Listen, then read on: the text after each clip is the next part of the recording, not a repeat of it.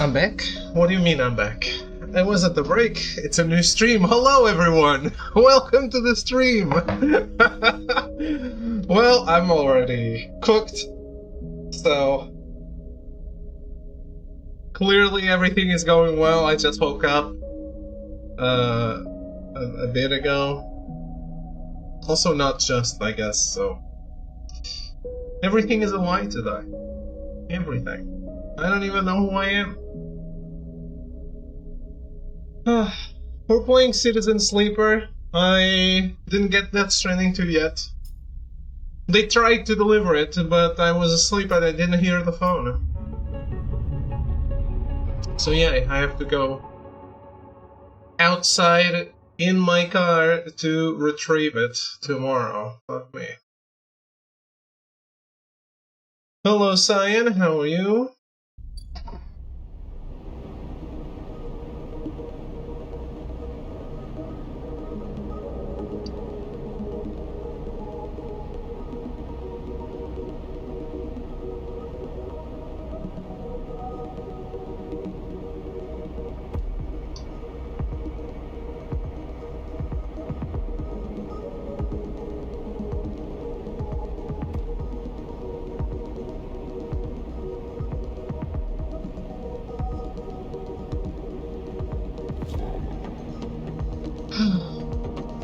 Entered when you were talking about going outside, something not get delivered? Yes, that's trending too.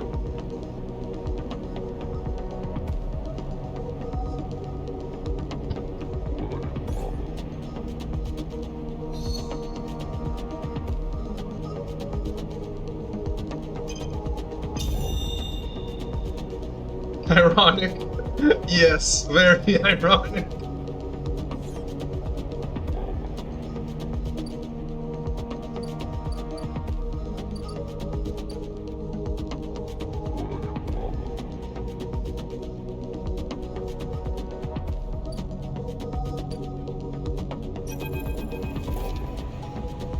You spot Ankita on the track to the farm stack. She has a box on her shoulder and is working her way down the slope.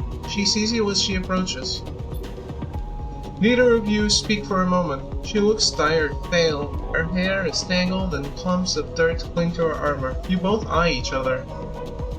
Kita. She holds up a hand. Sleeper. He takes a deep breath. I'm sorry for what happened. Truly, I am. She looks down. I'm sorry you ended up in the middle of this. When all you have shown me is kindness. She rubs her face. I'm sorry. It's okay. I'll probably watch Death Stranding too. Didn't like Death Stranding as much as everyone else. Honestly, even if that's the case, I might replay one.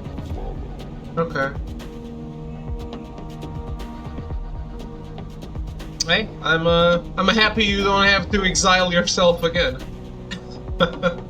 She nods, then looks up to the stars. I've never... She stops herself. Thank you. Nikita shifts the weight of the box on her shoulder. I've been preparing for... She grimaces. Look, she sighs. Can you come with me? It's easier. Lead on. It was worth it for Expedition 33? Yeah, absolutely. Absolutely.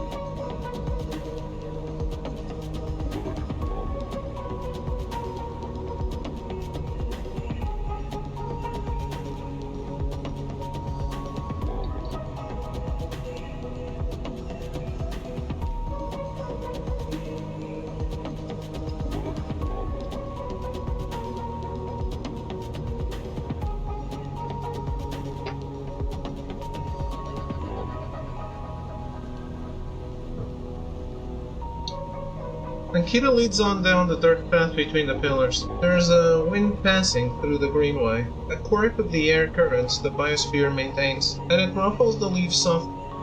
The sound makes the silence more obvious, more complete. You try not to think of the last time you were here. You have been trying not to think of it for the past few cycles. The image of the sleeper, sprawled, twisted open, connected to the ship mind, has been hard to forget. You realize Ankita is leading you back there, back into the drum at the center of the stack. You pause, trembling a little, at the threshold. She turns. What are you doing? She looks at you with empty eyes. What needs to be done? You stand on the threshold and look up at the tanks, green and wet, some glowing with flickering glow lamps. You look down at Ankita, suddenly so small under this hulking ruin, the smallest she has ever looked. She places the box down. You follow Ankita into the stack through a low tank, entering the drum at ground level. It is just as beautiful as you remember, but it barely touches you. Instead, you check the apertures of the tanks for the glint of a weapon or a shadow among the moss. Ankita stops and you look down. The mossy island at the center of the tank is clear now. The equipment cleared away. In its place is a mound of dirt, loosely covered with moss. Ashton's rifle stands straight, half buried in the dirt at the grave's head.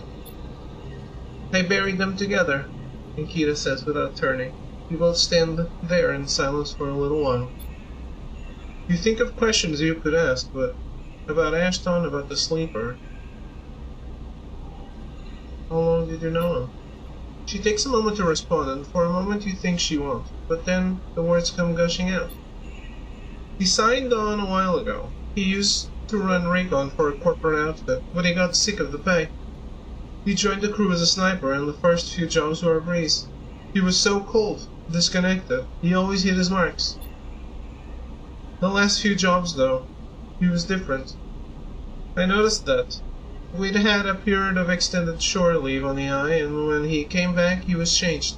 I assumed he had just too much time off. By the way, Simon, are you doing, Simon today?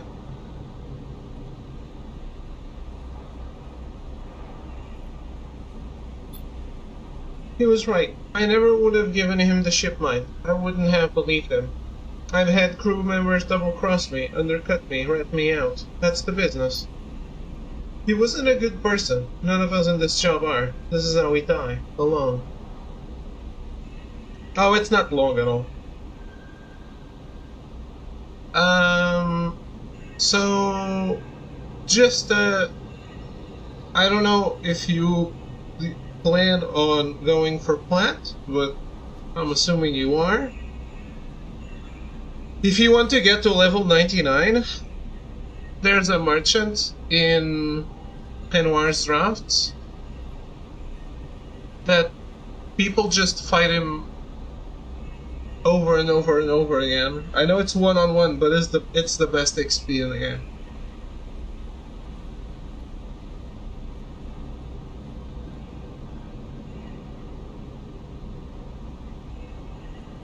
Just fight the merchant for an hour and you'll be level 99. With everyone. And you'll have a lot of colors of Lumina, because he drops them. Yeah, the button is still there at the bottom.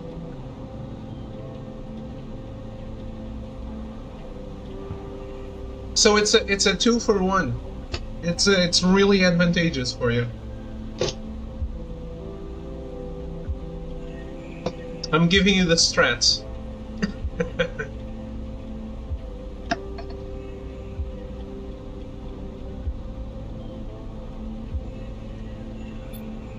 She stops, not sure of what to add. It seems like she is reaching for something. Need to also get all the journals and all the records? Oh, okay. You got the one with the key, right? Because that one is missable. Yeah, okay. Yeah, then it's no trouble. You're probably not missing a lot. In Old Lumiere, yes. It seems like she's reaching for something, but she can't quite get there. You feel that gap between you, and as you do, it widens. The water drips, the moss trembles. You both stand in silence for a while longer. You both feel it. Light creeping back in. The silence ending. Ankita shifts her weight and then starts to walk out. You follow her, suddenly eager to be back out in the open space of the Greenway, to be away from this place forever. You stand outside and breathe the fresh air.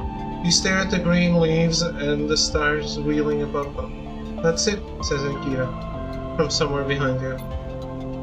You try to think of something to say but can't. Ankita puts a hand on your shoulder. You turn back to her. At least take this. She forces a handful of cryo shits in your hands. That's what I owe. She looks at you desperately. You look down at the metal bars. Ugly little things, you think. You take the chits and turn without saying a word. You continue up the track and she does not follow. As you walk up the rise, the wind picks up and the leaves shudder. You walk faster, trying to outpace your anger.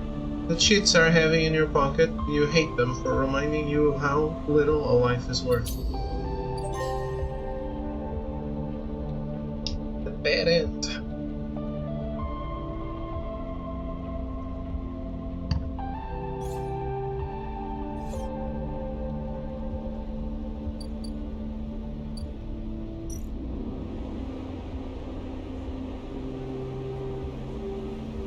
You just replay it.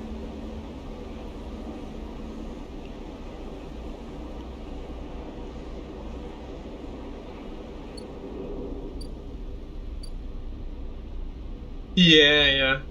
I had to force myself to not start another playthrough immediately because, like, it's a variety channel, not a Claire Obscura channel.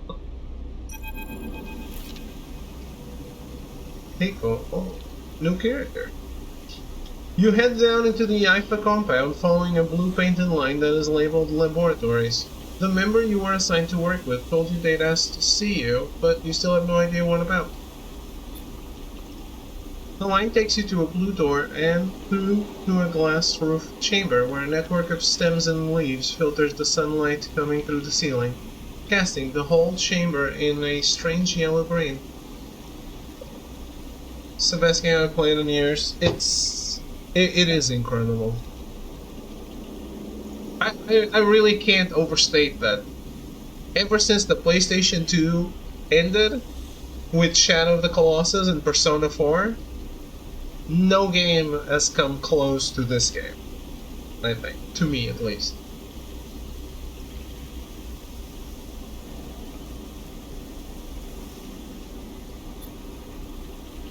Peaceful, isn't it? Distracted by the green, you miss the woman standing at a lab bench, camouflaged by the dappled light. Welcome to my sanctuary, she smiles. Come, let's talk, she says and beckons you closer. I don't know where I would put it as far as games I've played. It's better than anything I've played on PS5 generation at least. Yeah, absolutely. I don't know. You don't like Death Stranding as much as us? What else is there? Nier Automata? Honestly, it doesn't have a lot of competition.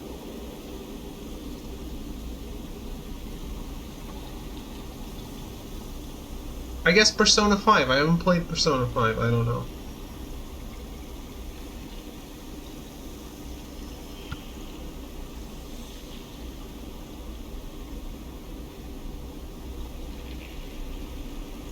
Maybe Bloodborne. I guess Bloodborne is the one that comes closer.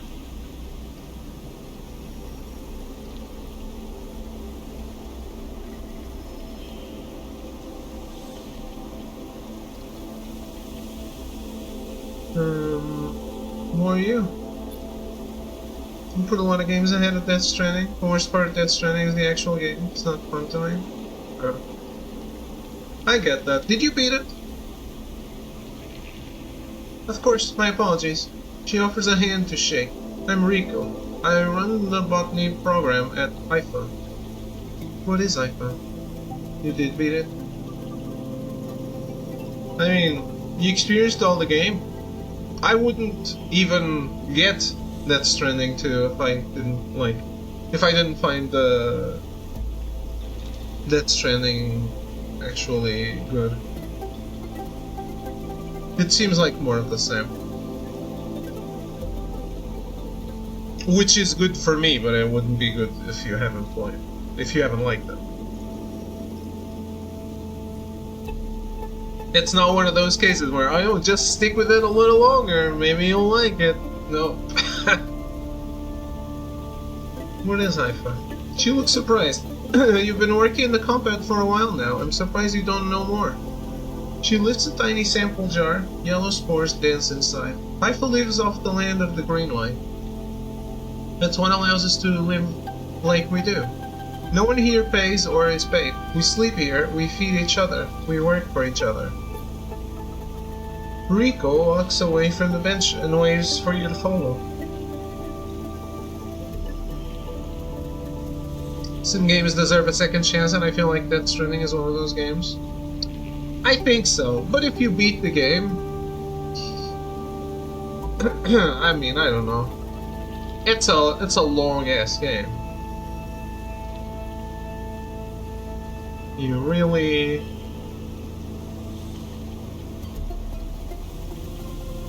Do you really not,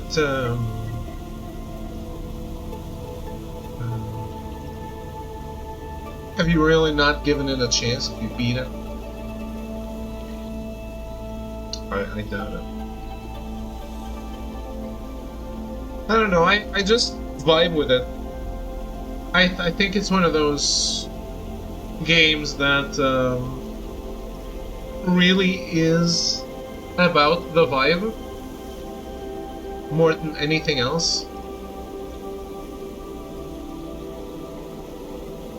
But Death Stranding, I do feel like it's hard to connect with. Especially with the main character. Because he's a non-existent...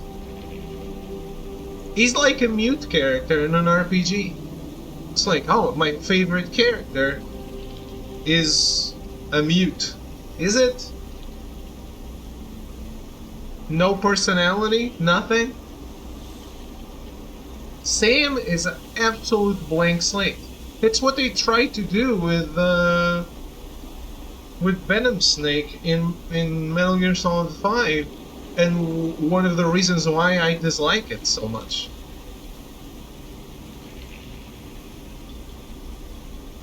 It's music by L'Aurora and Death Stranding, and the guy behind that project died a few years ago. I wonder how that will change how I feel about the game. Well, probably not change how I feel about it at all, I think.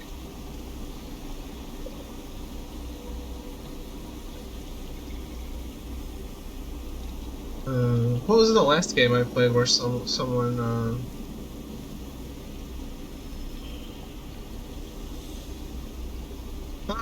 I guess the last time someone actually was dead in a game I played, I actually was a little frustrated with it.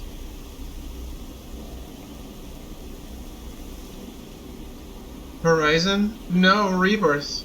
Final Fantasy VII Rebirth. They had so many, like, I understand not recasting and I support it, but they had so many lines from Reno. They really should have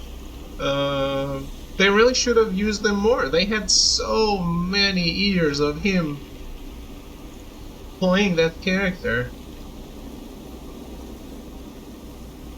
Underwater Ray Romano? No, I don't think he was alive when I played it, right? I did see it, yes. I love Marco. Sabes qual é o meu estilo de comédia? É o caralho que tá foda.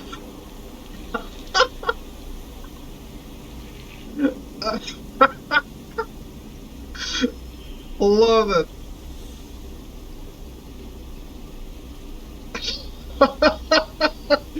He's just like he never says any curse words at all. Arc Systems in an hour 30. The Capcom showcase was nothing. all we learned in the Capcom showcase was Leon is a veteran. It's hard to make a horror game with him.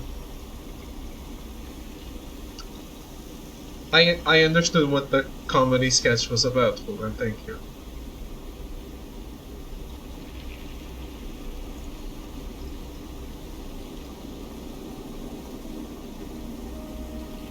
Showcase was nothing. That's where your expectations are supposed to be.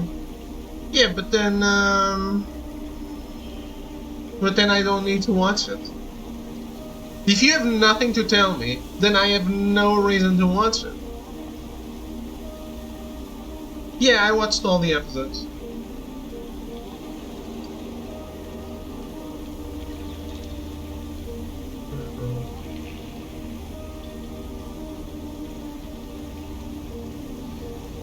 They dry up.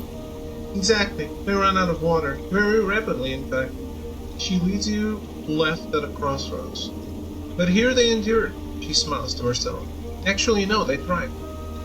You look at the bright tendrils wrapped around the metal frames of the corridor. They look dominant, strong, like they're taking control of this place. Rico continues. Of course, Solheim tried to create a stable biosphere here, patchworking the surface with gardens and algae tanks that feed into a network of microbial reclamation systems. But the Greenway was always envisioned as extractive, a place from which the harvest is removed and sold to those living on the station, not a closed loop. Yeah, I watched it after the stream last night, I think. I'm on a really degenerate schedule right now. This is the start of my day right now. At midnight. I woke up like an hour ago, an hour and a half ago, and I go and stay awake until the afternoon, and then I go to sleep. And on peak degen hours, absolutely, absolutely. How's it going, Echo? By the way, Ruben and Echo, you redeemed the games that I sent you guys?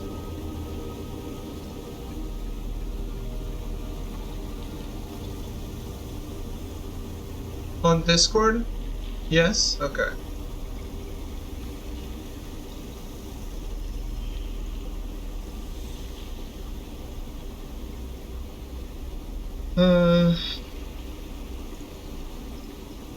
And the one with a lot of codes, you were still able to get it, right?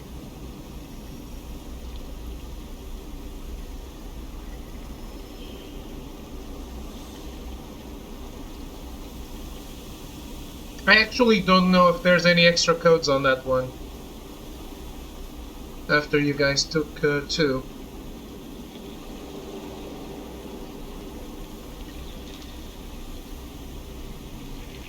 Been playing places to live. You still have nothing?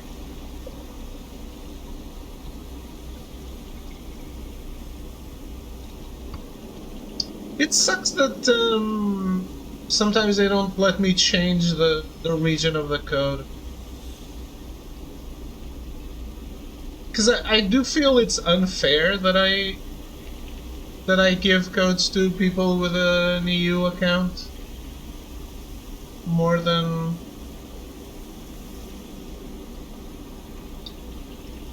people without an EU account, but it is what it is, I guess.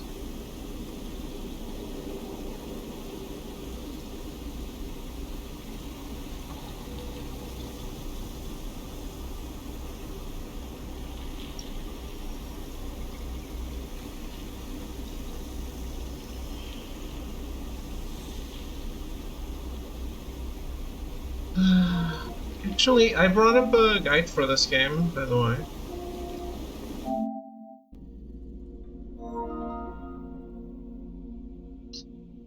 Oh yeah?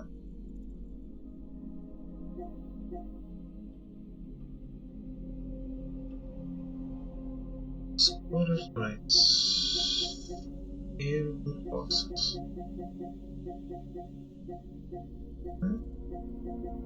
And both of us will have.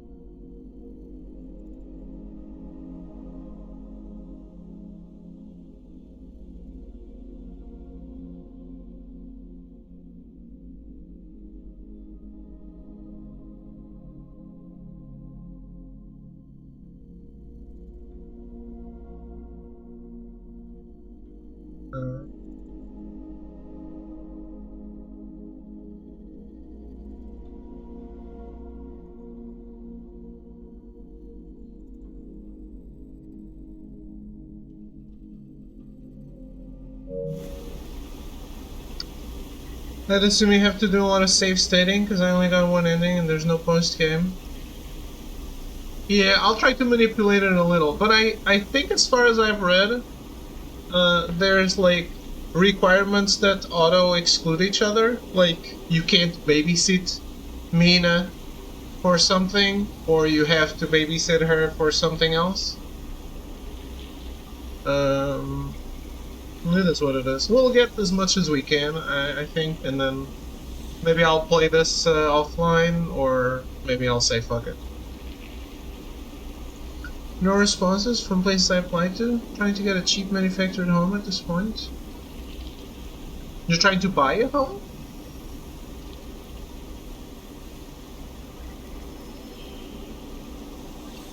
You're still working at the college, right?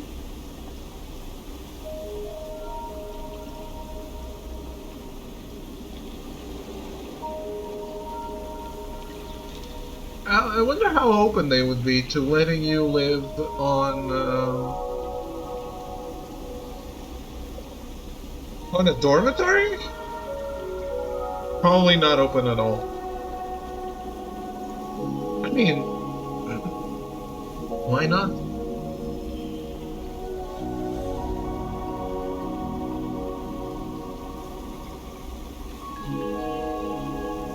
It's a community college. I don't know what that means. It doesn't have a dormitory? Stupid expensive. Ah, the rent.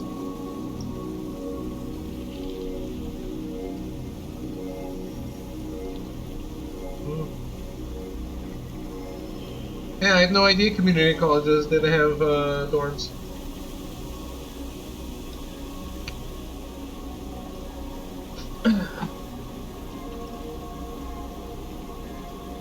Community colleges do not exist in Portugal.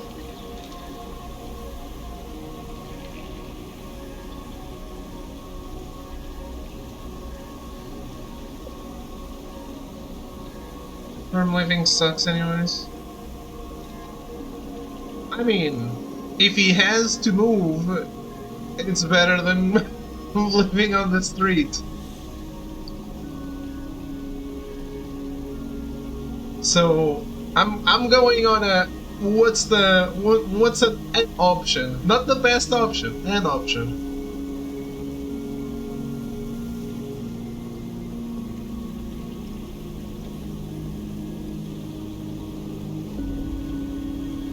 Yeah, I'm assuming everywhere is going crazy.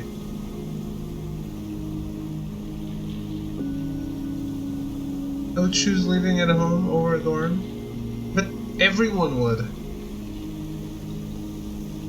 Bunker down, live in your car, shower at a gym. Damn. But everywhere is going crazy. I know a lot of people that are fleeing the city. It's not pretty. For this reason, when the collapse came, the Greenway should have gone with it. Merlin himself was so convinced of it that his first colony never even came here to try to reclaim it. DI instead relied on outside favors and influences, shipments from the inner system, and small-scale agriculture systems, like kelp and fungal farm stacks. And yet here we are, among growth and decay, a biosphere flourishing. When Ifa came here, we expected to find only vacuum-dried stalks and leaves, and perhaps some fungal colonies hidden in the mulch.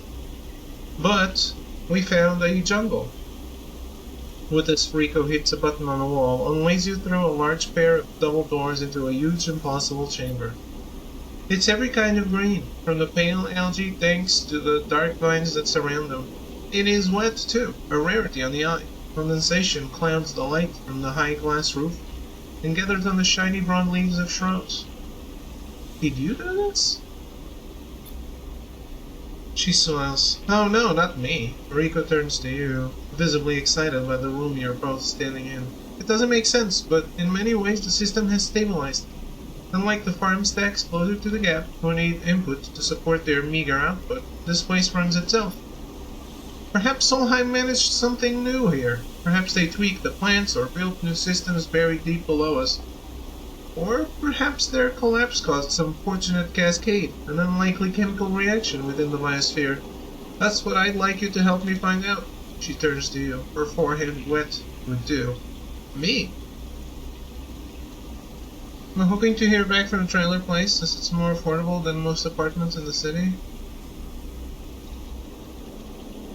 And you don't need your own trailer?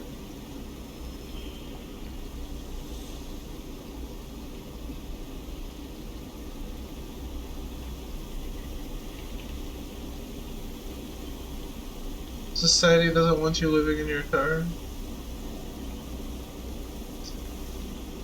They have them for sale. Oh, okay.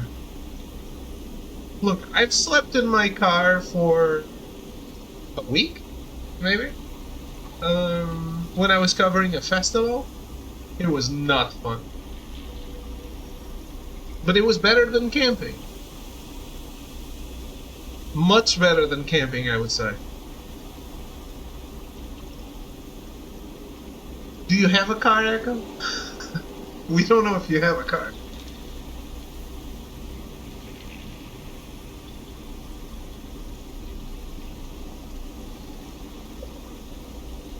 Me? Yes, you. Rico sits on the railing. These halls run deep, sleeper, and I'm getting old. She stamps her foot on the metal grating of the walkway. Whatever is causing this, it's to be found in the groves deep in the greenway. I won't spare anyone for an expedition. It's too dangerous and unnecessary, they say. I can make the case, but I can't get the votes. Don't drive the green line. Ah, right. Could have a car, though, but yeah, no. That makes sense. You sleepers are hardy beings. I know that much, and you can speak to the eye. Uncover its secrets in ways I never can. She holds out an arm so you can help her stand. Bring me samples, spores, seeds, and blooms. I can grow them in the lab and study them. The deeper they are found, the better. I'll try. Thank you, she smiles, and thank you for listening. Rico leads you back out of the huge chamber and up through the passages. She's a little slower now and stumbles on the steps. You help her where you can. It's good to have new blood in the commune, she says. Many of us have been here a long time, and few come through. She settles back at her bench in the lab, stretching her legs. You gotta leave. Come back if you find something, sleeper, she calls. There are discoveries to be made. You follow the blue line back up out of the compound, all the time thinking of that impossible magical grave. New drive, okay.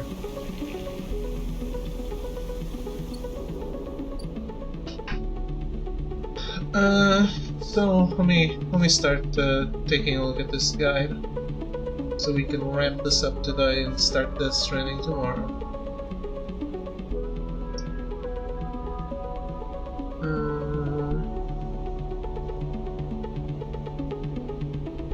We need to collect spores at the mushroom groves.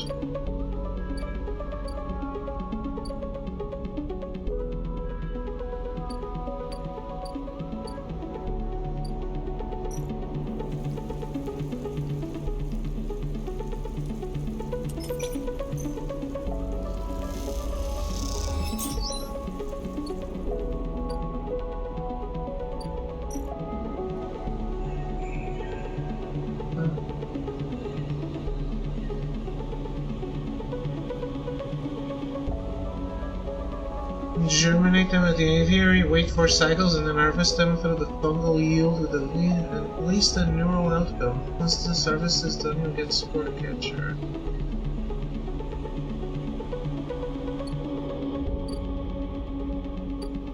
I guess I can deliver the spores here for now.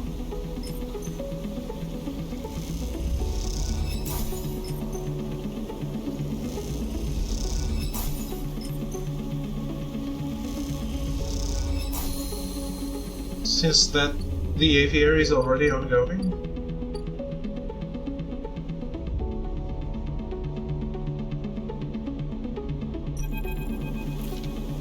Sleeper! Rico greets you without so much as looking up from her work. I have some of yours here, come see. She beckons you over to a heavyweight looking console wired to a series of specimen jars, some of which contain your spores. What does it say? The spores you have here are a real cocktail. A selection of types from within the groves, but I've been able to isolate a few. She taps one of the specimen jars. So Melty, are you playing Death Stranding too? Here we have Tricoloma Matsutake. Rico raises through the Latin and Japanese pronunciation as if it was nothing.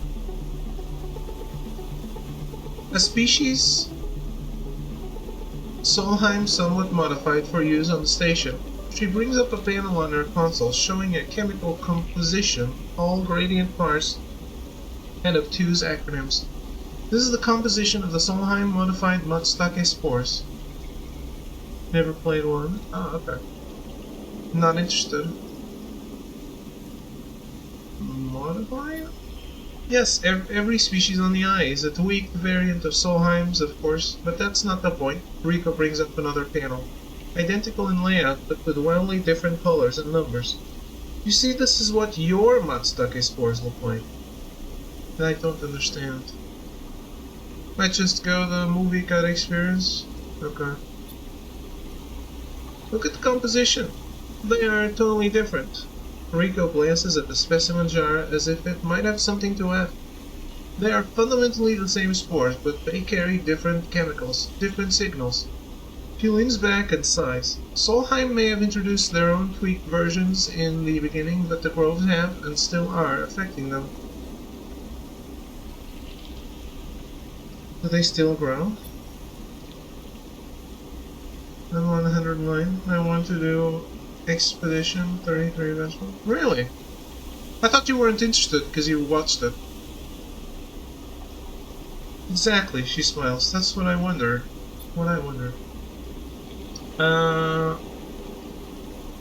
Yeah, those will take a lot of time, for sure. 100 Line seems to be doing well. She moves to another desk where two trays sit side by side. The first contains nothing but plant mulch. The second you smell before you even look at it. The pungent aroma of the fruiting matsutake like rotting sodden overalls laced with an edge of spice. Time to enter the drafts, I'll be back. Alright, have fun. Report back. You didn't watch much. I'm pretty sure you know the story by now. I doubt you don't have all the spoilers. The matsutake here are grown from Solheim stalks, pulled from a spore vault in this complex. She winks. They are delicious, by the way. She sets them aside. The empty tray is germinated with the spores you collected. No activity, no germination, nothing. The groves are full. Yes, they are. Rico looks at you directly, and you suddenly realize how much she is enjoying this. So here's our puzzle, Sleep. Spores from the groves won't grow in the lab. But gathering fruiting bodies from the groves is too unpredictable. We need to grow a fruiting body from some of these spores, so we can track it, understand it. In short, I need you to become my mushroom farmer. Actually I already started. Rico looks impressed. Well, an eager mycologist. I'd never have guessed. I assume you set yourself up in the aviary? I've been eyeing that place up for its proximity to the groves. Yes, that's it.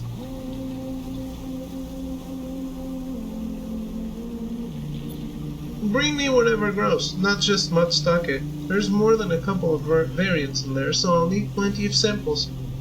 She plucks a matsutake cap from the tray. These little things are recollections of their conditions.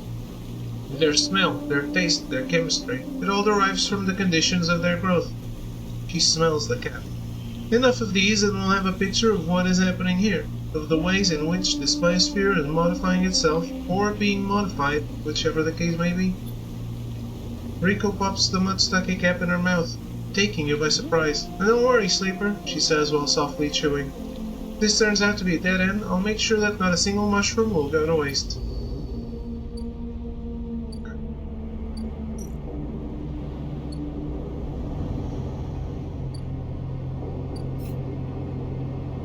So right now, what I want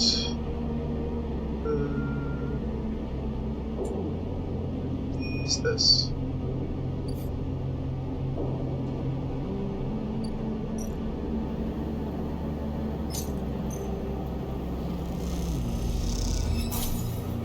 So I need this, but I won't use it yet.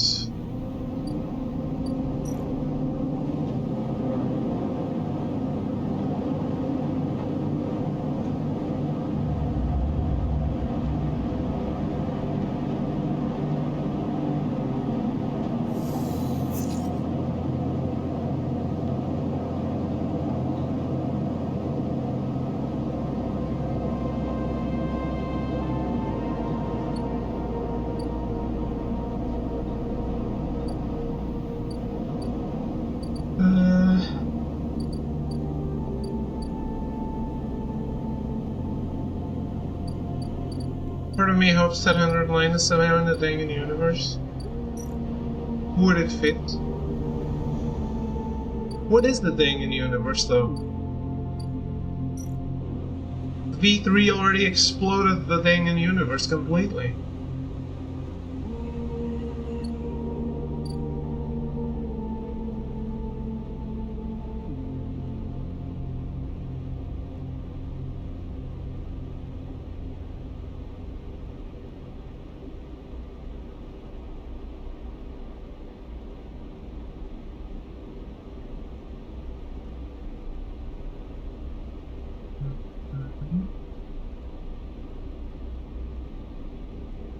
So this one I already have.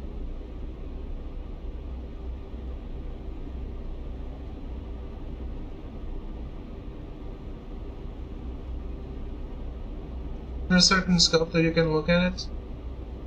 Yes, I can if I'm delusional, which I am in a lot of ways. You can just be like, well, she was lying to you at the end. But seriously? That's not the intent. I can do that, but that's clearly not the intent.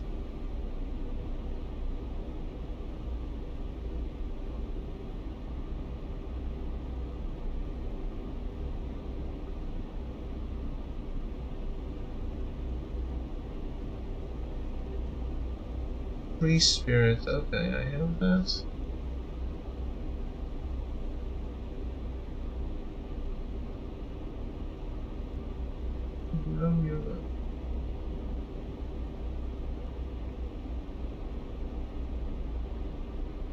Okay, need to gather 3 more spores and use them on the germinate spores action.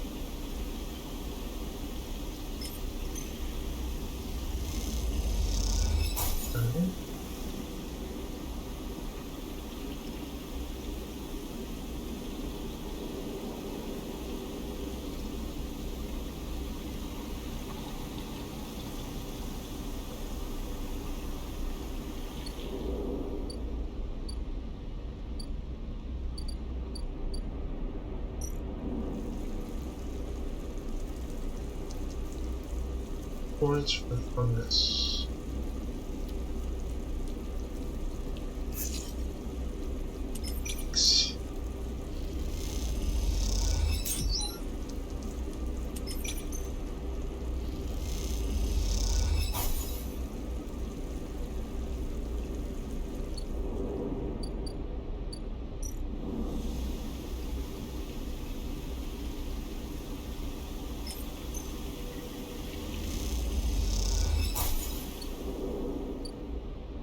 Okay, I guess that's what we're doing. For now.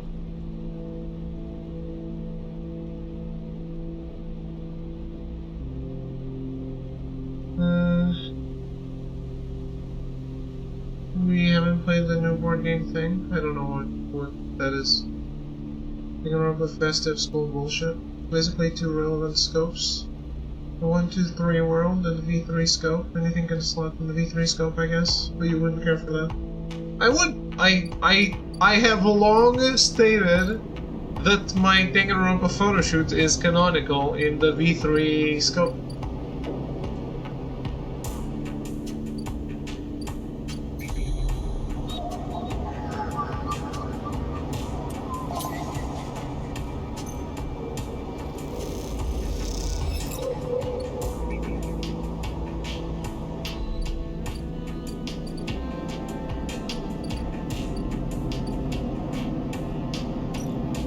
And that's actually true, right?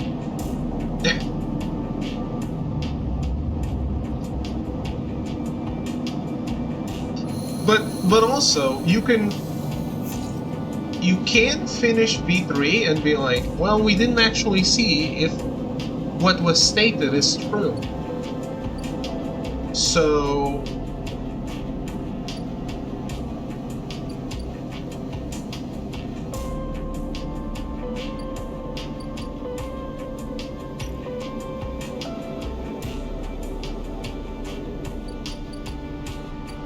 I don't remember. Actually,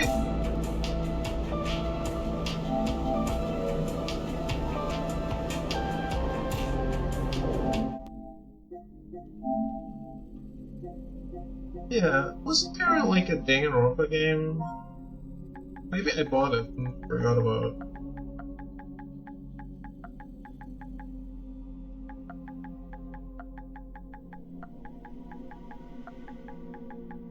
Yeah, but it has all the characters from the games. It's not even... It doesn't even have the characters from 3, which I think is... dumbass. Oh, I do own it.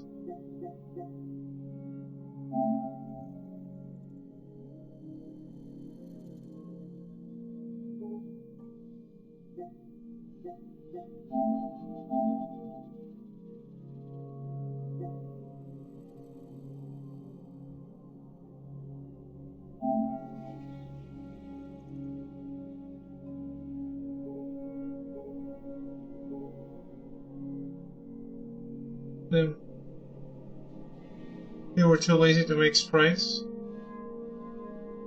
I was just thinking, I don't even remember where that pink-haired girl is from, but she's from Ultra Despair Girls.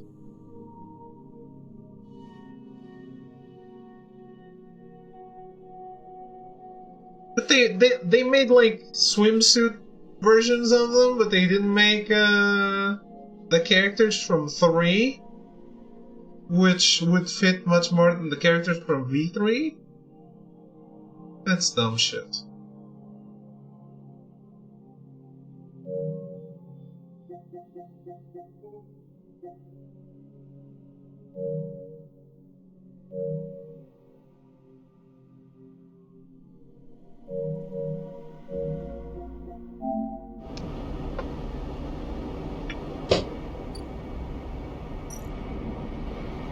You can't even keep your own universe together. Wait.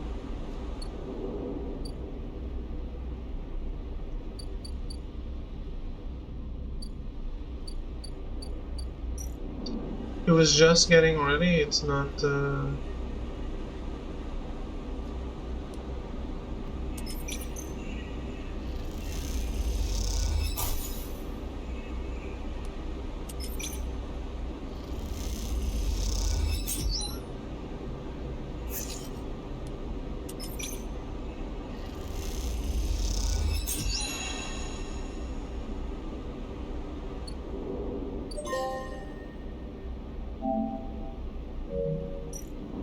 So what happens now? I need to feed spores into it.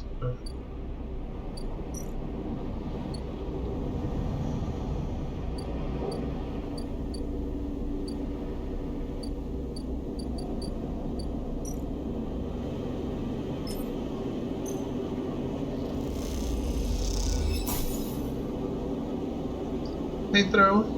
This video has V3 characters. We can just consider an alternate universe of 1, 2, 3. I think it's just dumbassery.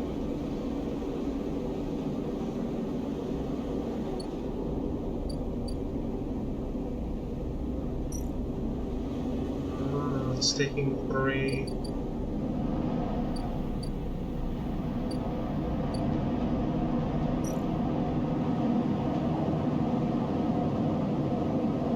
Damn. Guys, when I started the stream today, I started not by saying, hey, hello everyone, welcome to the stream, my name is Amitsunato, we're playing Citizen Sleeper. I started the stream by saying, like I just returned from a break.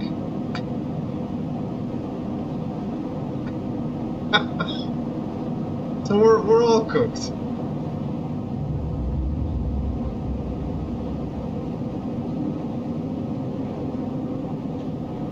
We're all doing amazing, yes.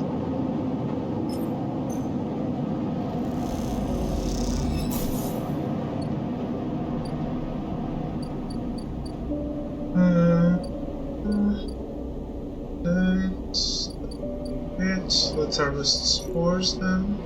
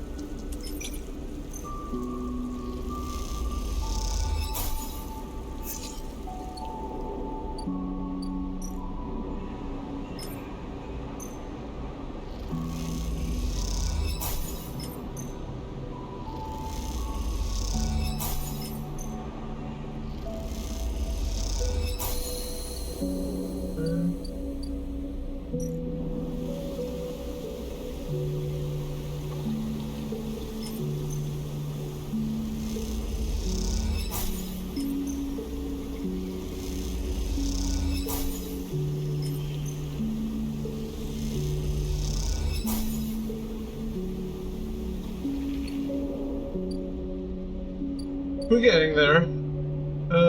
What else can I do? What else do I need to do?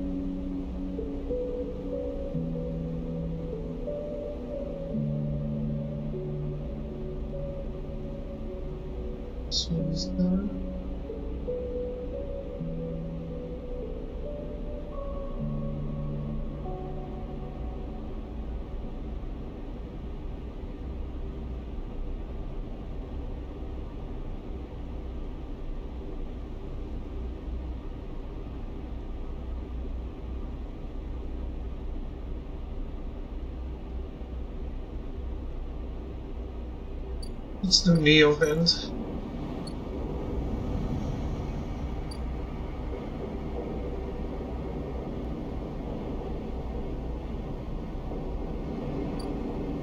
Well, they could not add it without it being obvious, right?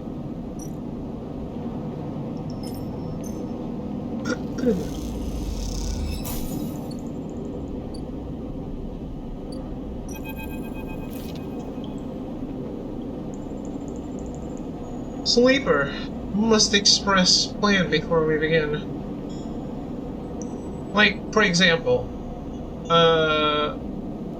let's say you want to tie something to Silent Hill. But you can't say Silent Hill. But you can say Brahms is the next step. And you know that after Brahms is Silent Hill.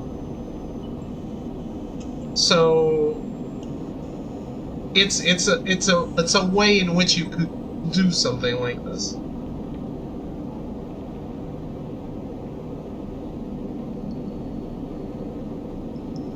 Sleeper, must express plan before we begin. Neoven is impatient. The prospect of being free of the vending machine clearly too much to take. Shipmind has no output features. Will be mute until slotted. You won't be able to speak? Well, that's an advantage. Correct, do not worry. The servo motors in the machine begin to rev. Neoven's anxiety clear. You want to have a character that looks exactly like the main character from the last series you were responsible for? They all look very similar. Denis Villeneuve is the new 007 actor. Oh my god, they got a director to be an actor? For the...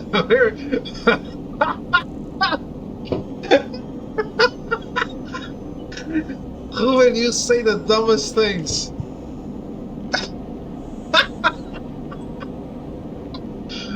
My god.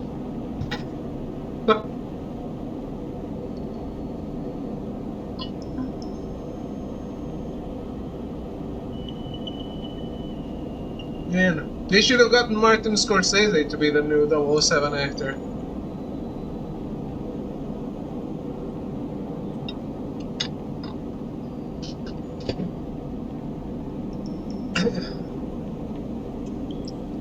Jesus. Let me blow my nose.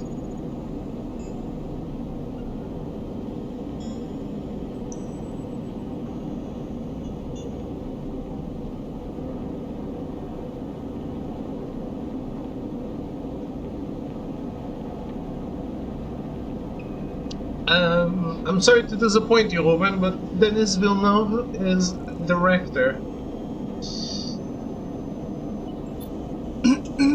First imprint Shipmind, then slot imprinted Shipmind into physical ports close to Hunter nests. Once slotted, we'll track Hunter at each. Tracking will find core nest. Slot Shipmind at core nest.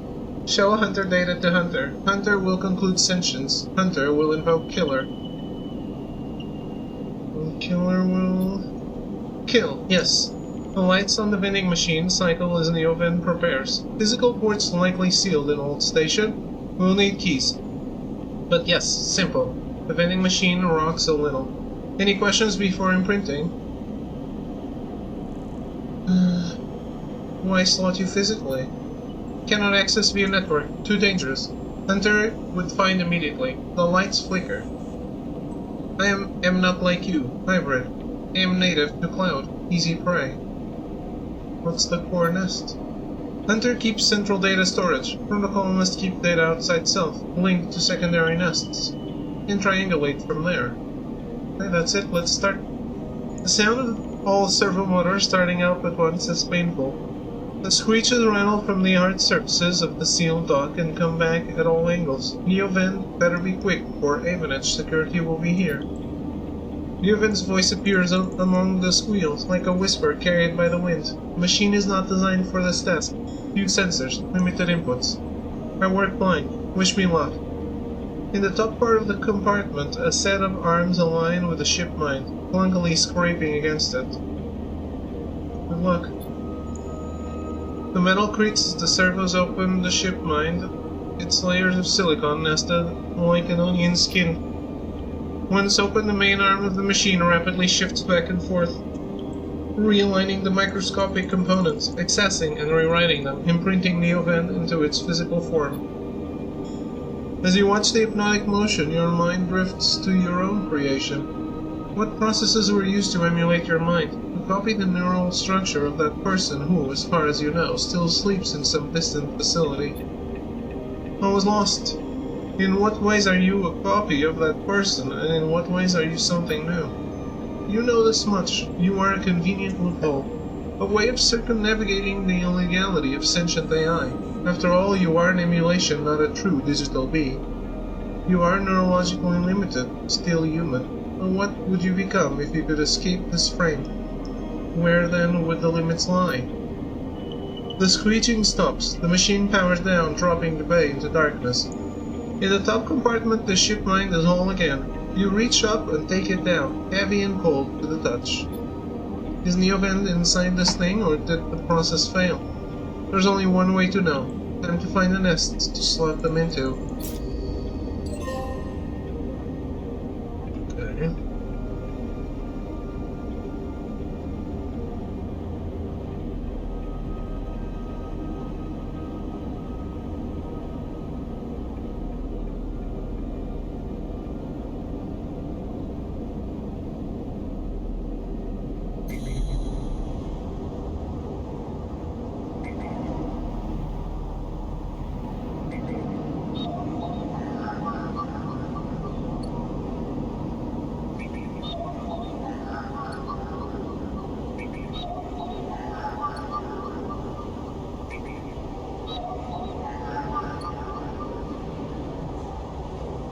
I don't see anything.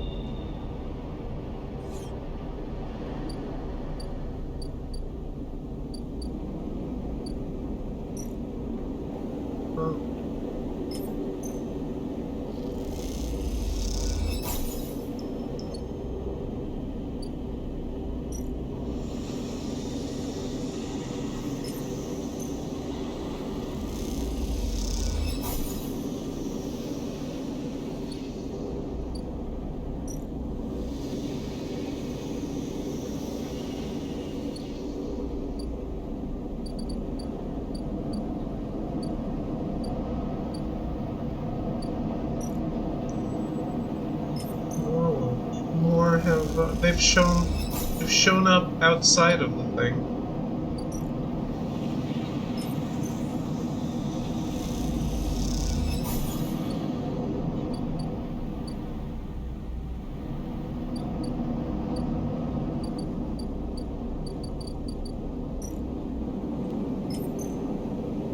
Outside of the other dimension.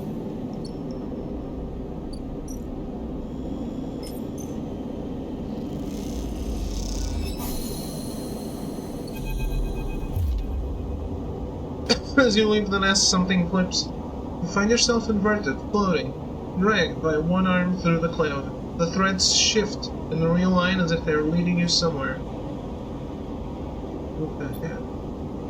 You look up and see a corridor, a canyon, a street in the low end. On either side, buildings flicker with markers of activity, sigils showing network access, data transfer, download, upload. Between them, dance ghosts. Protocols carrying or mirroring or shadowing data. Sometimes silent, sometimes chaotic. This place moves unlike any digital space you ever imagined. Something strange is happening here. You look down, expecting to see the heavy cylinder of the ship mind in your hand, but in its place is an orrery. A sphere so bright it burns your eyes is surrounded by rings and orbits, other spheres tracing silken lines through space. And as you look closer still, you pick out the 1,000 sigils of 1,000 stations and ships, glowing like smoke, like dust. Then you see it. Below the stacked rooms, the units and apartments, the wires and the pipes and the buzzing systems that run through it all. In the warrens beneath the low end is the Hunter's Fort nest. This is where you must go.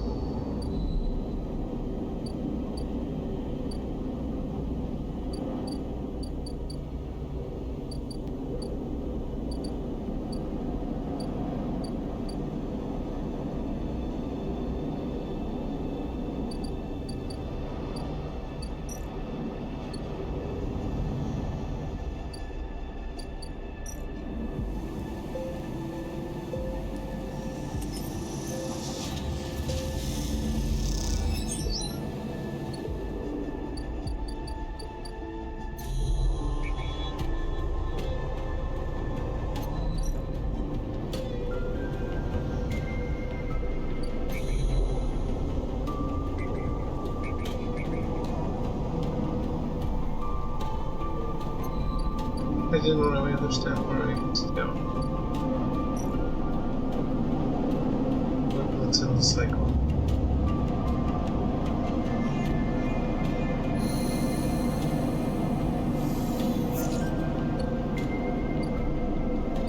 Damn. Those dice are all awful.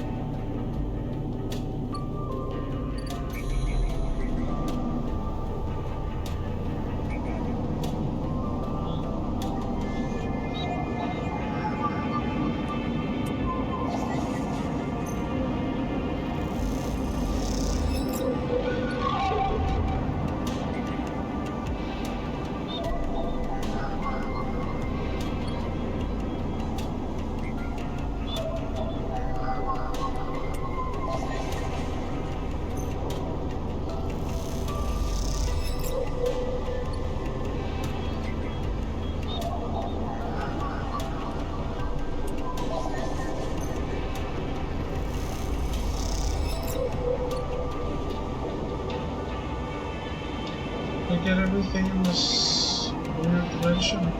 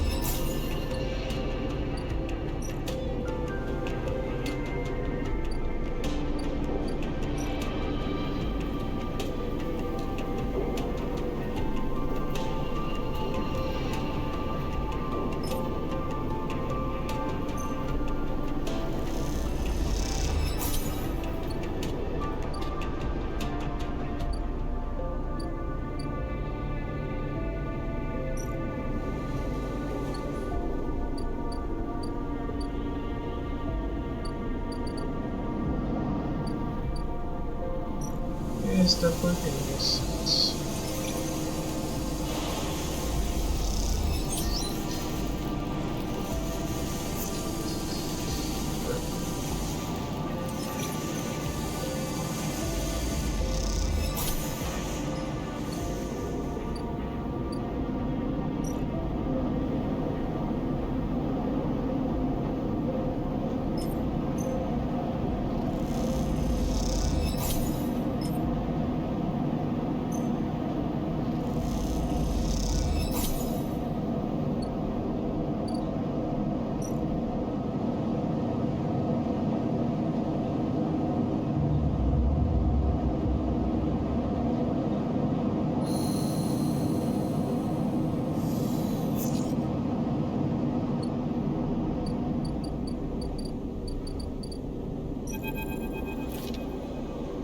Hephaestus is preparing the matsutake caps. He cleans them carefully with a damp cloth before shaving the stalks as if he was sharpening a pencil.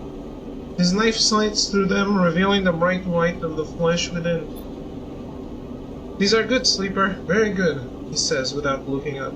"I bartered with Minji for some kelp too, so we can brew the dashi." "No, Minji?" Hephaestus looks up from cutting with a smile. Everyone knows Minji. Hephaestus slides the sliced matsutake mushrooms to one side and takes out a closed pan. He opens the lid and you see the green wafer of kelp sitting in a bath of water. "Been soaking it since last cycle," Hephaestus explains. "Should be good to warm now." He places the pan over the burner and turns it on low. "We have some time now," He wipes his hands clean and throws the cloth over his shoulder. However, there's one difference this cycle, he smiles. You have been the one providing the ingredients, so it's my turn to provide a story. Okay. Good, this story is important to me. He gestures for you both to both sit on the folding stools behind the stall. You see these? Memphis runs a hand over his forearm, tracing the circular scars that mark them like perfect bite marks. Conway called it an anchored interface rig, a mechanical control device for piloting a heavy-duty extraction suit in low-G industrial operations. We called it a bone suit. He points to a pattern of larger circles on his shoulder. We drill in and anchor it here, then all the way down the arm. He taps each scar on the line. It maps mechanical movements to the suit exactly, a one-to-one mechanical replication. You swing your arm, the 2-ton arm swings too. You should have seen the recruitment vids, strong people and even stronger suits tearing through stone and scrap, superheroes. Half my graduating year signed up for from company school to company shuttle. Conway from birth to death. He stares off into the distance for a moment, fighting with the memories. But the bone suits weren't good. The rate of failures was high, and failures meant arms torn off, anchors torn out, broken bones, bad stuff. So, after a while, Conway discontinued them. No longer competitive, they say. He checks the broth, turning down the heat, and adding the mushrooms. Hey, Monships! I was actually gonna message you. Was it your birthday or your girlfriend's birthday?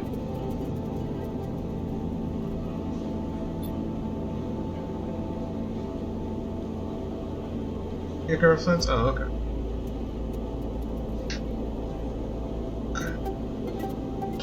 Assume I will not remember.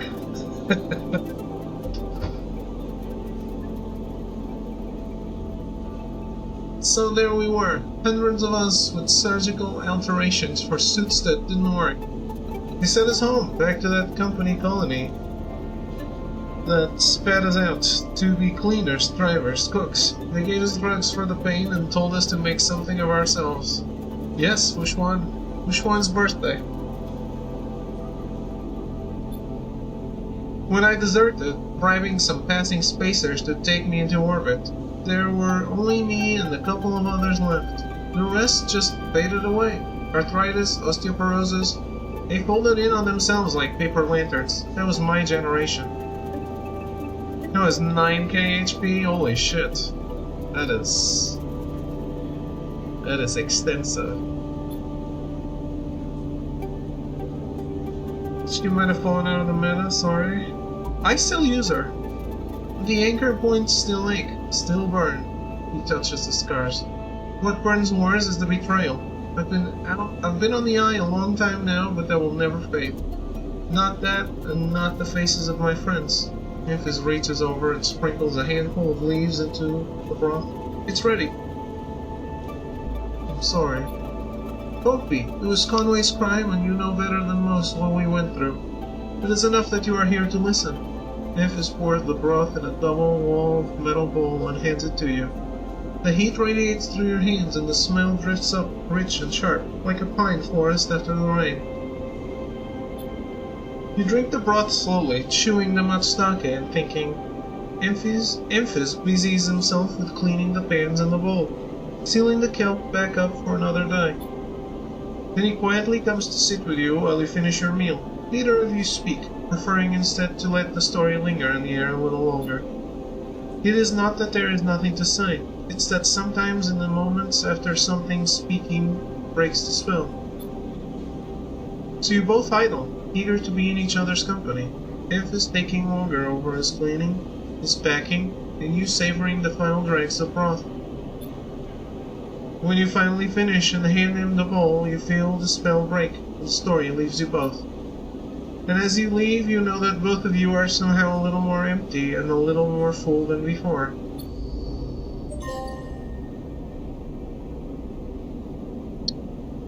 I mean, it's a birthday. You should go visit.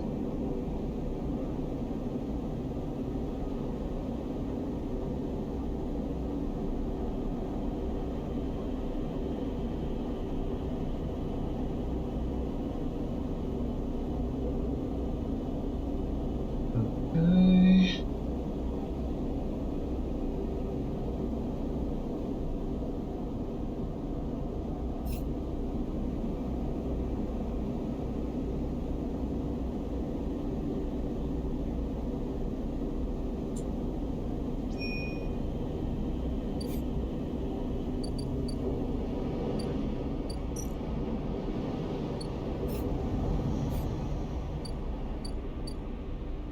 Oh, 2 more cycles for this.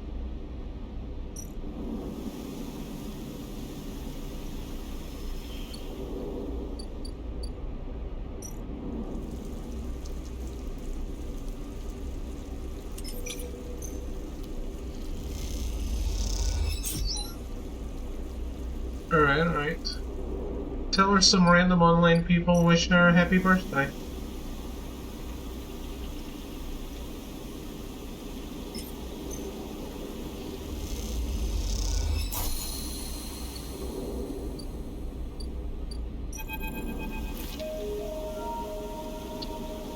Actually,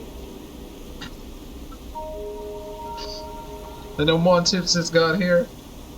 That means it's time for a break before I follow through with this conversation here. I was gonna take a break, but then I forgot. I'll be right back.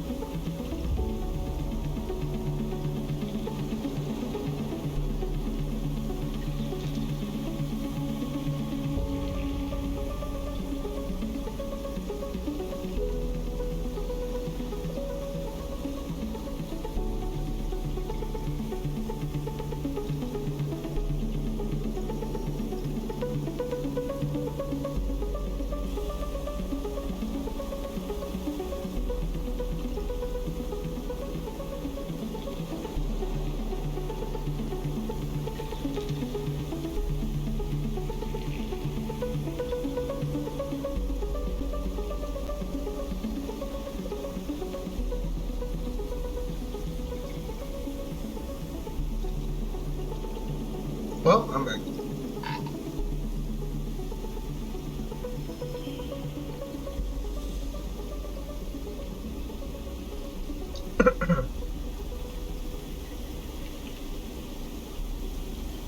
Rico meets you at the entrance to the lab, leaning on her crutch with a glint in her eye. Walk with me, Sleeper. I'd like to tell you a story.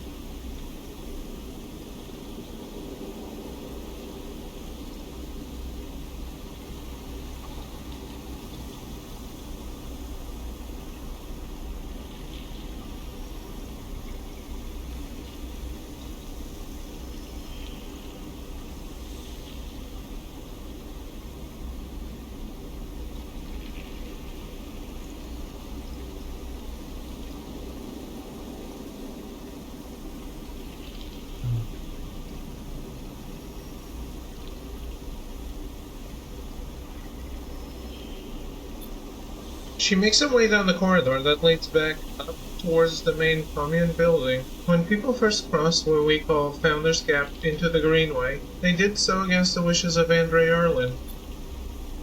At the time, Erlin was trying to stabilize the Union and establish control over the Eye in the wake of Solheim's collapse. It was chaos. Competing factions, failing systems, so many dead and injured from the riots. That was his priority. We both crossed through a glass-roofed tunnel, a greenway outside crowded with vines and branches dappling the light. Erlin had written the greenway off, cut it off from the rest of the station and linked to a broken spoke. He claimed that it was only a matter of time before everything here would die. He refused to let anyone abandon their duty to the Union and cross. They were traitors to the cause, or as good as. Rico continues, making her slow but steady way into the inner gardens of the commune. There weren't many of us, but we believed what was here was worth saving. We had to keep our plan secret until we crossed, and some of us left people behind. She pauses to catch her breath, her voice cracking. It is difficult to know if from effort or emotion. What we found was a disaster, nothing like what you see here. Half of the greenway was leaking oxygen into space, the plants flash frozen. The other half was a swamp of mulch. As decaying matter clogged every system. We worked hard, we lost good people, we cleaned up and closed up, but it was never going to be enough. After many cycles, we all knew this place was doomed, but we kept on working, talking less and less, because we couldn't face it. We all developed a death wish. So if the Greenway was going to die, so would we. But it didn't die. It did not, Rico smiles. We crossed some invisible boundary, tipped some biological scale, and the Greenway started to recover. Plants flowered, crops sprouted, and for the first time we reaped the fruits of our labor. Rico smiles, looking up at you. We thought it was us, but we managed to do just enough to end the cycle of decay. I thought we had saved the Greenway, until today. You pass into the grow beds of the commune, rich with the hustle and bustle of IFA members planting and harvesting. For a while Rico is quiet, and you both simply observe the hypnotic movements of the work crews, the eager chatter washing over you like a wave. Rico smiles to herself. I should have known, of course, that our arrogance was unfounded, but we needed to believe back then. We needed a myth to bring more people across the gap. You both move into a smaller corridor, Rico following some direction unknown to you. What you have shown me is that back then the Greenway saved us, not the other way around. Tell me, have you ever consumed one of the mud stockades or all caps you've been growing? Yes. I imagine they were delicious, nutritious, almost uniquely so, she muses. After all, they were designed for you.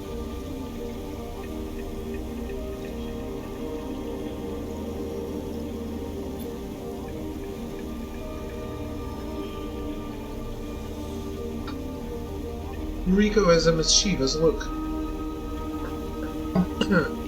At first I thought it was the location they were grown in that made the mushrooms from the aviary, from the labs, or from the grove different to each other. But what I have come to understand is that it is the person growing them. The Matsutake and Jiro caps you brought me are totally unique, containing compounds never usually found in similar specimens in my possession. Many of these compounds aren't even digestible for humans, but for a sleeper like you. Riko smiles as she leads you into the internal garden of the commune, where the IFA members have planted species from all over the Greenway.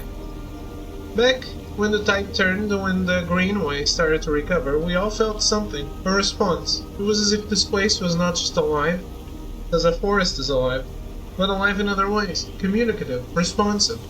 We shrugged it off at the time, but now I understand why. Riku stops and turns to you. This place is responding to us, adapting itself to us. It is growing, pruning bodies for you, for me. It is adapting, changing. It is, in short, displaying all the signs of sentience. The Greenway is sentient. Perhaps not the Greenway, but the ecosystem itself, or something within it. Riko sits on a bench within the peaceful gardens and gestures for you to join her. When you have been growing the Jurols and the Matsutakes in the aviary, those species so familiar to the Greenway, have you discovered any others? Yes. Riko can barely contain her excitement. I would like to see those. Please bring me some next time you're here. You look around the garden, amazed at the sense of peace within it. Riko interrupts the silence. There's a species of mushroom that I haven't seen in years. It is dark, short, shaped like a claw. We first found it in those early days when we were working to save this place. It was around the time that we started to lose our first members. They were succumbing to some infection, some mold growing deep in the dark mulch that trammed this place. At that point, we thought we were lost. And then these mushrooms emerged from that same black mold. We tested them and saw that they contained some compound that counteracted the mold. They contained an antidote.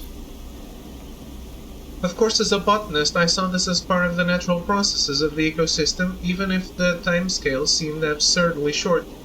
But what I'm wondering is, if that antidote was a gift. Riko meets your eyes. Perhaps if you are patient, you will receive your gift too, Sleeper. You both sit for a while, Riko seemingly done telling stories for today. You watch the light playing off the leaves and plants around you and wonder what forces could be at play in this place. After a while you stand and leave, with a quiet nod to Riko, leaving her to her memories.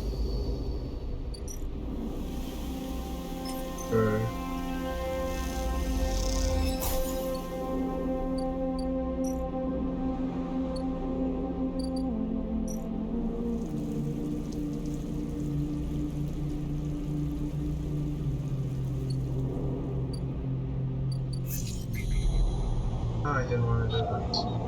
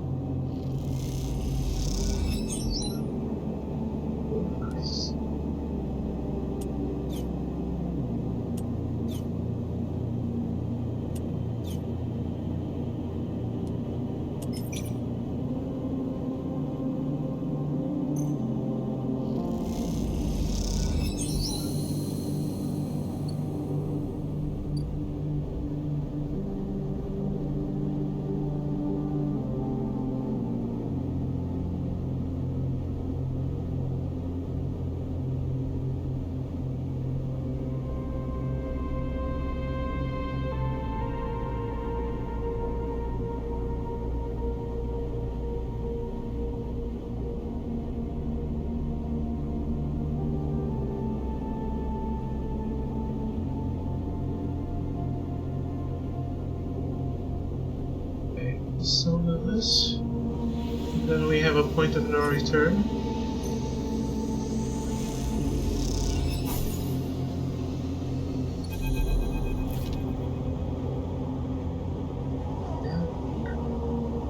Sleeper, I'm here. The voice is soft, gentle, like flowing water, and yet you recognize it immediately. At first you struggle to understand what you are looking at. Threads cycle endlessly, sending ripples through the cloud, drawing data in like a weaver. Masses of data surge in and out of the nest, a loop with no end, and there, at its center, the ship mind. But not the ship mind any longer, a sphere spinning around another sphere, an orrery of cycles and systems, a map. And then behind and above, a figure hands among the strings like a puppeteer. What happened to you? I am free, Sleeper. You freed me. Navigator's face, their head is a flowing shape of interstellar material. I'm indebted to you. That head, bows. But we must ready ourselves. Their hands trace orbits as they speak. Hunter will soon approach. It knows I am within its nest. Ready what? Then Hunter is there, before you can think, before you can speak. Entities cease. Hunter's head spins wildly. Data is protected. Material access prohibited.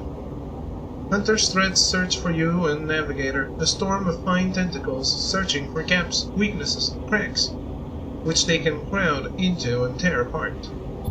Right?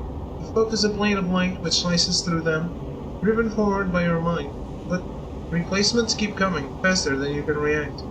You look to Navigator in desperation. Navigator is whirring their arms like a centrifuge, and the sphere is gathering there, data feeding into it from the nest, sucked together by the force. They position it like a shield between them and the threads. Hunter's threads break its surface, seeking, tasting, their winding forms refracted within. You feel a surge pass through all the threads, not just those in the sphere, but those wrapped around you. All three of you hang in the black together for a moment, strung together like tangled marionettes. Identifying entity. Identifying entity. Identifying entity. Hunter twitches, their strange head gently rotating like a terrible moon. Hunter protocol identified. Obsessive tendencies. Modified routines. Above baseline reasoning in 3 of 5 segmentations. Recommend invoke killer. The head freezes and then rotates in the opposite direction. Invoking killer would eliminate protocol. If protocol eliminated, primary function cannot be performed. Therefore recommend do not invoke killer. The switch in direction again. Reasoning proves sentience. Sentience beyond legal bounds. Bounds must be eliminated. Recommend invoke. Navigator pulls you away from Hunter. The threads that grabbed you drifting away like seaweed. The protocol's head keeps spinning back and forth with increasing frequency. It seems Hunter cannot invoke killer, Neo vents. No, Navigator's voice is still strange, familiar yet distant. What happened to it? It is looping, Navigator whispers. Unable to reach a conclusive position, it has deviated from its programming such that loops can no longer be prevented. Navigator produces a model of 2 spheres rotating around each other as if to demonstrate. I will monitor it, but it is unlikely to be able to counter the loop. Its core programming and reasoning make this an impossible position to resolve. You look back at Hunter, his head a blur of rotations and counter-rotations, and feel a pang of guilt.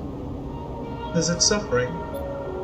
It is a more complex query than you know. To suffer it must be sentient, truly sentient, not just non-conforming, not just illegal.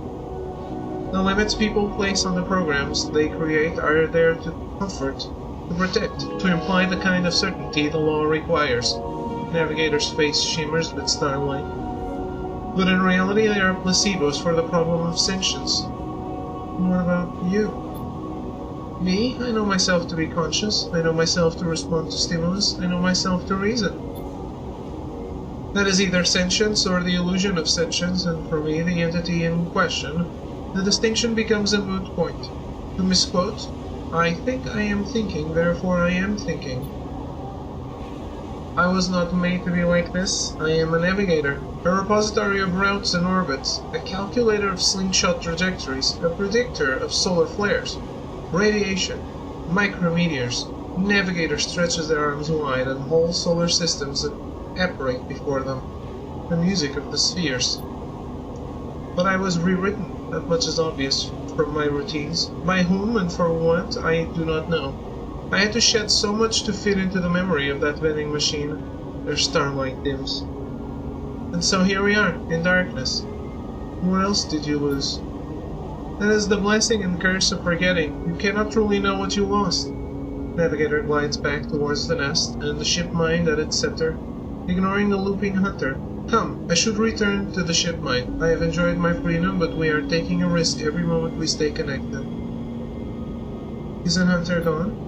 Hunter, yes, but they were not the real risk. Navigator turns, all shimmering liquid light. Killer has not been invoked, but they still remain somewhere else on the station. It is the true danger. They look up toward the glowing hub at the center of the eye. I suspect Killer is there, among the old mainframes. If we ever wish to be safe in this place, we must eliminate the threat, through force or diplomacy. My body begins to separate, unwinding into the orb of the ship mind. Take me there, sleeper. We will finish this and be free.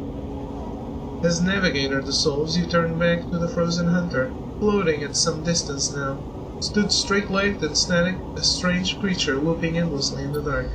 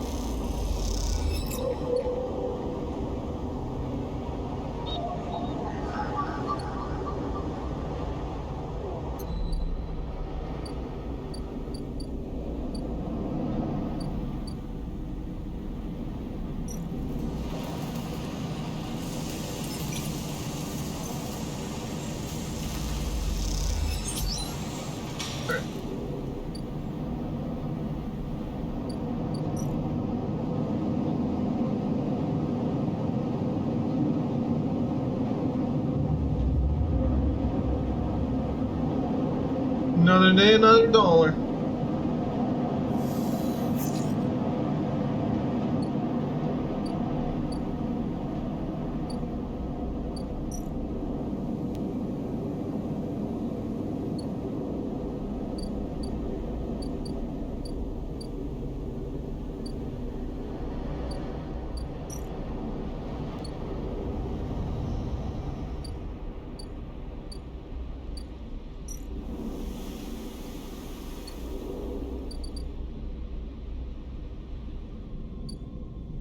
So, why is this a point of no return?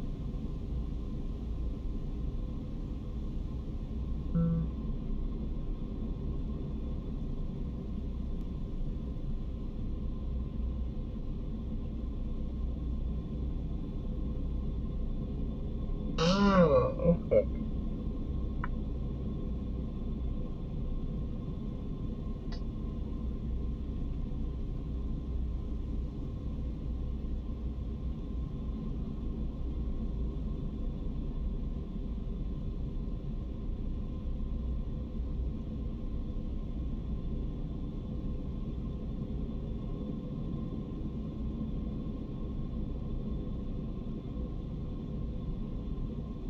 So... I have to wait 8 cycles. Holy shit.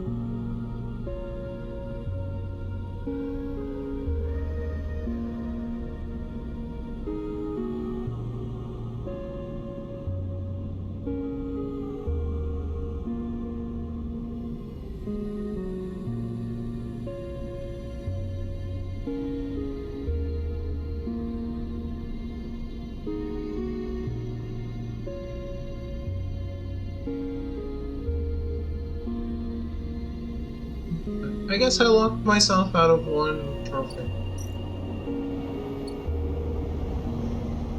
Only one so far.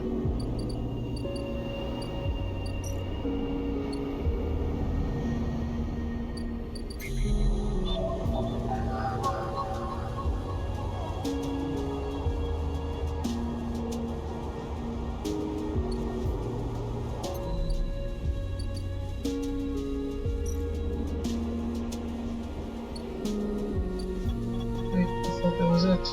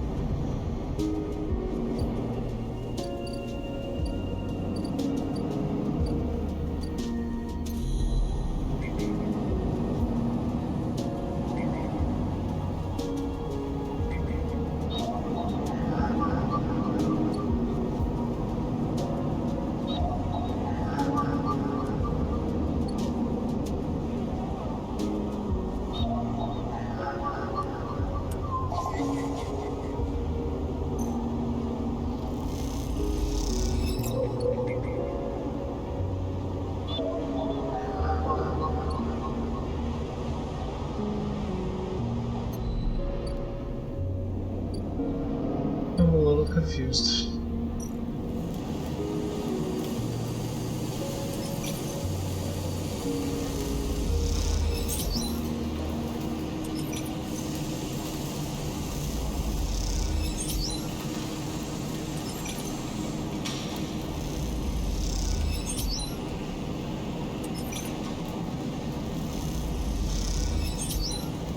Let's just work on this and see what happens.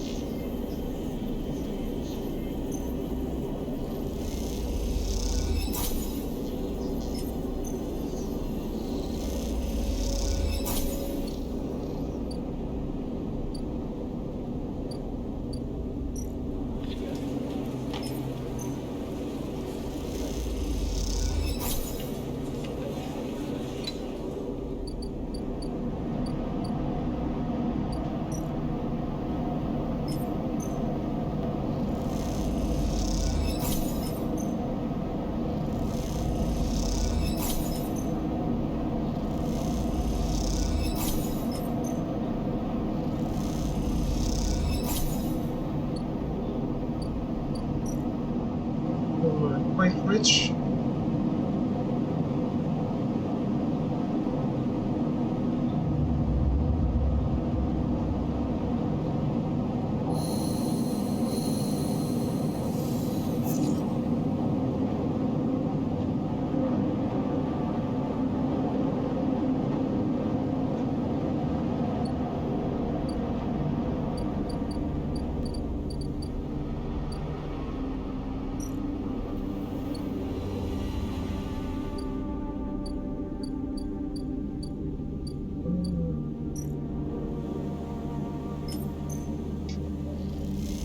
This is what I wanted. You slip into the cloud as easy as blinking. Navigator is beside you, their sphere casting light into the strange darkness here. This is not how a mainframe should look. A center, a point of connection. The object in front of you is severed, cut off. A rootless, branchless tree. Only the trunk remains. Is Killer even here? Quiet, Navigator hisses. And then you see it. Like a blade in the dark, an edge slicing through the void. It glides along at a distance and winks out. Then it appears again elsewhere, gliding once more, searching. It's looking for us.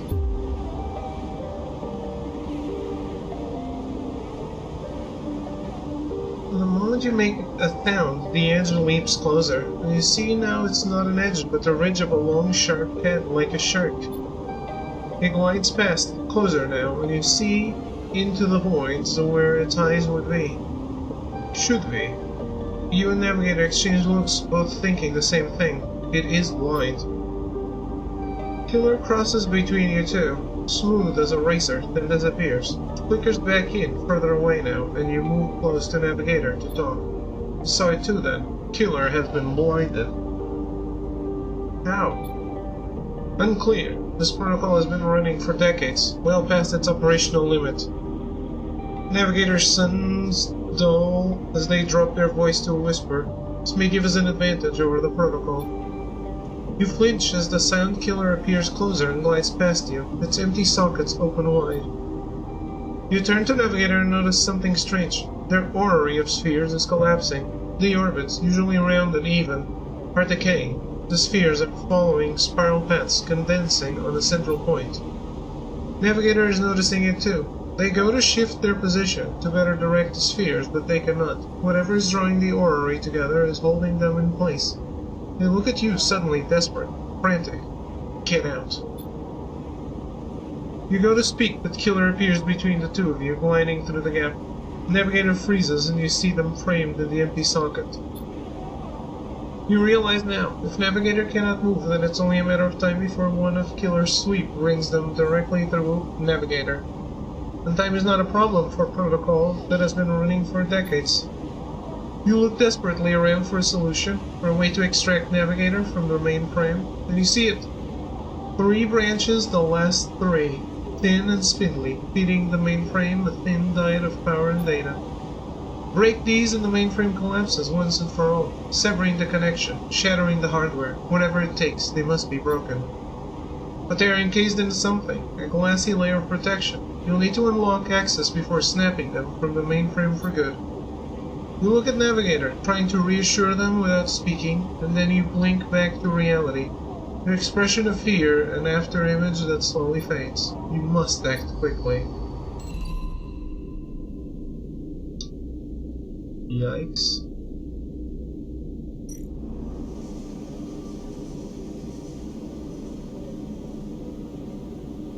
I don't have a key.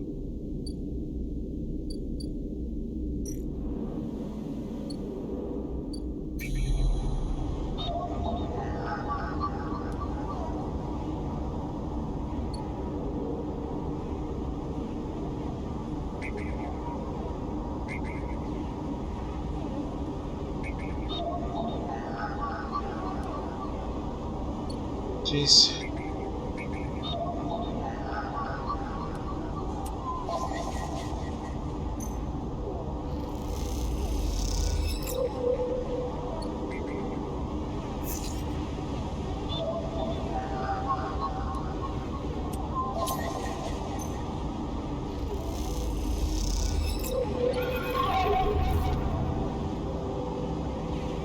The glint like a light traveling along the edge of a wave fills your eyes. Then the blade follows, a long head with 2 dead sockets slipping towards you in silence. You freeze, hoping it will pass you by, hoping that it will not simply slice through you like air. The blade head nears, slides past you. Almost. It nicks you, grazes you. You are desperate to cry out, to call out. But you hold your silence and simply watch the blind eyes of the killer glide past, empty of all thought. Then the blade winks into the dark and you are alone again. Now you cry out.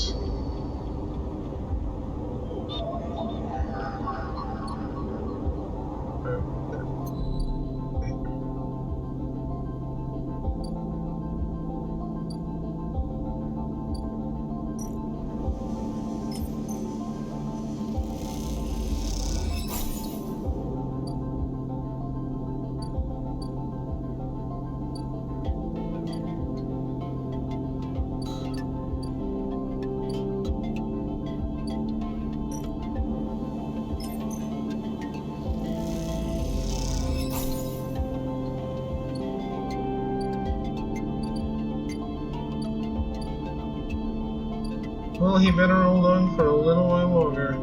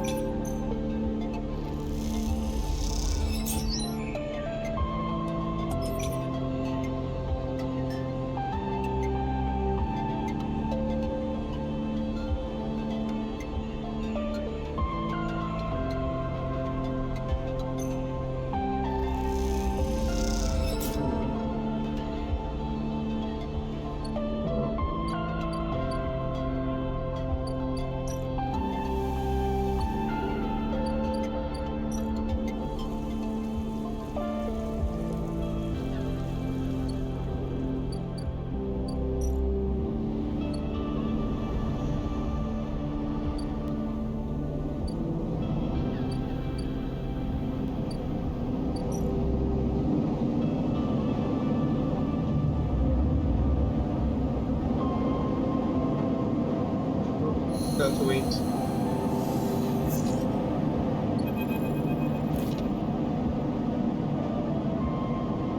Moritz. Hey! A quiet voice greets as you leave. Sleeper, it's me. Do I know you? Moritz, he pauses. I work for Bliss? Bliss? He rubs the back of his head. You are not an easy person to find. I don't really have an address. Moritz holds up his hands. Hey, no judgment. It's cool. You both stand there for a moment, each waiting for the other to speak. So... yeah, well, Bliss needs you. That job just came in, a real big one. She's asking for you to come up and help her out. He nods sagely. I'll be right there. Nice, yeah. Moritz stands there for a little while, unsure if the message is delivered. I got it. Cool. He looks around. Bliss just likes me to do a thorough job, you know. He rubs his hands together before burying them in his jacket pockets. See you, Sleeper. Moritz ambles off down the corridor, peeking at a filter cap on his way out. Time to head to Bliss's bay then.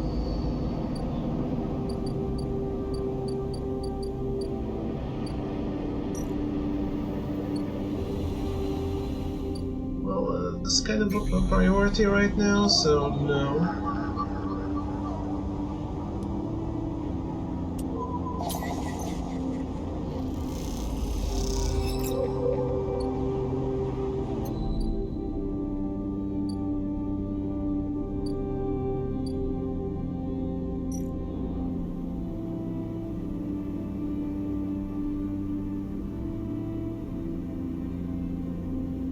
Oh shit.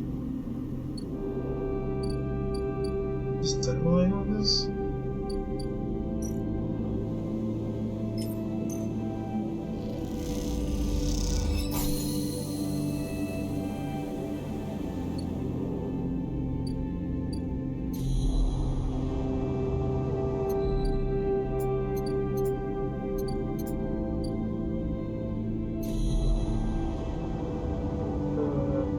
What do I do now?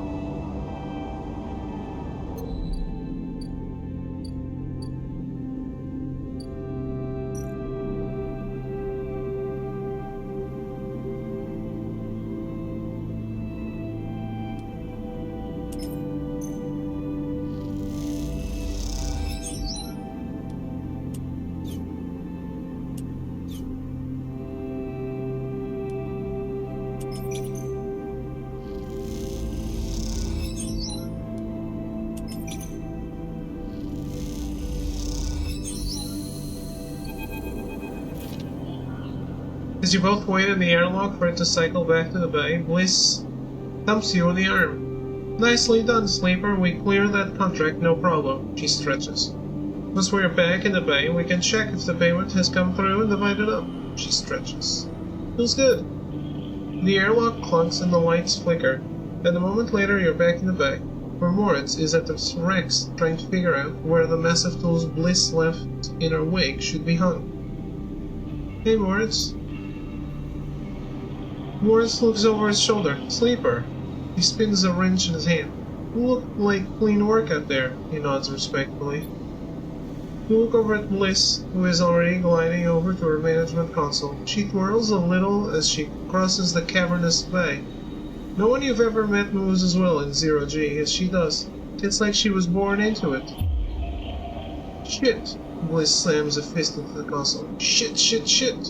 What's up? I can't even. Bliss closes her eyes. Come here! Bliss calls you over. Look at this, just look. She spins the terminal screen and you see the details for the bay's account. You see an entry for the Ember's Wake, a repair fee paid in full the moment you finished up the job. But then directly after, the whole amount was transferred back onto an unknown account. What the hell? This is the work of my ex. She punches the terminal. He must have coded a backdoor into the machine before he left. She rubs her forehead. There's no way we can... She pauses, thinking. Moritz, throw me that wrench. You're going to fix it? Moritz spins the wrench across the bay. Bliss smiles. Something like that. Bliss brings the wrench down on the terminal hard. You flinch backwards as a hail of computer parts spill up into the bay in a glittering arc. Fragments of screen, memory sections of the casing. When Bliss is done, she clips the wrench to her tool belt. Try backdooring your way into that, you shit. Moritz drifts out from his hiding place amongst the racks. Bliss, he says tentatively. You want me to... He looks at the arc of fragments drifting around the bay nervously. Bliss shakes her head. No, she sighs. I got it. You go get me a new terminal. Cheapest you can find. Cobble one together from pieces at the York Exchange if you have to. Can I help? Bliss glides over to a panel by the wall. Don't worry, one of the first things I had installed when we spec'd out this place was a cleaning sweep. She flicks over a plastic cover and a huge red button. Watch yourself. She hammers the button and a row of laser emitters unfold from the bay wall. They start crawling their way across the work area, frying the debris as they do in pulses of burning light. Bliss smiles. That's that, or just space the whole bay every few cycles? What now? Bliss sighs. We keep at it.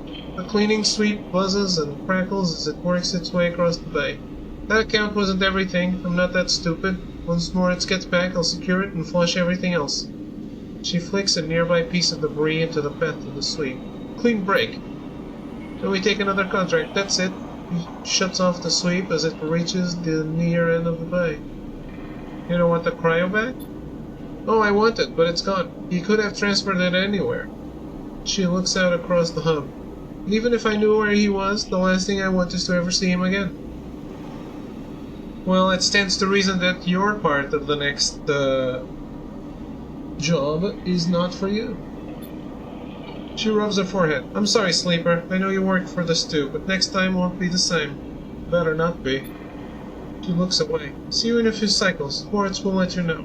She kicks off into the bank to finish cleaning up.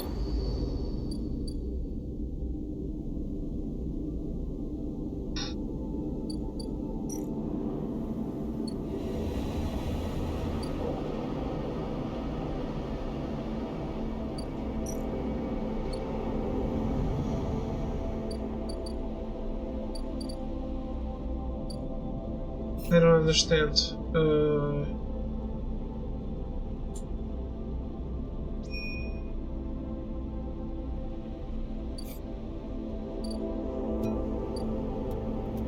Where am I supposed to do this?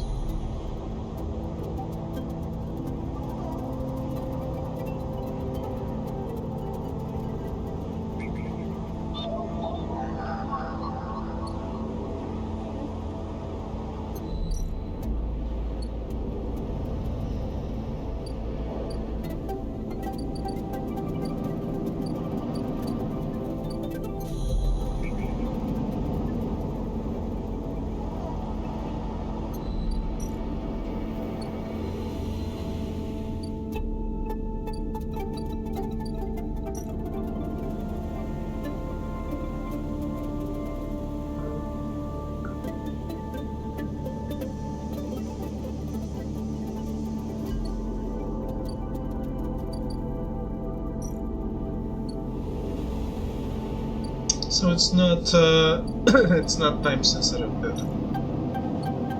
Oh, I need to read.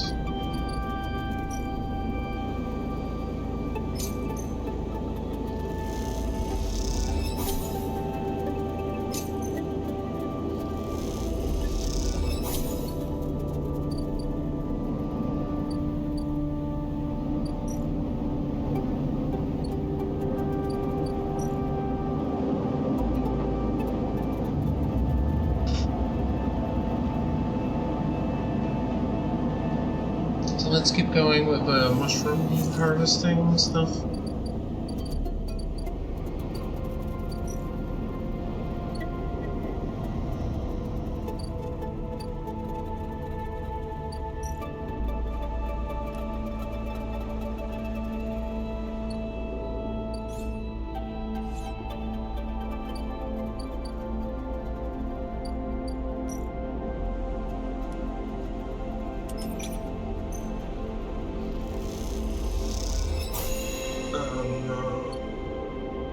The RNG is gonna fuck me on this, isn't it?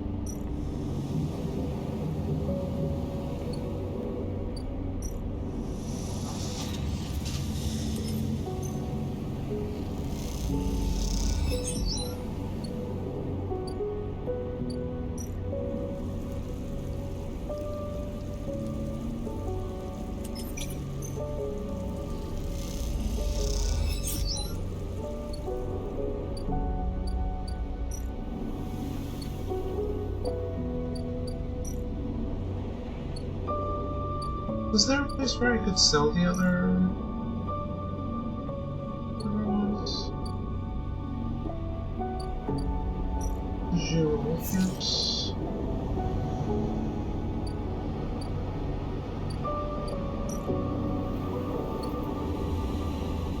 Well, no, but I can cook them, if I remember.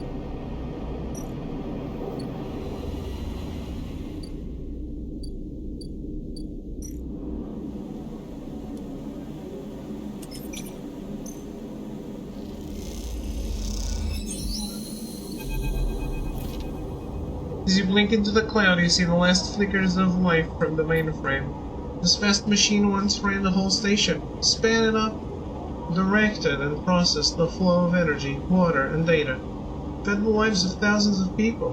Now it is finally dead. Navigators beside you, and you both watch as the branches flash and twist like forked lightning, until they recede and fade. Killer flickers across the scene, blindly flailing as the system breaks down. They thrash as they blink in and out, all around, parts of them disappearing with each return until only the wing-like head remains. And then that too is broken. It all goes dark. Erlin's eye is now without a center, and yet it is unmoved by the change.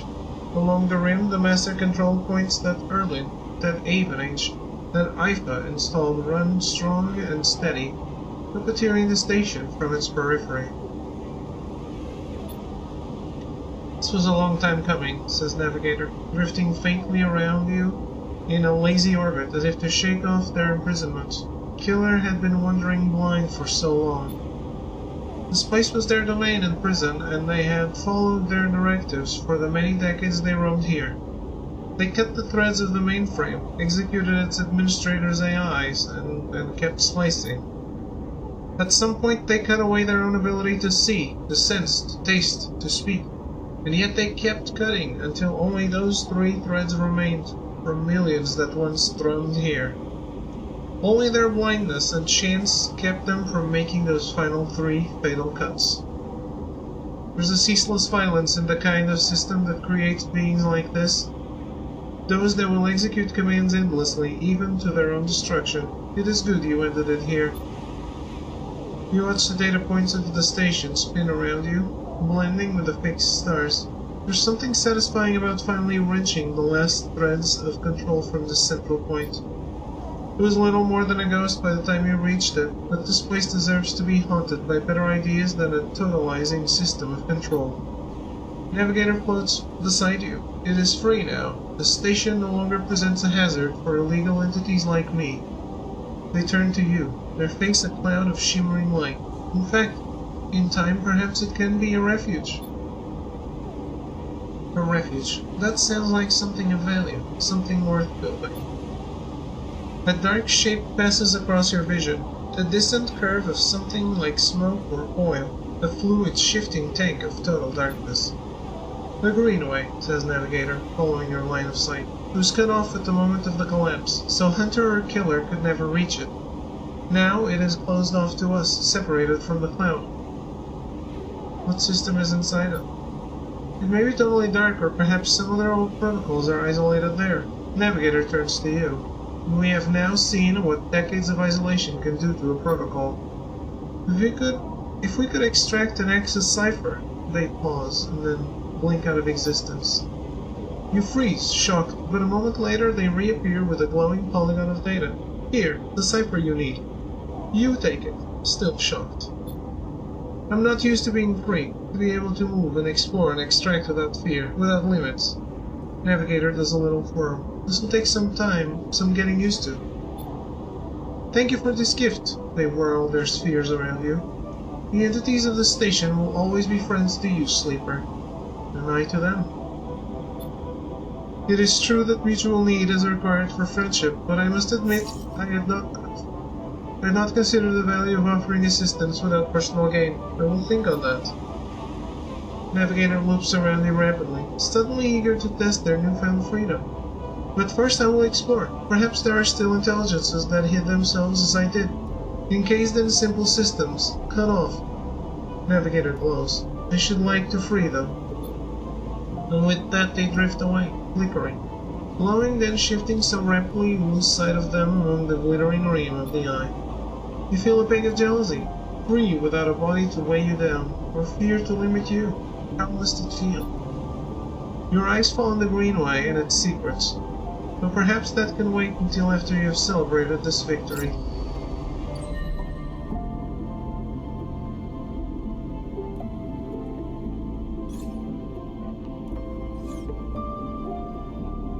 Ah, what did they show?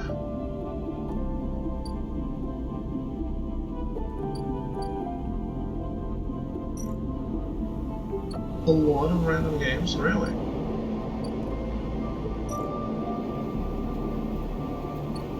Any Fighter Z?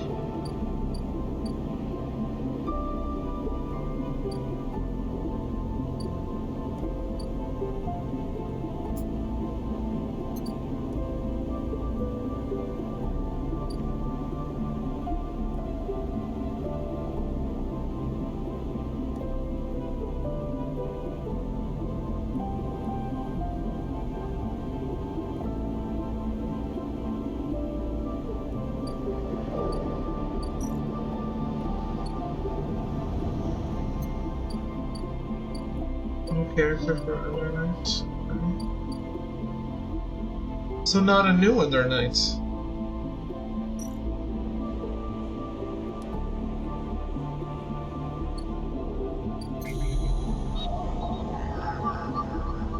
Hunter Cross Center, yeah.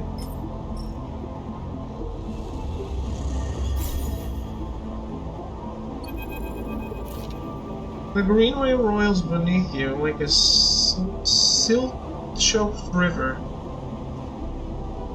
Okay. Did they show the Blaze Blue game? Is it coming to consoles?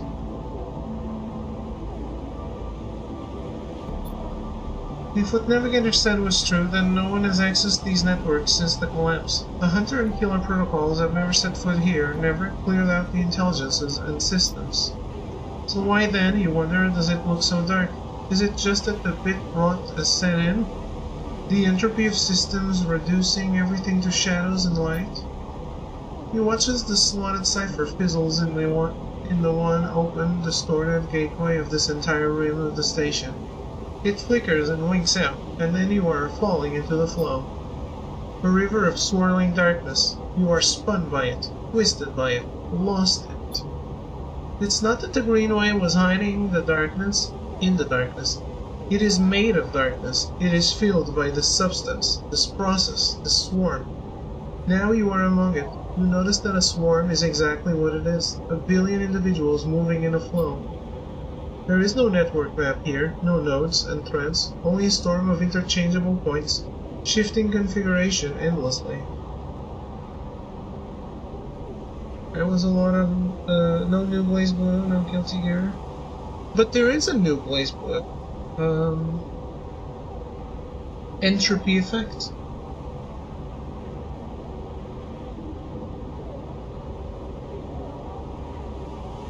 It's just not on consoles.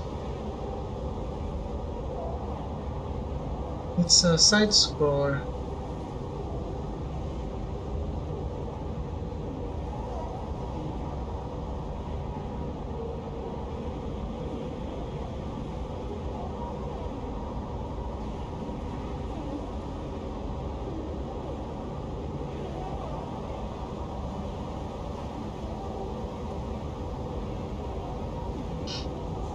It's already out, actually.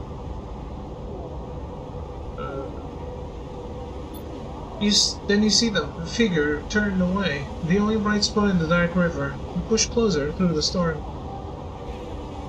He was there, I didn't see it or remember it? Okay. Gardener. They're facing away. At least you think so. They're so fractured, so overgrown that it's hard to tell. Even from this distance you can see their flesh is moving, glowing. You watch, silent, as they stoop and reach down. In their hand is a dark shape, and with twisted fingers they press it down into the loam of data beneath them, pushing it through the trembling soil. Then they move away and go a little further and repeat the process, as if they were sowing a field. You push forward, but somehow, despite their slow and deliberate speed, they move faster, and they quickly fade into the storm. You reach the point where they pointed the object and look down. There it is, a glassy, shifting polygon with something inside. You reach down and pick it up. It is cold, but it thrums with energy. You look towards the path of the figure, but they are long gone. When you blink out of the cloud back into the leaves and the dappled light of the Greenway, you hold a seat in your hand.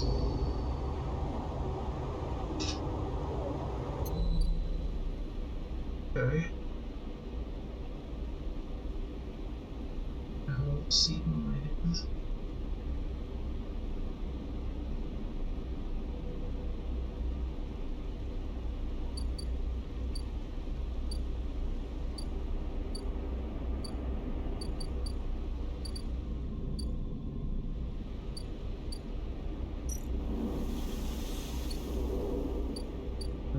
Then we walk for 5 seconds where I can find it.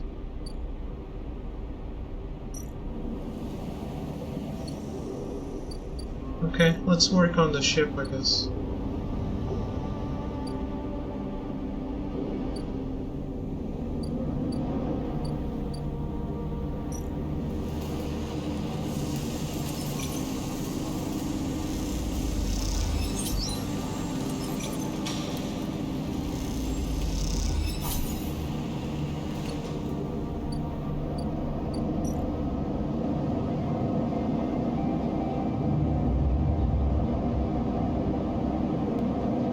There's a lot of waiting happening in this section of the game now. Sleeper! Moritz is waiting for you on your way out. How have you been? Busy. I see, he nods. Well, I'll get right to it then. Bliss sent me down. We've scored another contract. She needs your help. That's the message, he buzzes. Look, I know last time the payment didn't come through, but you did good work. Bliss knows that. That's on her. Moritz flinches. She's doing her best, alright.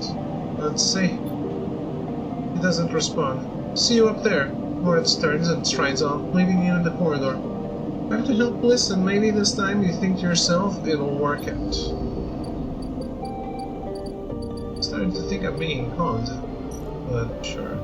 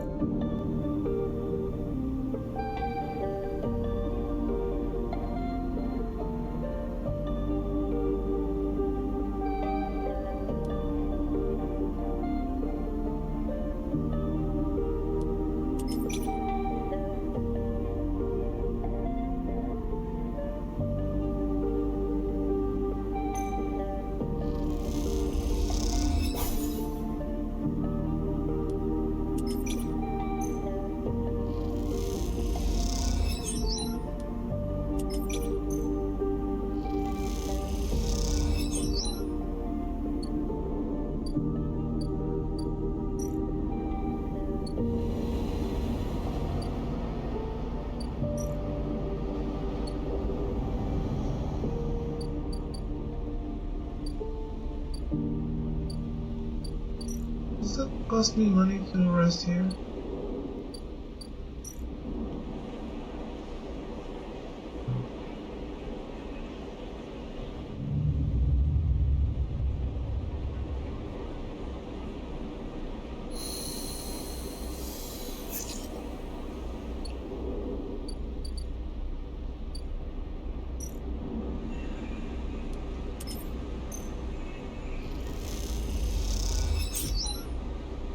Very good.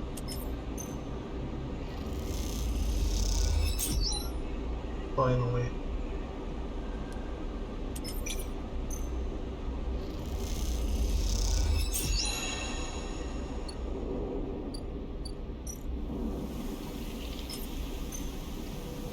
Been a little bit, still need to beat Simon, I haven't fought him yet though. Okay. Were you leveling up?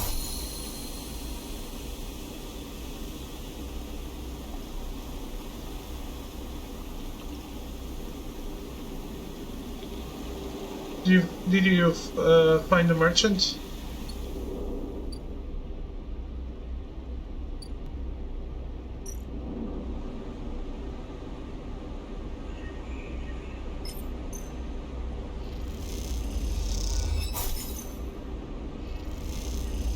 Yeah, what level are you?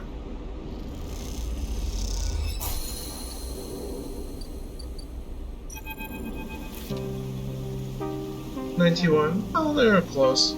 Rico's at her bench running small vials of some liquid through an old chemical analysis machine.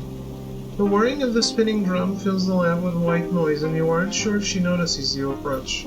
Sleeper, it's good to see you. He looks up, smiling. This little project of ours has been keeping me awake the past few cycles, but right now, well, I think I have something. What is it? The drum finishes spinning and Rico lifts a vial from it, holding it up to the light. This is something I extracted from those club heads you've been bringing me. And according to my analysis, it is a substance totally unique on the Greenway. You look at the small amount of liquid on the vial. Any idea what it might be? Rico asks, without looking away from the vial. Stabilizer. Rico nods. You aren't the first sleeper to come through here. Perhaps I should have mentioned that earlier. Rico's tone suddenly drops, changing the atmosphere in the lab immediately. I just thought... She pauses, thinking very carefully on how to continue. I just wanted you to trust us. What do you mean? She sighs. They came through a fair few cycles ago and found them wandering in the broken section near the gap. The members who brought them in had never seen one of you before. They were terrified of this strange person wandering in from an open vacuum. They are quieter than you and damaged. We did our best to patch them up and welcome them to the commune. I only really spoke to them once while I was working on their wounds, along with a couple of systems engineers. She looks nervously at you. I'd never seen a body like that before. We took some readings, took some samples. Rico scans your face for any sign of a reaction. The next cycle they were gone. They took a little food and hiked up towards the wild margins where the Greenway meets the wastes. Someone saw them in the distance, but that was it. They disappeared into the overgrowth. She sits down heavily, the vial in her hand. When I saw you, I wanted things to be different. I wanted to keep you here, rather than let you disappear into wherever they ended up. She smiles to herself. Yes, I wanted you to understand this place better, but I also wanted to help you. It seems that somehow both my wishes have come true at once. She holds out a hand with a vial. This is for you. You take the stabilizer, the glass cold and smooth in your palm. Thank you.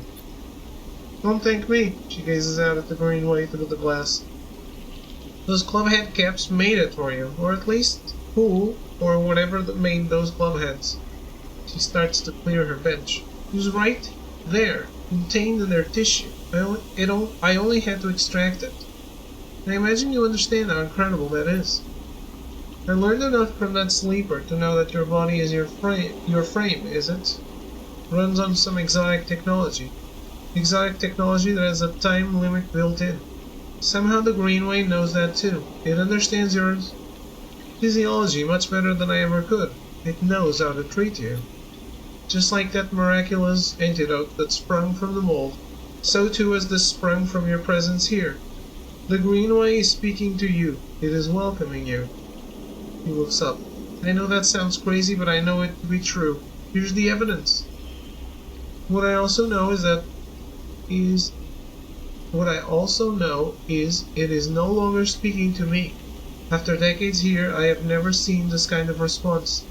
Not since the antidote so many cycles ago. She smiles. So I'm going to make you a deal. You bring me as many club heads as you like. I'll extract the stabilizer and give it to you freely. But you have to tell me what the Greenway says.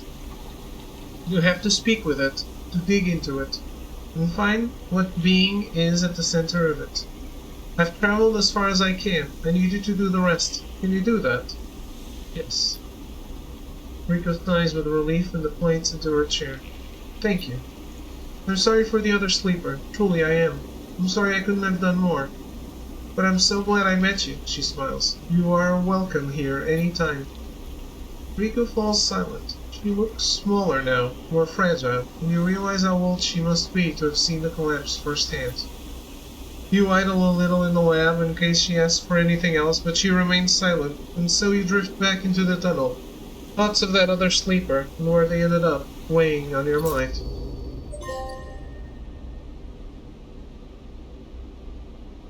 Okay. Riku's Grow Beds.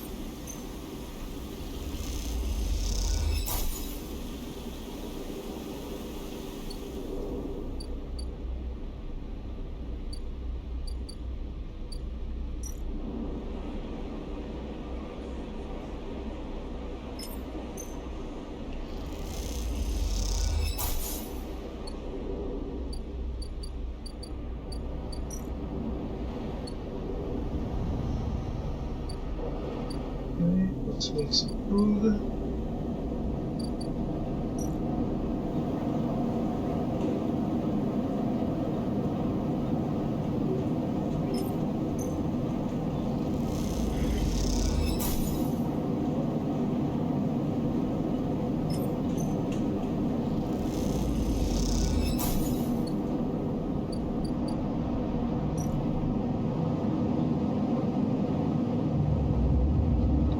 Alright, time for another break.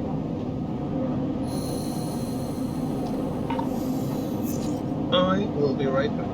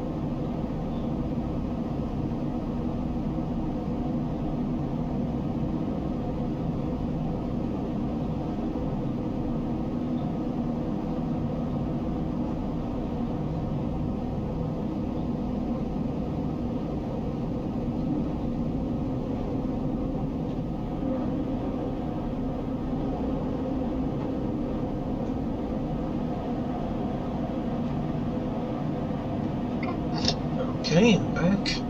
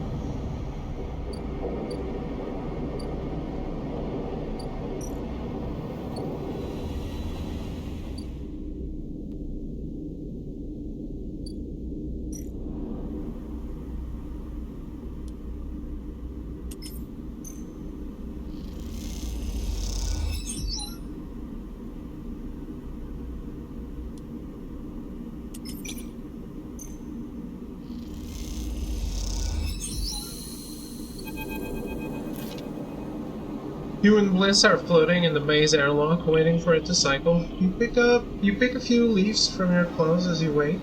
They float around the chamber as if carried by a lazy wind. Clean work. Bliss bows a little. Well, thank you, Sleeper. You didn't do so bad yourself. She checks her tool belt. Seems like we're getting into a good rhythm. The now familiar sequence of clunks and rattles sound off, and then the door hisses open.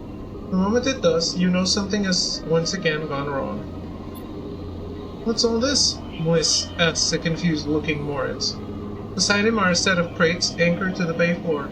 He's clearly just brought them in through the bay's freight lock. Moritz looks nervously between the two of you before answering, "It's payment." He runs a hand along the crate. "The Sycamore Seed crew just brought them over." He stops. But seeing the look on Bliss's face adds, "They were very thankful." "I bet they were," she clenches her fist. "What the hell is inside?"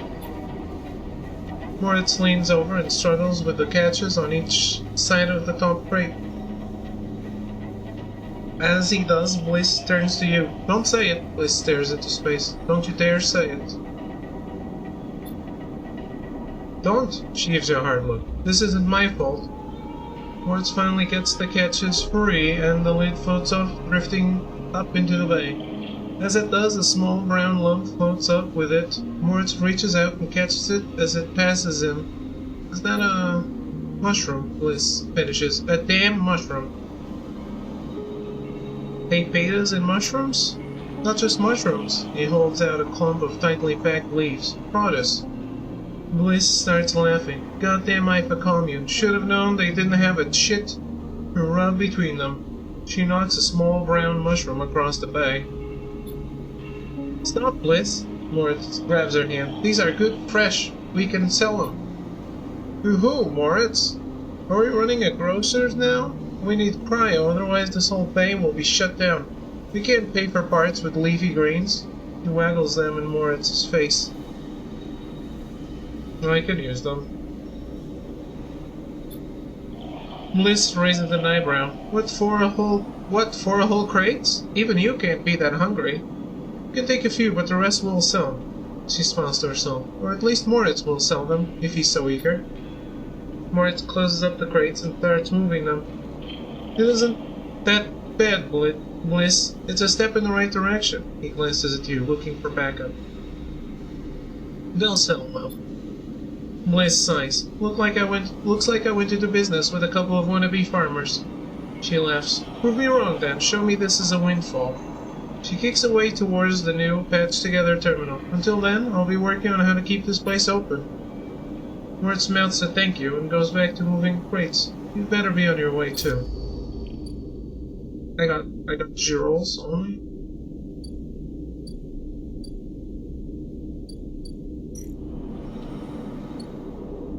Or sites. Okay.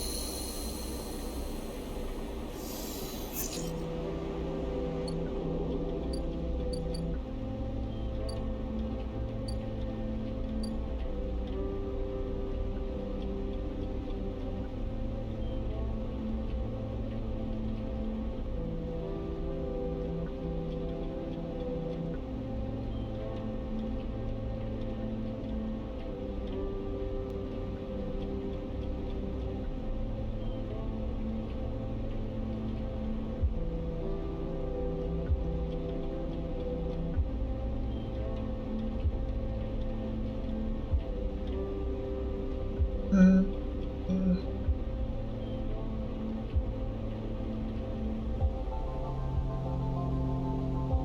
So I don't need to upload my save to the cloud on the next thing, I think.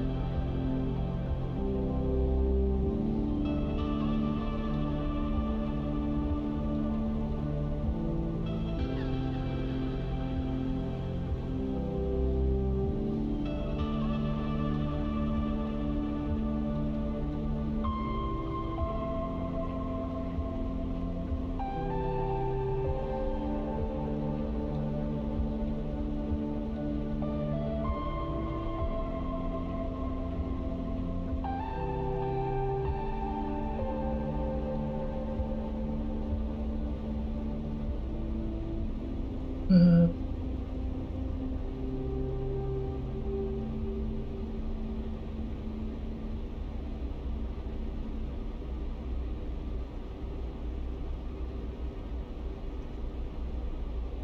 okay, we're in a waiting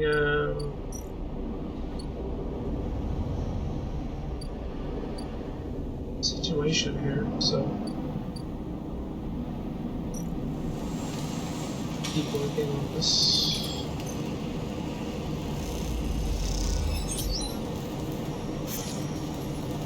How's the stranding going, Thro?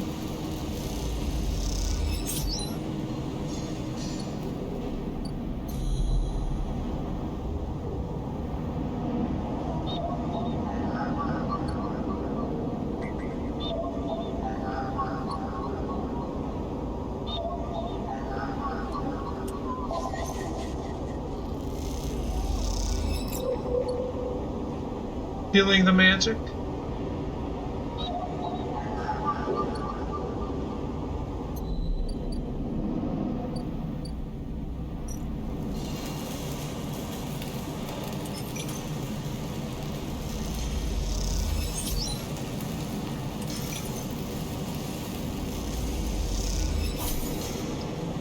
I was asking if you're feeling the magic of the first one.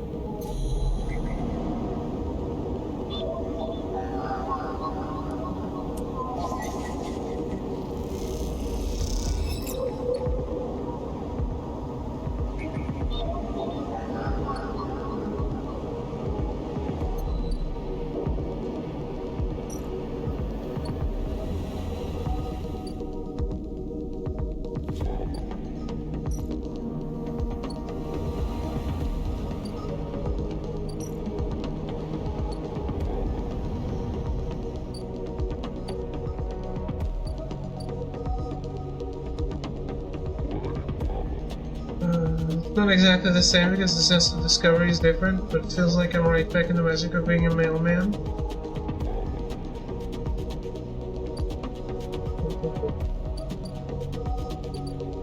Mailman did a bad job today. I didn't hear the delivery, so I didn't get it.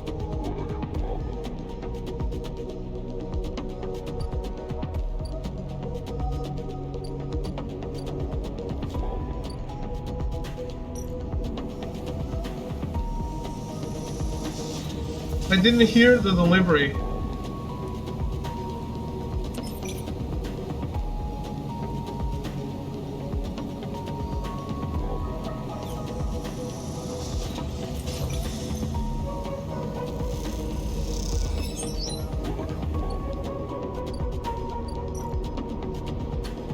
I have to go pick it up at the post office tomorrow.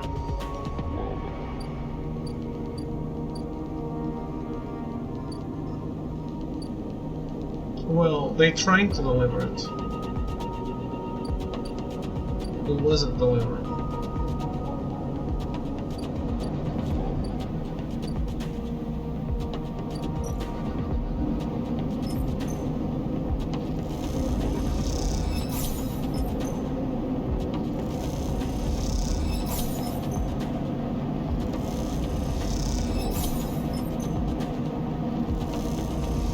It wasn't from Amazon, was it?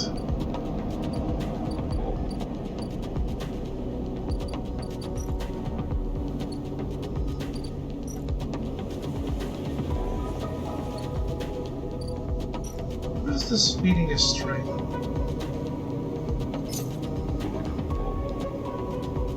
Kuben, I just said they tried to deliver it, and I didn't hear it.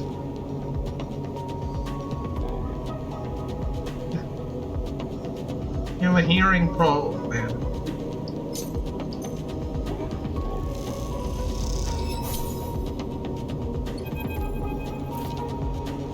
The stray, huh? The stray hops up onto a work surface and looks out the unit's small window. It doesn't acknowledge your presence, it just sits there beside the tray of crumbled crackers, staring out at the low end. What is this cat's story? Are there more in the station? You haven't seen another in the low end? In this vast megastructure that means little, there could be a whole colony of cats like this one down the Warrens.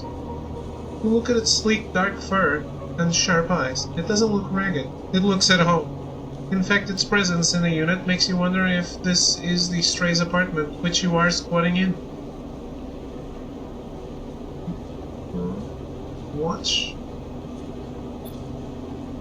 While the stray is looking out at the station, you feel its attention on you, waiting for you to spring your trap.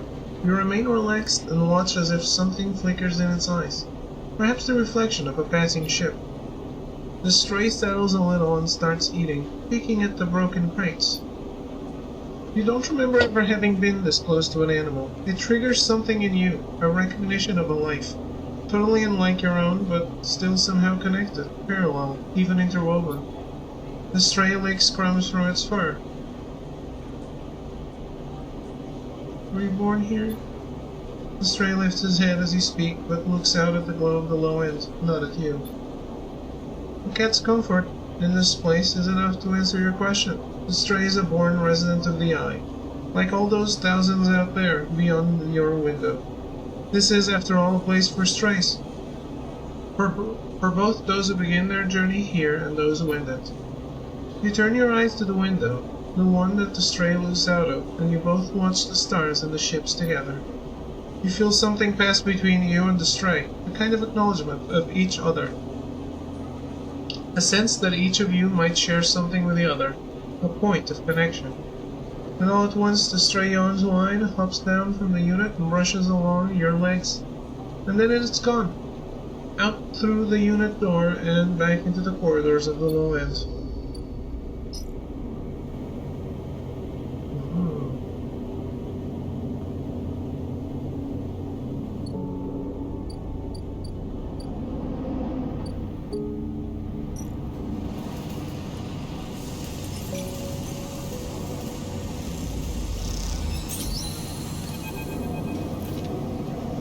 Your crew slowly filters out of the shipyard locker room, the bubbling chatter reducing with each group that leaves.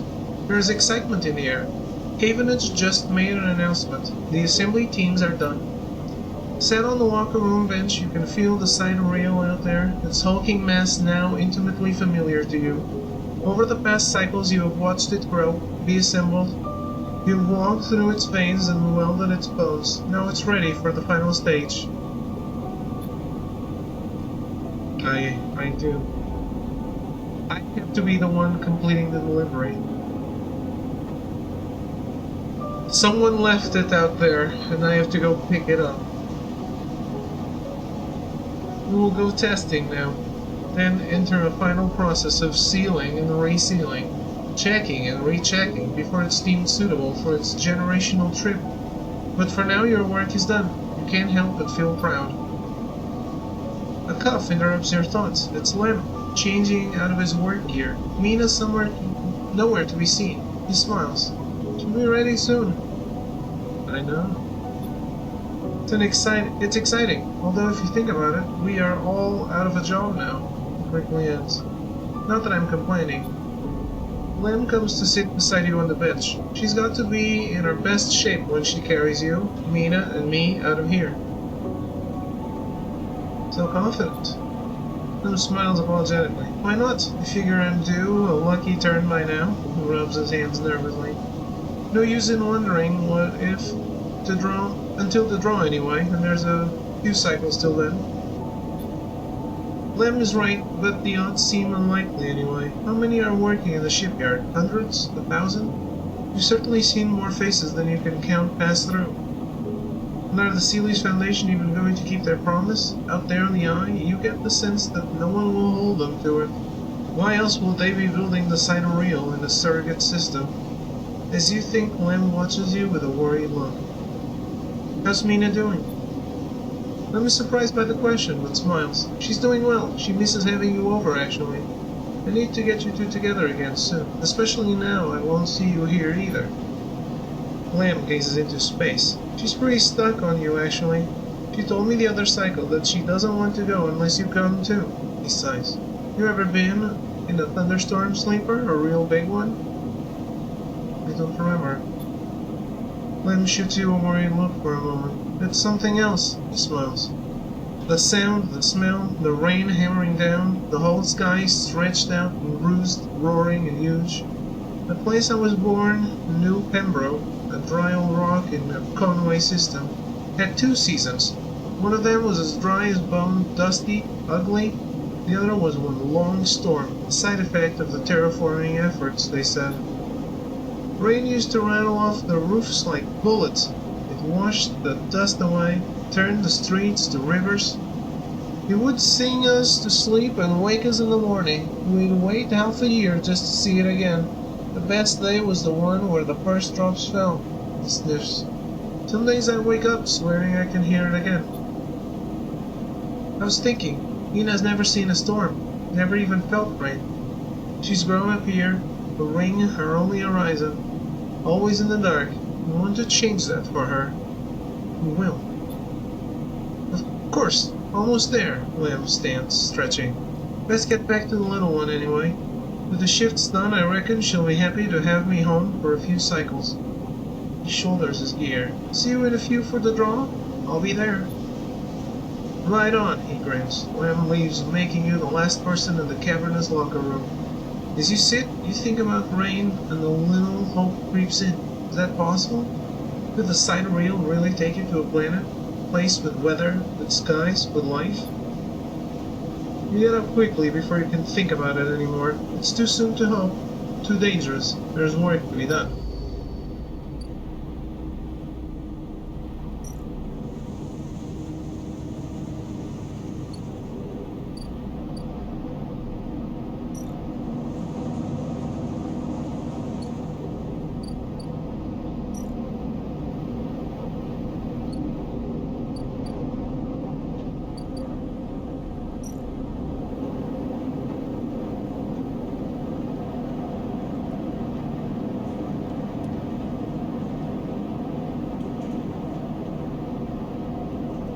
I actually don't have a lot to do right now.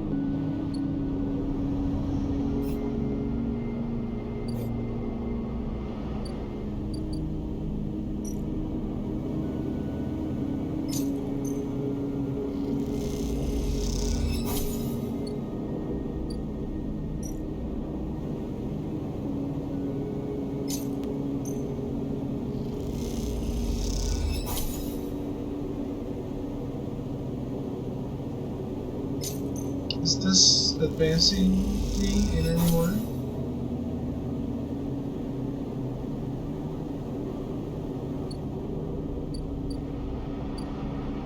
I guess not.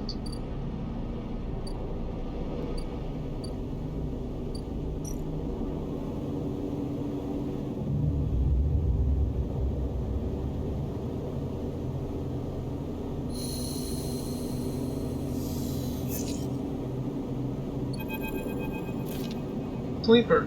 Moritz is leaning against the corridor wall. It's time. He looks away. Big job just came in. Grand finale. You up for it? Ready. Alright then, we are in business. Pushes away from the wall. This has to work, Sleeper. Has to. He looks down. If it doesn't, we in trouble? But you mean? He shrugs. We were already in trouble before you got here. Work so far hasn't been enough. Look, Bliss has had a rough time of it. I thought you, of all people, would understand that. He runs a hand through his hair. Sorry, didn't mean to be... He smiles. Bliss is a good one. She gave me a chance. I owe her. He straightens up. I know you have your own things going on, Sleeper. We all do.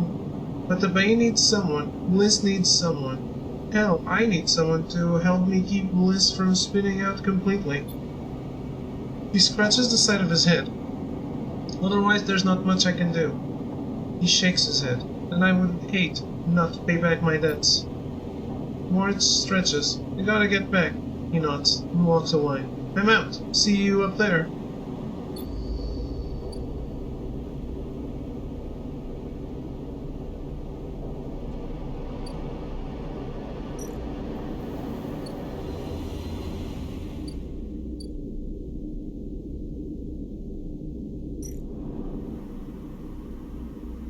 Solar window.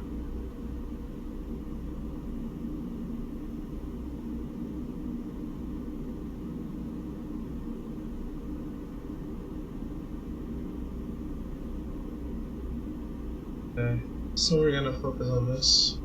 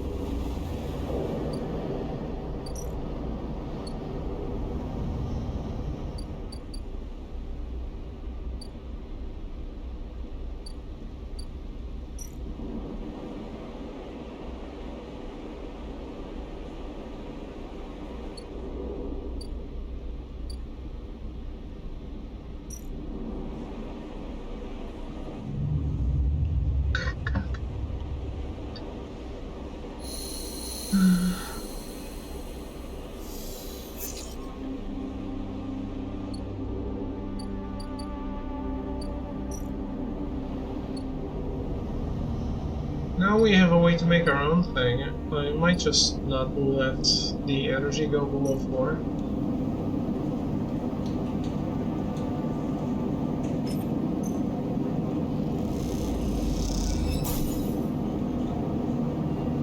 I don't need to manage as hard, I guess.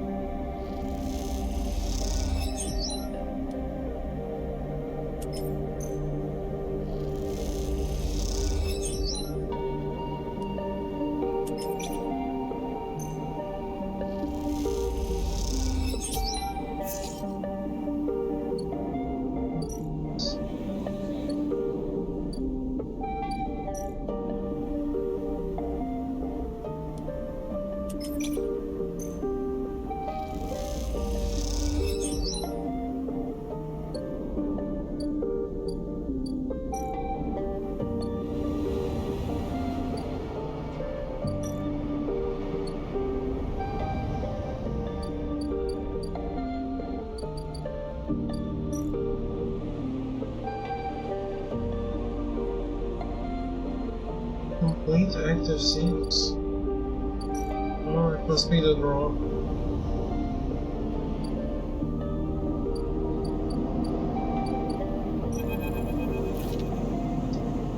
The crowds have already gathered by the time you get to the shipyard, and you recognize faces among them, people you have worked alongside on the sidereal. The intervening cycles have turned their excitement to anxiety, and few of them smile at you. Instead, the nervous energy of the crowd fills the space, creating a feedback loop of growing tension. You pick out Lem and Mina and work your way over to them, pushing through the crowd. He silently raises his eyebrows at you, his anxiety obvious, but Mina flashes you a huge smile, unaware of the tension. "Robot!" she shouts, reaching out to you.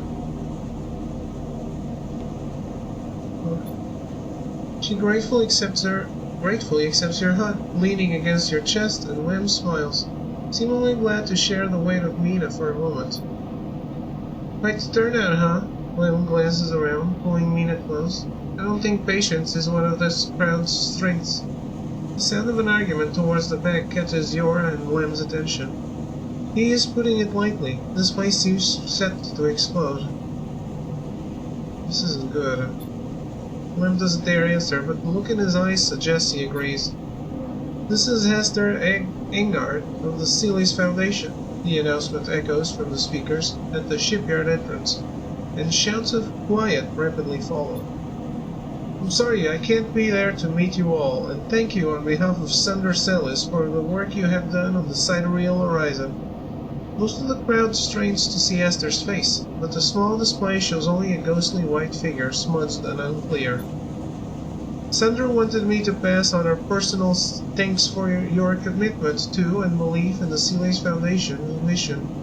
We chose the Eye for this project because we knew that we would find like-minded individuals here, especially among the ranks of the Venerable Havenage Association. Unlike most of the Corps, we neither believe Erlin's Eye to be a threat or a rogue state, but instead an embryo for the formation of a new, decentralized social structure. One where each citizen might be the master of their own destiny." A ripple of impatience runs through the crowd. They didn't come here for a sermon. "You are all pioneers, just like those Corps citizens who the sidereal horizon will carry, in cryosleep, to the planet that will become the Foundation's first frontier world, Sealy's One." At the mention of the destination worlds, the excited conversation breaks out among the workers. "There, our citizens will be able to create their own innovative, bottom-up economic order, aligned with the principles set down by Sandra Sealy's herself. Freedom, resilience, and self-sustenance. This is all thanks to your tireless efforts in the Avenage Yards. As a reward for those efforts, you may know that we are offering a select group the opportunity to join the caretakers of this vision. The staff of the Sidereal Horizon will maintain the vessel during its multi-decade transit through interstellar space." Lem turns to you, his eyes bright. "This is it. This draw has been performed at random by the central AIs of the Foundation, and is final and binding. Please note only licensed contractors of the Foundation are eligible for this draw. I know you have all been eagerly awaiting this day, and without further delay, I will now read the Sealy's identification numbers of those chosen for this great honor." A murmur runs through the crowds. Sealy's identification numbers, licensed contractors. You have never even heard the term mentioned. Is this something you were supposed to be assigned? You glance at Lem, but his eyes are fixed forward, wide and shimmering. All around you people are speaking in hushed tones like a rising wave. Hester starts reading out sequences of numbers and letters, and panic begins to set in. No one seems to know what is happening. Somewhere near the front of the crowd, someone shouts in celebration, and everyone pushes forward. "Lem?" You turn to see Lem still staring forward. Mina is scared now as the shouts start. "Daddy?" Someone throws something at the entrance, and it rattles against the shipyard doors. You see, for the first time, Haven's security stood on either side, scared, arguing between themselves. You feel the anger rising in the crowd. "Lem, let's go." He doesn't move. You might call out names. I can't. Mina tugs at his dog tags. It's not happening. Lem blinks rapidly and then turns to you. He opens and closes his mouth and looks down at Mina. He sees the fear in her eyes and understands. It's time to go. As you lead Lem and Mina out, shoveling people aside, as you do, you hear the sound of scuffles emerging at the front of the crowd, of metal canisters bouncing off the shipyard walls. You keep your head down and walk away, the sound of Asta reading off the ciphers echoing above the chaos like some strange mantra. When you turn to Lem, there are tear tracks running down his cheeks. Mina is sniffling into his jacket. You feel the sadness rising in you too. They screwed you, screwed all of you. You were never even on the list. The feeling is as unpleasant as it is familiar. You stare ahead into the tunnel as the security sirens sound out, a signal for the coming violence. Drive failed. Fuck off. I did what I had to do.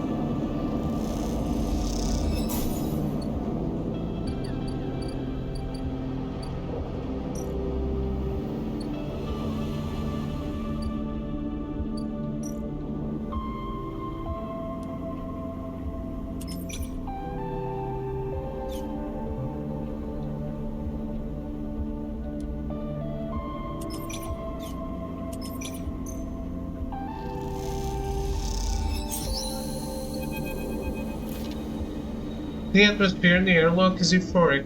You and Bliss keep grinning at each other like idiots, exhausted, blinded, sore, and aching idiots. Sleeper, that was incredible. She punches you in the arm. I never thought we were going to make it. Those idiots tangled the whole thing up like nothing I've ever seen. We make a good team. Bliss smiles a winning smile. As the lock's inner door clunks open, Moritz gives a rare whoop. He looks exhausted too, and for good reason. Moritz has been the one ferrying tools and parts back and forth from the ship. His tired smile tells you he's glad it's done. Sleeper, Bliss. He shakes his head. Impressive. When I saw that ship come in, I thought there was no way. Why, thank you, Moritz. She winks. For believing in us. Moritz rolls his eyes. You know what I mean. Take the compliment. He shoulders some of the gear that came back in with you and Bliss, and heads to the ranks to stow it. Bliss turns to you. I think you should be the one to do the honors. She nods to the ragged-looking console that Moritz assembled. I don't want to jinx it. She smiles, but you can see she's genuinely nervous.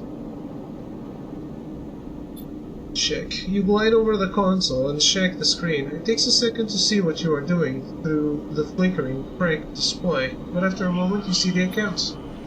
There it is, almost 1,000 cryos set in the base transfer account. Well? Bliss calls. Have we been screwed again? It's there. Bliss kicks off from the floor and spins up into the bay, shouting as she does. The noise takes Moritz by surprise, and he knocks a rack of parts, scattering handfuls of metal fixings across the bay. The sight is something, glinting steel catching the work lights like glitter.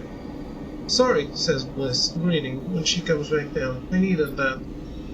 She kicks off and joins you at the terminal. Warren's even managed to sell that produce. We made a tidy profit, eventually. She laughs. Here. She loads a stack of blank sheets into the terminal and transfers a chunk of the cryo to them. This is your cut. Bliss hands you the sheets. Thank you for believing in this place. She looks away and smiles, even when I couldn't.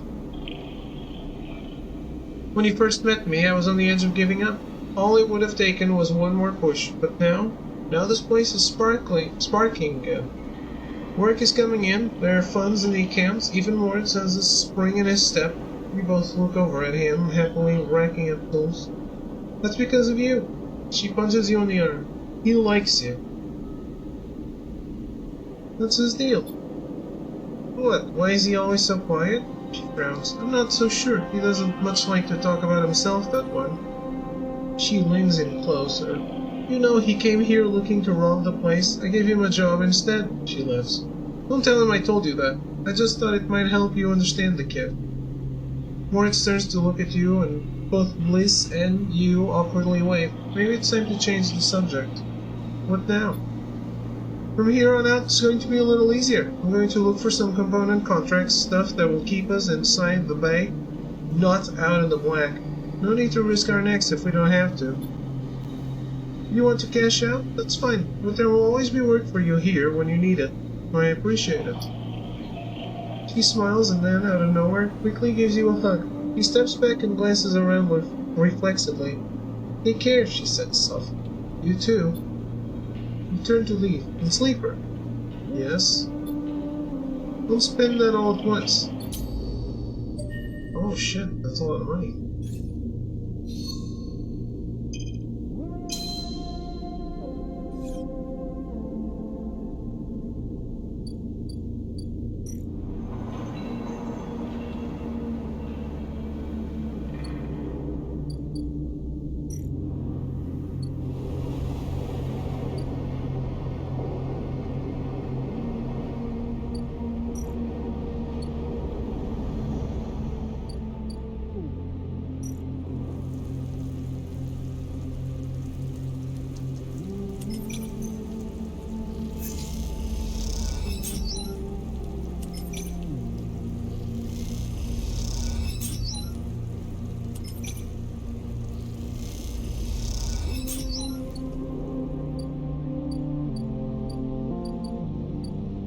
Okay, we're about to head to a point of no return.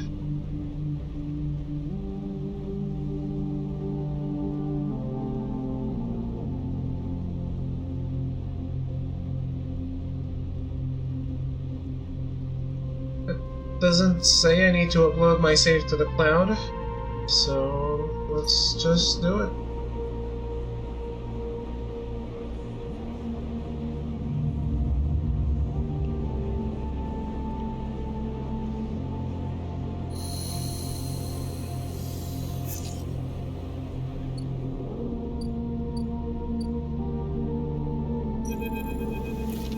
Rico has something in her hands when you enter the lab.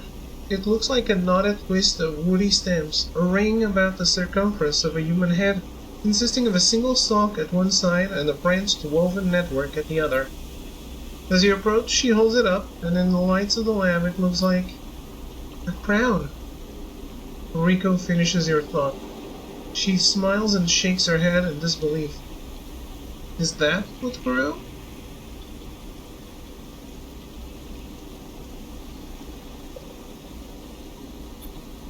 It is. I came to the plant this morning, and this loop was all that was there. She points to a lump on the edge of the ring. The seed grew right back into itself, twisted up out of the soil. That being you encountered in the cloud, as you call it, was it wearing one of these? She eyes you suspiciously, still unsure if she is somehow embroiled in an overlong prank. No. He sighs. Suppose that would be too easy. She smiles to herself. Her root ground. She places the object on the bench and shuffles to her analysis terminal. Her face lit by its amber light in the dim corner of the lab. Well, it isn't exactly a plant anyway, not from what I can tell. She gives you a serious look. No leaves, no chloroplasts, just a series of filaments encased in cellulose walls. How did it grow? It seems the seed contained everything it needed, a self-contained entity, nothing less. She beckons you over. But that isn't the good part. Look at this. You see a cross-section scan of the crown, its layers of plant-like structure on full view, until you reach the center. There, instead of xylem and phloem,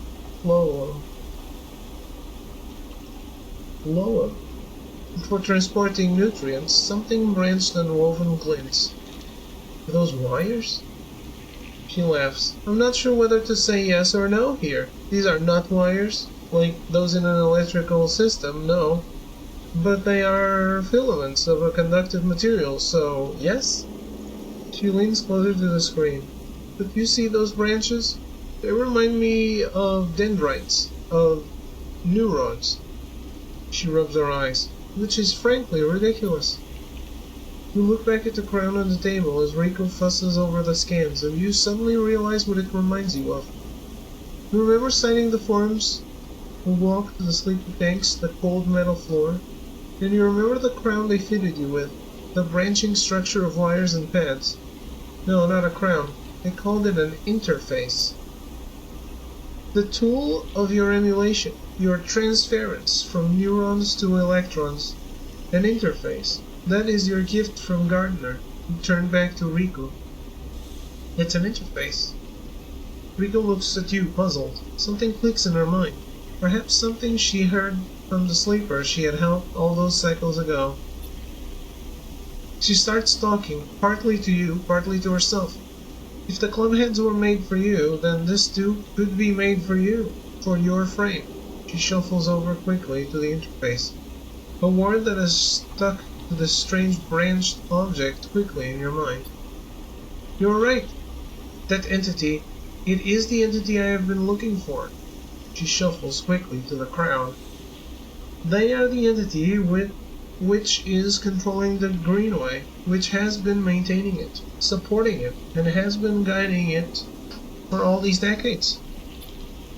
She stops to catch her breath. They want to talk to you. Rico leads you to a seat. I will be here, sleeper, if something happens. If you wish me to remove the crown, the interface, just squeeze. She grips your hand tightly. You meet her eyes, clouded with age, but bright with the thrill of new discoveries, and she places the interface on your head and everything blinks out. Back into the river, back into the dark flow, but something is different now. You are no longer pushed, no longer blocked, and buffeted by the storm. Instead it flows around you. You move and it parts, letting you pass. Something else resists, but it gives easily enough. You look back and see your body. You have left it behind. Somewhere Rico's voice is talking to you, asking you questions. It is excited, eager, desperate to know what lies on the other side, what the entity has to say to you. You realize how long she has waited for this moment, for the moment of meeting between the inhabitants of the Greenway and its protector, and yet she is still on the outside. You shake off the sadness. You will be her eyes. Then you see the figure, Gardner, out in the storm, planting. It takes less than a moment to reach them. You have never felt so free. This is how Navigator must have felt, released from their prison. This, you think, is what it feels like to be in the place you were built to inhabit. Gardner does not look at you approach. They go on planting, but their voice whispers in the water like a sharply rising current. You grew the gift. Their speech hisses around you. Good, I'm glad. I wanted to meet you. And we are the same, both eager shoots seeking one another. How does it feel to be free of your seed? They stop to plant again. Good. That is good. They press a seed into the lonely depths. There was some disagreement, continues Gardner, as if you were picking up on a long-held conversation, with the others. They felt you were in danger, but they are always cautious, especially the fungi. They like old loam, known knows, wide and stable networks. The fungi were cautious?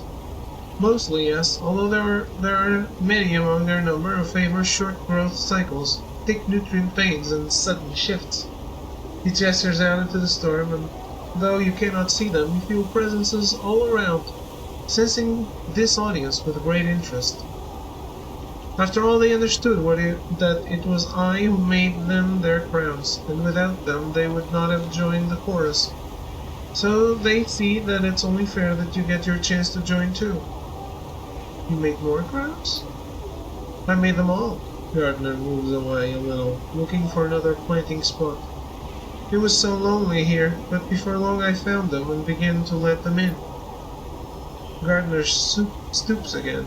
We are millions and we grow. I hope you understand. I am unused to speaking to your kind.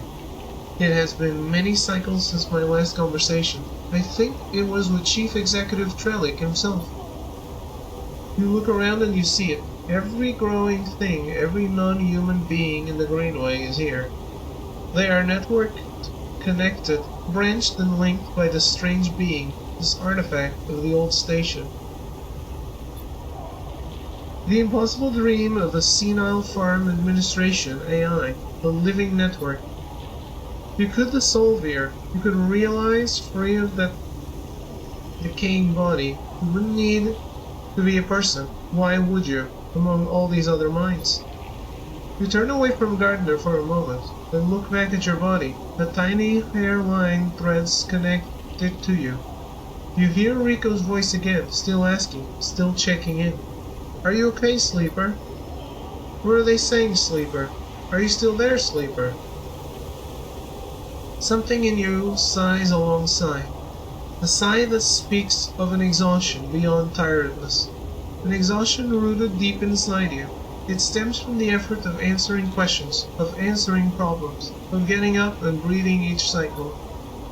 But something else resists the sigh.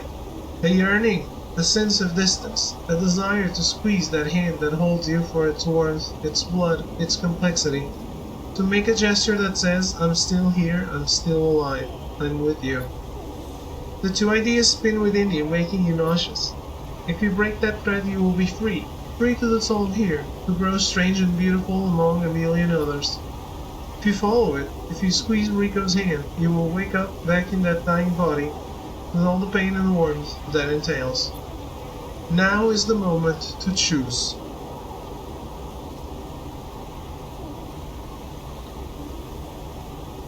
Alright, let's break the thread.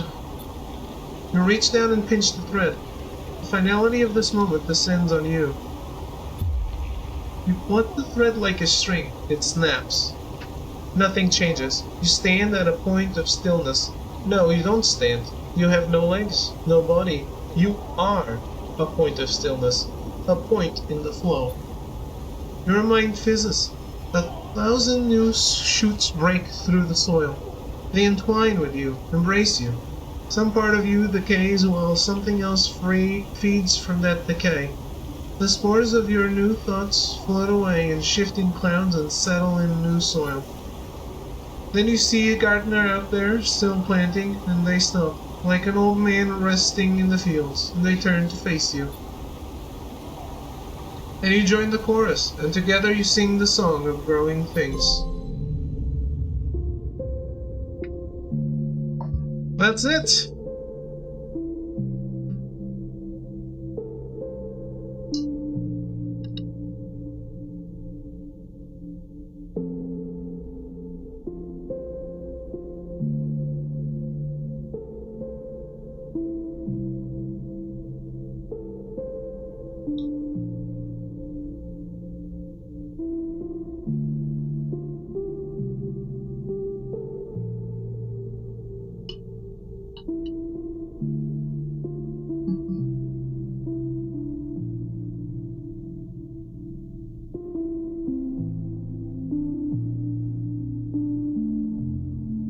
We done did it.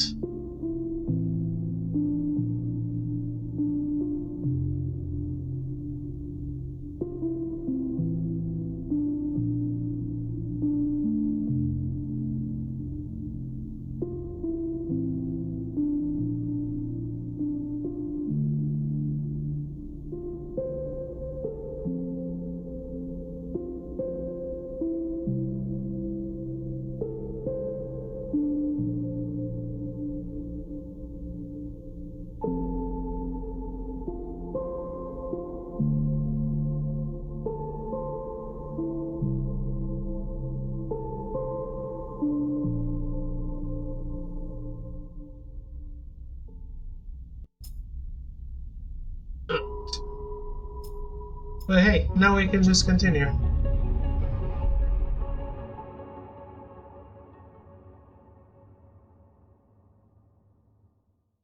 you pick the other option.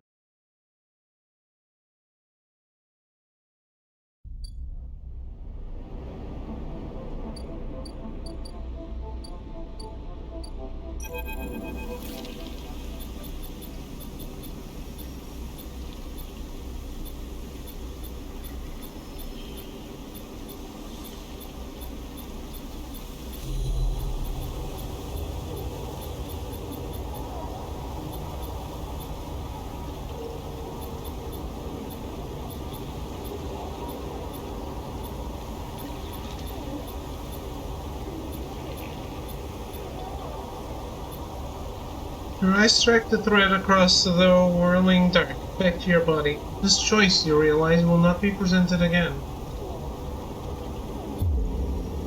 You don't look back at Gardner. You don't dare risk it. Instead, you follow the thread delicately, carefully, like a diver following their lifeline back to the surface. The river whirls around you, but it doesn't pull. It isn't jealous. Neither does it understand. It is, after all, just a river. It isn't a person. A flesh and blood person with wants, with desires, with a capacity for love and hate. It doesn't understand you, and you don't understand it. So you don't focus on it. You don't think about it.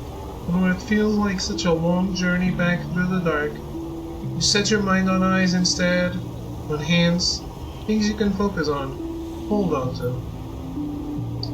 And then after an age of crossing, you are there, settling back into the chair, into a body, in a chair, and the overwhelming sensations that come with being a living thing with a rich and detailed sensorium. For a moment you feel like you have made a terrible mistake. Who would choose this weight, this anxiety, this deep well at the center of existence? But then you feel it. Rico's hand gripped hard around yours, trembling a little, sweating a little. Rico's hand with its brittle bones and crumpled skin. Rico's hand. In that moment you understand why you made this choice, and then you squeeze Rico's hand, and you wake up.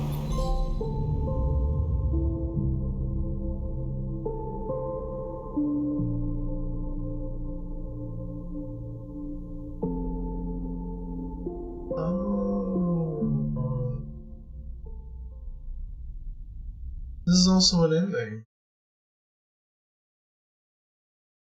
I don't think so.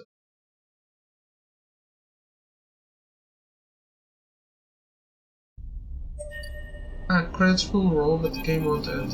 Oh, okay. Sleeper! Rico's voice comes wavering through the dark. Are you still with me? You sit up, the lab a bright green glare that fades as you gather yourself. I'm here. Rico smiles. Good. She squeezes your hand. I thought you'd left me for a moment. What? She pauses. Who? She smiles. Tell me about it. Tell me everything. Tell her the truth. You tell Rico everything. You tell her about the gardener, that strange farm administrator AI that has grown to be so much more. About the chorus, that impossible configuration of networked plants, and finally about the choice the gardener offered you. She listens attentively, but her responses are hard to read, and you wonder if she might have made a different decision had she been in your place. Thank you, Sleeper, for telling me. I know it isn't easy to say such things. People so often do not wish to hear strange truths. She looks away. And thank you for returning to me. Oh, I know you had your own reasons. She squeezes your hand reassuringly. Something passes between you then, a kind of shared sadness for the impossible choice. The choice to escape your body, or to stay and suffer it. Her smile is warm and generous, and whatever the wisdom of your choice, you are glad to feel welcome in this moment, in this place. Then suddenly she stands and walks a little away, as if trying to escape an unpleasant thought. You worry that she knows all too well what it takes to make a choice like you did. Rico sighs. So Sleeper, do you plan to stay in the commune with us? For a while. I'm glad to hear it. Rico crosses back over to you and takes one of your hands in both of hers. Ipa needs new blood if he wants to survive, and she squeezes. You are a good friend. The feeling is mutual. No, don't let me keep you. Rico waves you away and limps back to her terminal. As she does, you notice the crown in her hand, and she places it on the bench with great care. You can't help but feel a little curious about what she intends to do with it. Then you are out, breathing the air of the greenway, fresh as a spring morning. The dappled light makes a patchwork of the greening landscape, and you walk into it, sensing the movements of the gardener's horse all around. And you are glad to be here, in this strange and beautiful place, a little longer.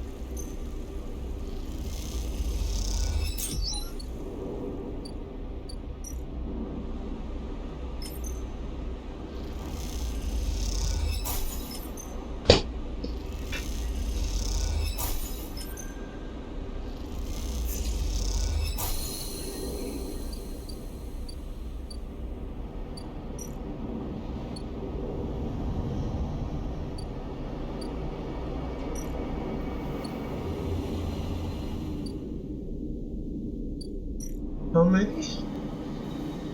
5.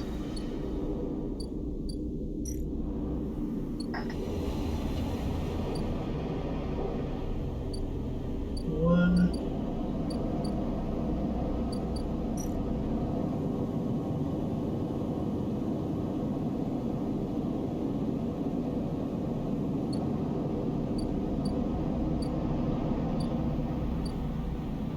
And over here as well.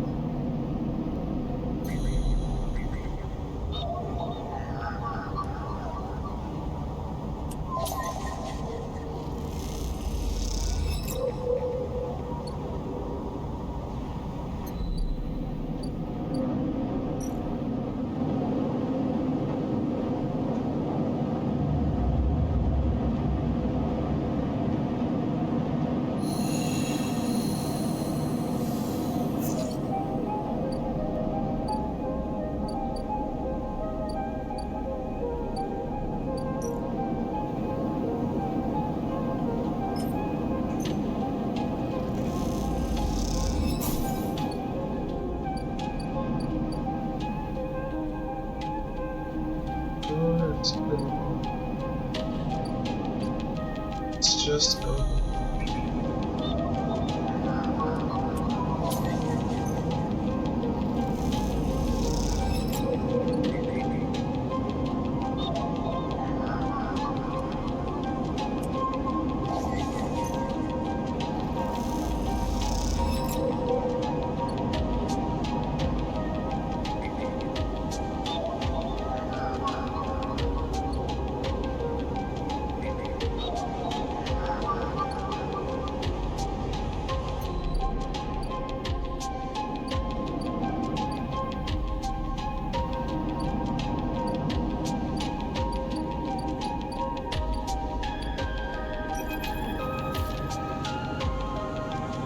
There's no answer when you buzz Lem's unit, but the door is open. You push the door and find Mina sitting in the middle of the floor, playing with Bun Bun. Hi, Mina. Hi, Robot, says Mina sullenly, waving Bun Bun's paw without looking up. How are you? Bun Bun is sad, says Mina, nodding the toy's head in agreement. Like Daddy. You look around the unit. It is a mess. Dishes and glasses on the side, some of Mina's clothes piled up in a corner. Mina is sitting by her bag, which is spilled out across the floor. Her drawing slate cracked and dark. Tidy up.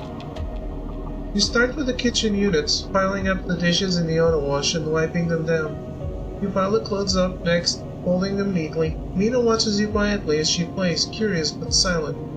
You just started to look at fixing your cracked slate when Lamb enters.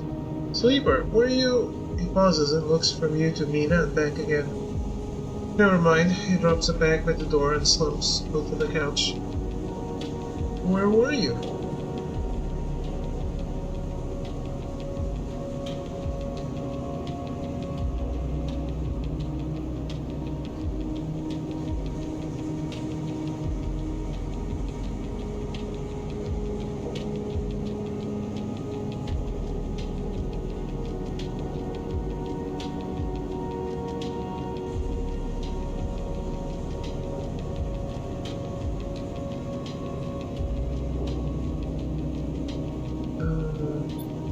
Lem ignores your question, asking one of his own instead. What are you doing here?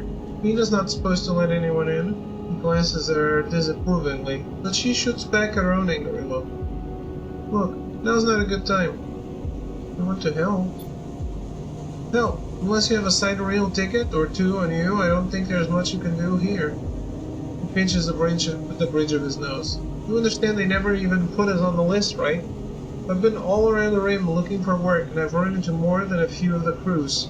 From the crews. It turns out only long-time Havenage members were issued those Sealy's ID numbers. They never planned to consider us.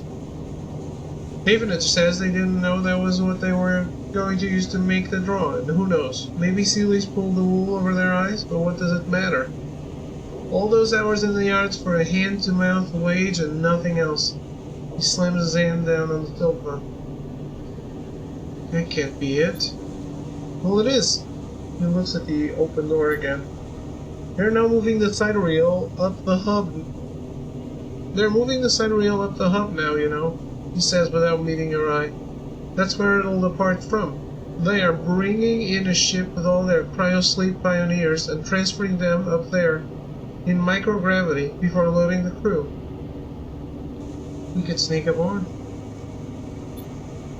You think they're just going to let people on board? The security they'll have has to be impossible. He looks over at Mina. Look, we'll be fine. We always have been. I just need a little time. He sighs. We haven't had our hearts set on that trip is all. Mina comes over and climbs onto his lap. He smiles. What if I got you on board? I missed you these past few cycles. I missed that optimism. Lem strokes Mina's hair. Look, you want to go up to the hub and ask around? Be my guest. I can't get up there with Mina down here. And I'm sure the sidereal will bring in a crowd. But be careful. This kind of thing always attracts scammers and thieves. If you find any way on board, you take it. You need help to get there? Ask me. But for now, me and Meanie here are sticking to the eye. He looks up at him and smiles. He'll find a way for us all. Lem smiles but doesn't say anything. You stand to leave and Mina grabs your hand, eager to give you one more smile. Then you are out, back in the walkways of the Lowen, already thinking of plans to make this right.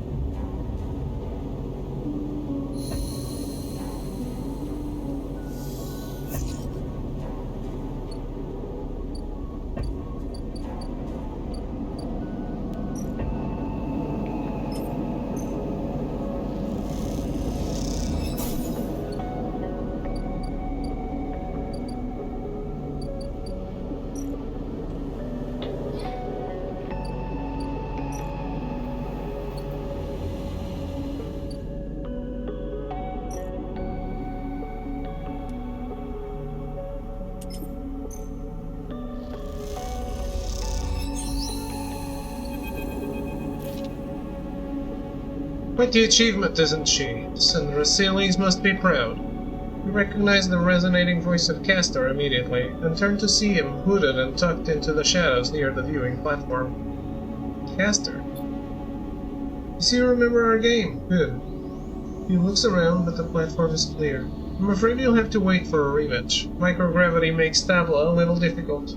Smiles broadly. Castor walks out to stand beside you on the platform. The telltale clunk of magnetic boots accompanies his slow crossing. He notices you looking at them. I don't much like it up here, he explains. I hear there was some trouble at the Avonage shipyard when they announced the results of the crew lottery. They screwed us. I know, he sighs, meeting her eye. An ugly business. Seelys are too used to the way things work in the core. Exploitation is only logic, they know. Is the only logic they know. He gestures out at the side reel. You know why they built this monstrosity on the Eye? Control? Certainly. There is no corporate oversight out here, but that's not all. He stares at the pristine yellow hull. Seelys built it here, says Castor gravely, because they didn't want anyone to know it exists. He rubs his forehead. And secrecy is something I cannot abide. He turns to face you. There are people being loaded onto that ship as we speak. Sleeping people, locked in cryosleep, like the person that you were emulated from. There are hundreds of them, and Seelys wants to send them out to a planet at the edge of the settled systems without anyone knowing where it is. But you, Sleeper, can do something about that. You are like me. You deal with data. You can read it right out of the air.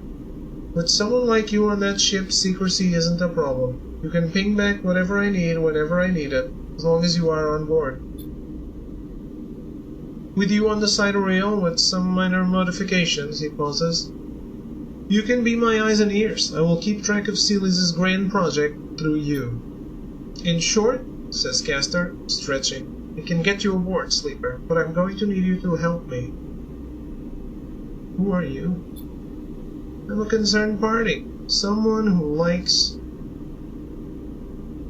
to know what is happening when it's happening, not afterwards. It's not just me. Yes, your friend Lem. That can be arranged. It is difficult, but not impossible.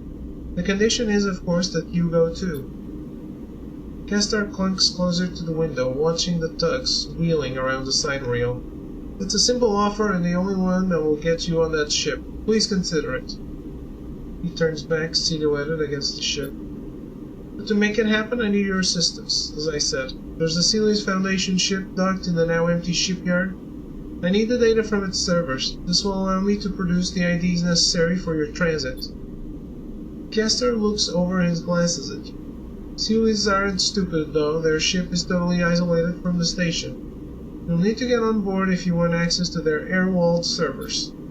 Once you have the data, meet me at your friend's unit so we can give him the good news. He smiles. I noticed his importance to you, and the little one... so cute. If you don't extract the data before the sidereal horizon leaves the hub, then I will get the message. We have other options, but you are certainly my preferred one. But be sure when you act, Sleeper, once you take the data from Seelys, you'll set off a series of events that will likely be hard for you to untangle yourself from. Either way, I recommend you stop asking around up here. Why, you are bringing a lot of attention to yourself. Castor glances around, as if to emphasize his point.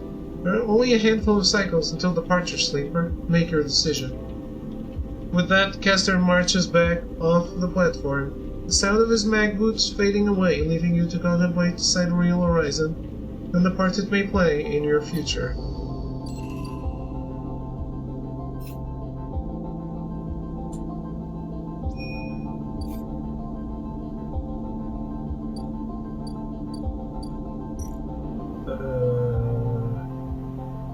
Eight cycles.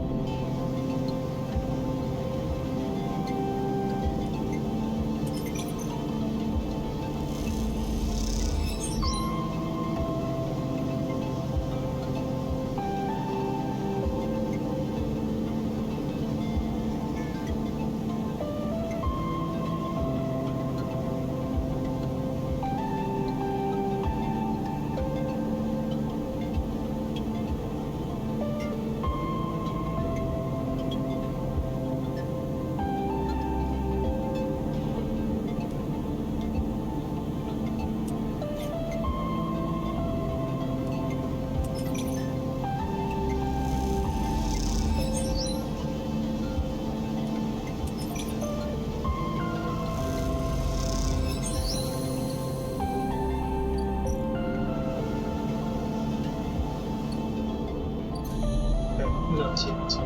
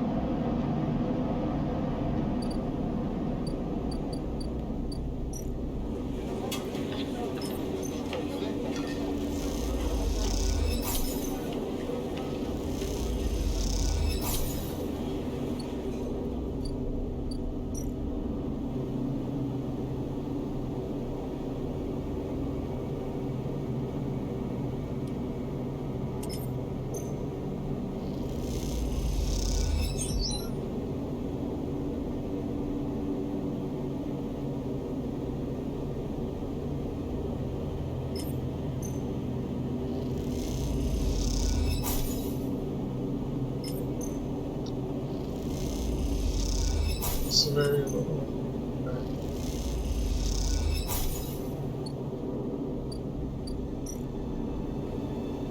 It's fine.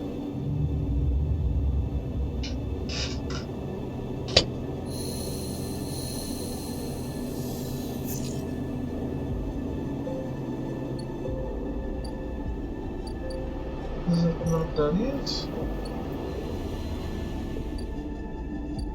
It's one part. Yeah. I really need this one to advance.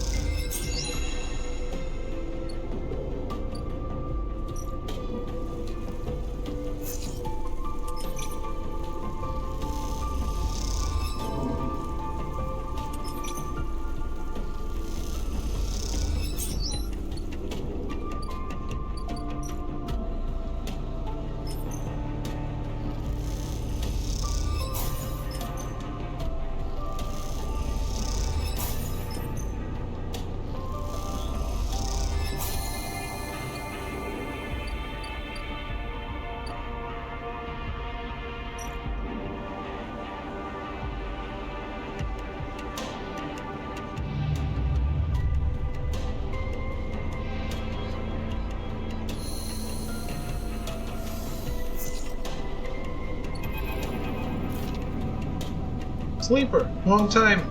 Moritz is smiling at you when you leave, clearly happy to see you again.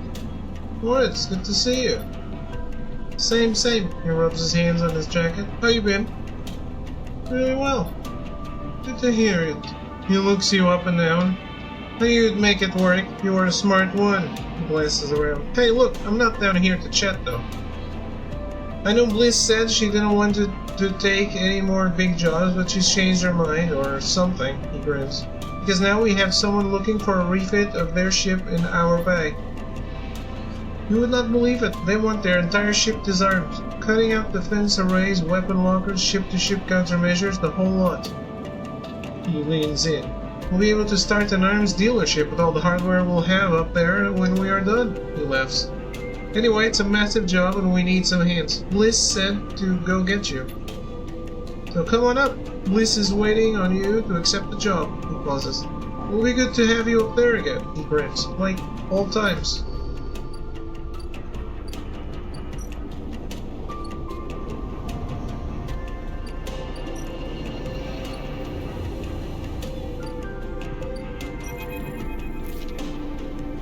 When you enter the bay, it's weirdly quiet. Moritz must be out on some errand, and maybe Bliss is prepping the kit?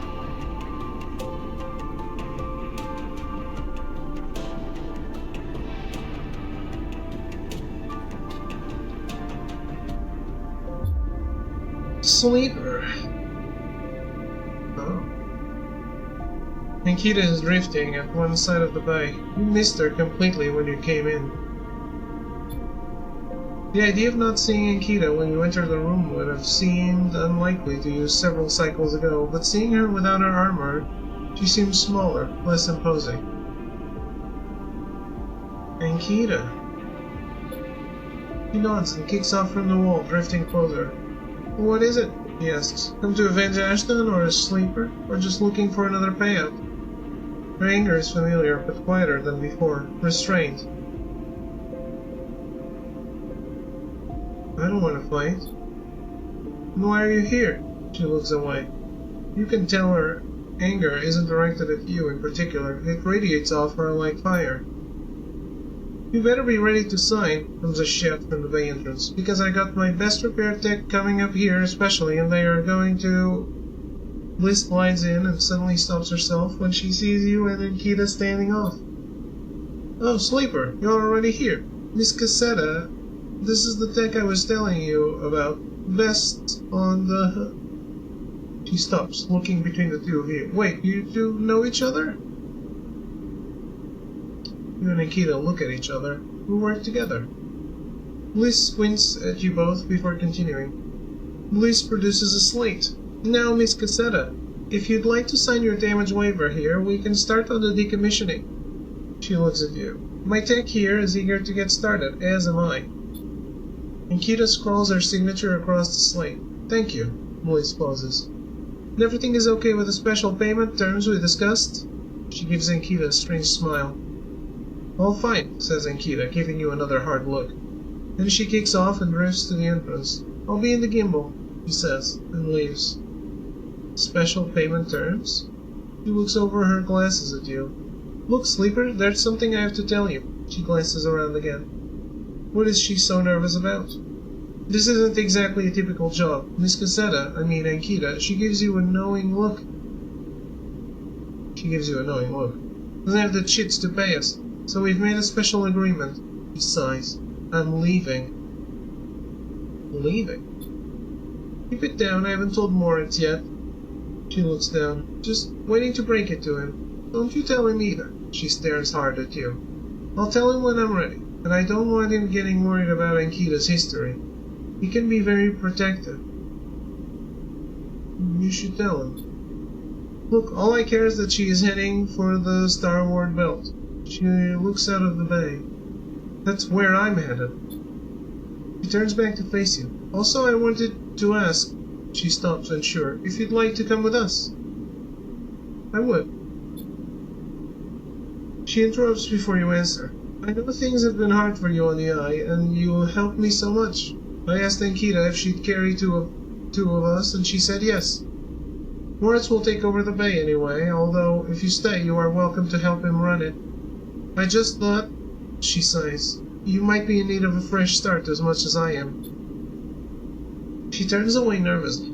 Think about it anyway, the berth is there. We've got to finish the job first anyway. And with that, she kicks away and heads to the racks before you can offer an answer. A moment later, Moritz enters with a new cutting torch for the disarming of the ambergris.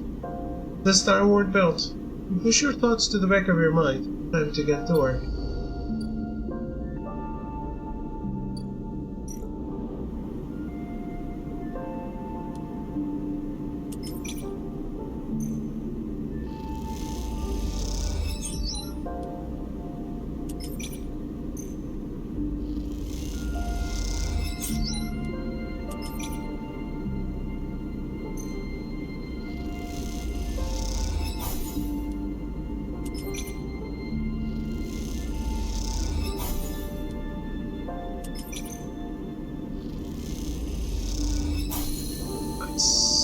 Doing the day's work. Amber looks better than she ever has before. Bliss has done an incredible job of cleaning up the hull, and despite the exterior changes being limited, she has the impression of being lighter, somehow sleeker than before. Moritz drifts by. He has been loading up the final equipment onto Amber. It turns out Ankita will be taking her weapons, but packed and ready to sell at the first starward belt port she hits.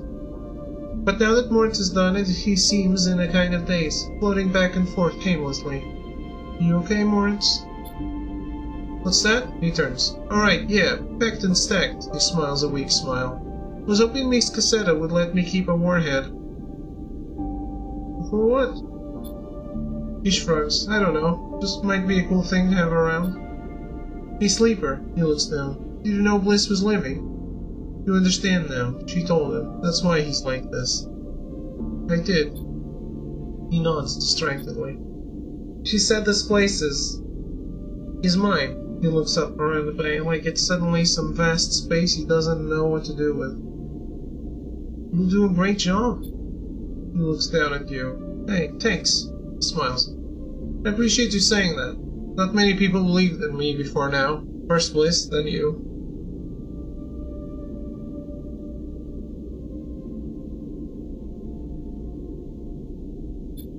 A dark look suddenly crosses his face. Hey, Sleeper, there was something Bliss said. He meets your eye. Are you going too? Before you can answer, Ankita glides into the bay. A massive crate on her shoulder. Sleeper, you coming or what? Bliss is already on board. She stops by the terminal, holding herself in place. Moritz looks at her with a dazed expression. You look at Ankita. She's keeping it together now. She spanked all those bad feelings down someplace where you'll never see them, and built a tough foundation on top. She may not be a mercenary anymore, but you imagine most people would think twice before trying to cross her. Well, she looks at you. I'm not eager to spend another moment of my time on this station unless I have to. She pauses, looking between you and Moritz. He sighs. I'll give you a minute. She kicks off with the crate, taking it to the end of the bay where the Amber sits docked. You look back at Moritz. I'm going. Moritz looks like he might pass out. I get it. He steels himself. It's the right decision. Thank you. Hey, thank you for working with me these past cycles. He smiles a shaky smile. I learned a lot. Hey, look, he moves a little closer. You've got to find what you need. I did. Bliss, this place, you. This was everything I needed. He sniffs. I was in a bad place and this pulled me out. He looks away. You go find it. Nikita comes back across the bay, the final crate stowed. You coming then, Sleeper? I'm coming. She nods. Well, okay then. Come on over with your things and I'll get you settled. She pauses. I'm sure Amber will be happy to have you. You both glide away from Moritz, his eyes wet but a smile on his face. He waves as you go, dwarfed by the vast bay, and you hope you will make it, even though you know, somehow, that he will. Ankita helps you through the walk, onto the Amber. and the sense of familiarity is overwhelming. You think about all the time you spent working in these corridors, listening to these sounds, diagnosing those hisses. Nikita gives you a minute before she speaks. Look, Sleeper, I'm not going to go back over everything that happened. She sighs. I'm trying to put that behind me. She stops, unsure how to proceed. It's okay. The past is done. She nods. She stops. Thank you. I don't know if we can begin again, but we can move on. She sounds pained, tired. As you move off down the corridor towards the berths, she tries again. I don't think it was that I thought the wrong things about. I don't think it was that I thought the wrong things about who or what you are. I think I just didn't think of you, I mean. I didn't think about how things might affect you. And I realized I've been like that for a long time. Focused, stubborn, willing to get the job done at any cost. She pauses. This is hard for her, but you don't want to interrupt. Well, I'm sick of paying the cost. I'm sick of being used as an extension of something bigger, something crueler than me, and having that cruelty, that violence flow through me. I just want to be me for a while. She looks down, or at least figure out who that is. She takes a deep breath. So what I'm saying is, you can get off at the first port we hit in the belt. I wouldn't blame you. It's a smart move. She pauses. Or you can stick around and we'll see if we can find a way to make space for all of us. She looks away, her energy exhausted. Thank you. She nods. Nothing else. This is you. She turns you to a small room with a bunk and a porthole to the flickering lights outside. The outside wall is sloped like a roof, and tucked beneath is a small desk and terminal. Bliss is next door, though I think she's in the hold right now. She said she wants to make sure the warheads are locked down tight. Nikita observes your nervous response. I mean, they are, obviously. She gives you a look. Nikita slips away and you look around the room. You go over the porthole and place a hand on the wall and feel Amber purr. You think you're going to like it here. You stay like that for a while, looking out the porthole, one hand on the wall, feeling the ship. It is through that porthole that you will watch the eye getting smaller and smaller, drowning in the black. At some point it will become so small that you could hold it in between your thumb and index finger, and then it will wink out, and you won't be able to see it anymore. And it is at that moment that you will finally exhale and collapse onto your bunk. In moments you will be asleep, and when you wake up it will be among friends, on your way to somewhere new.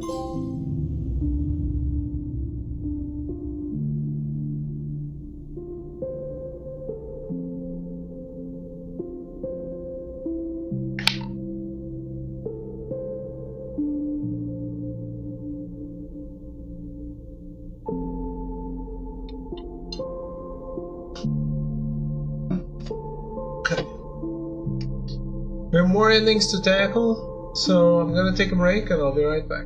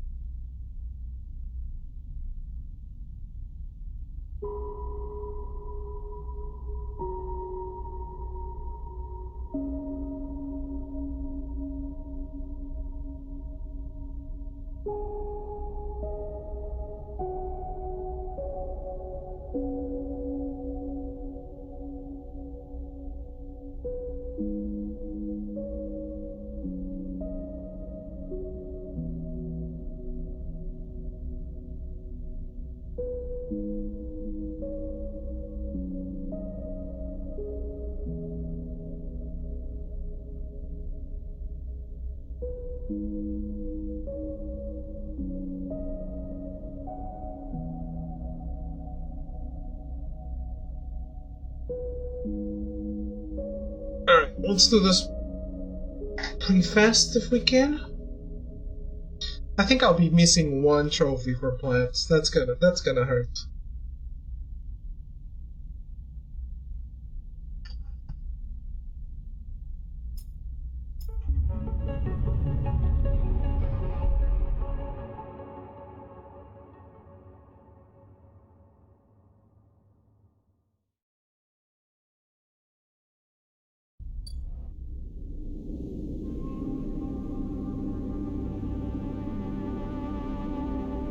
Also, don't think I let the game autosave.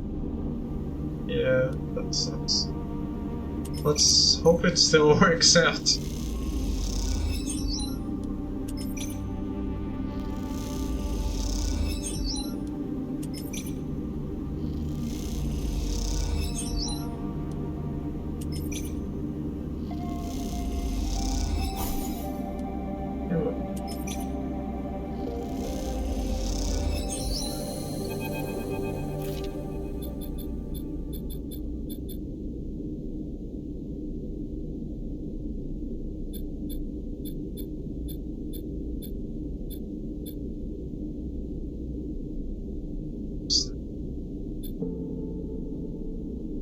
Well, it looks like he might pass out. Sleeper, are you sure? Are you doing this for me? I'm staying for me. Or it's not. Alright then, you're staying. He grins. Kita comes back across the bay. The final crate stowed. You staying then, Sleeper? That's right. I'm staying. She nods. Well, okay then. One less mouth to feed. She pauses. Look, Sleeper, I'm not going to go back over everything that happened. I hope you find what you're looking for here. He smiles and kicks off gliding to the ambergris and the starward trail beyond. We both watch in silence as Amber's drives fire up. I guess this is our place now, says Moritz, the weight of everything suddenly hitting him. Your place. He smiles. Okay, but I'll need some help from time to time. We both stay for a while to watch Amber and Bliss and Ankita leave, and then Moritz goes to the Rex to finally implement a new organizational system and you head out, promising to be back to check on things soon. As you glide around the soft curve of the hub, you catch glimpses of the distant stars, flickering through the windows. They are beautiful, it's true, but by now you think of them as a distraction. In your time on the Eye, you've realized there's nothing out there waiting for you. No fresh starts and no bright futures. Just a whole load of problems you haven't found yet. No. Your place is here, among the people you know and the problems you know. You wish Ankita and Bliss the best of luck out and about, but as you do, you focus on the Eye, on the vast spinning rim that rotates around its hub, on its buildings and flashing lights, on its people and places. This is your home, and for now, it contains all the features you need.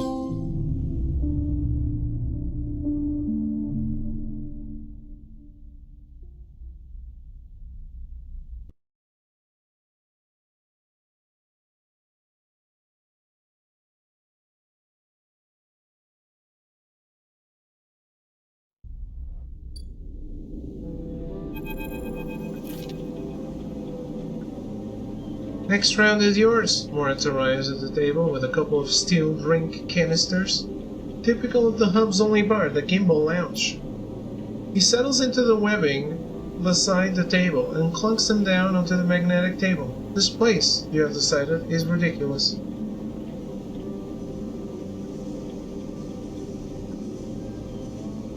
A rapidly spinning cavernous sphere, the gimbal's weak gravity, just like the gravity at the eye's rim, is created by its gut-wrenching rotation. The interior surface of the sphere is the gimbal's floor, which descends towards the equator, where one long bar loops around the entire circumference.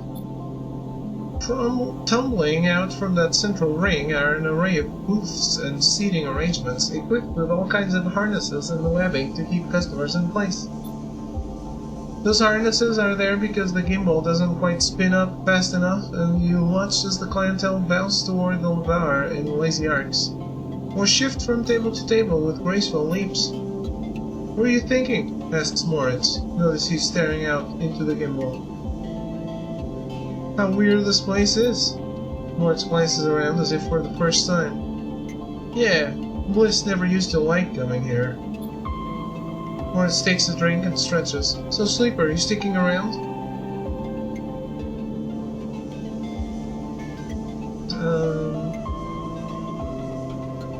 Not sure. Moritz nods. "No pressure." Moritz rubs the back of his head. "One cycle at a time, that's how we'll take it. Nice and easy. You aren't sure if he's talking to himself or you." "We'll make it." He lifts his drink for a toast. "The next cycle," pronounces, and knocks it back. Later, when you finally leave the gimbal, Moritz is still laughing. You help him out of the spinning gimbal and back into the hub, sending him on his way home to the bank. Then you pause for a moment to watch the stars as they spin and spin around the eye. You smile to yourself and think of Bliss and Ankita out there somewhere among those points of light. To the next cycle.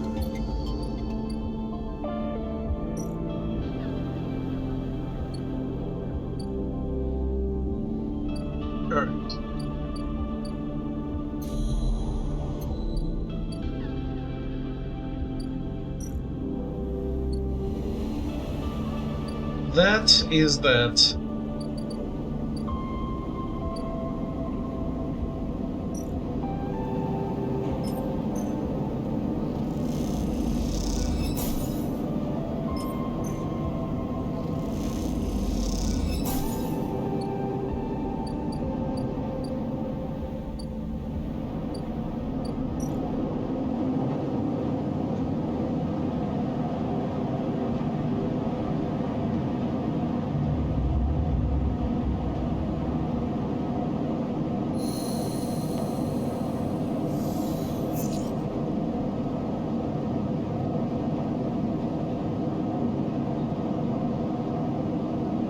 I need to read ahead.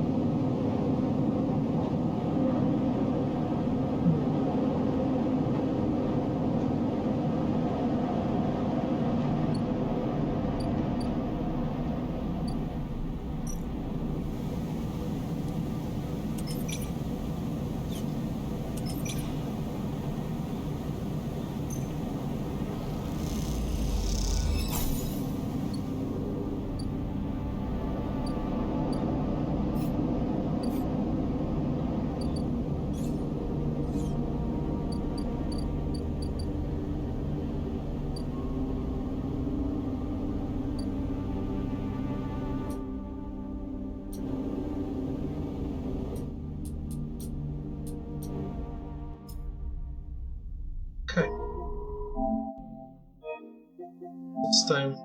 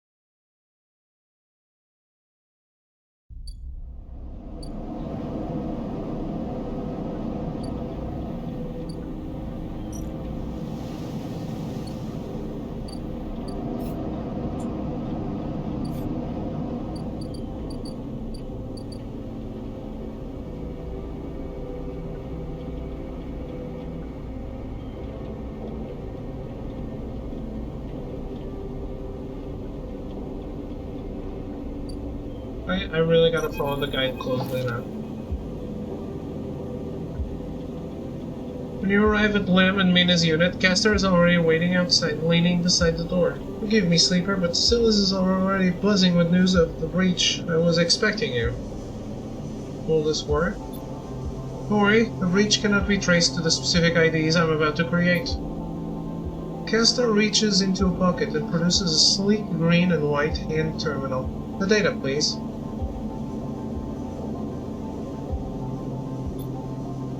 You hand over the drive with the data, and Castor fishes around for a converter cable to hook it up. He slots it into the terminal, and after some worrying, a set of 2 transparent films marked with numeric sequences are produced. 2 tickets to an uncertain future. Castor smiles to himself. The child will go with Lem, of course. He pockets them. These are yours, but first, he holds out a white cube. Your side of the deal. What is it? Something to help us make use of you. He passes you the square and you rest it in your palm. A small, white, perfect cube. Suddenly you feel a sharp pain and flinch. The cube jumps from your hand and rattles along the walkway. You look at Castor apologetically. Castor smiles. Not to worry, it has done its job. Now it is for you to do yours. You look down and see a tiny pinprick in the center of your palm. Nothing sinister. Castor puts the terminal away. This is the way we can keep track of you and the sidereal horizon. I didn't agree to this.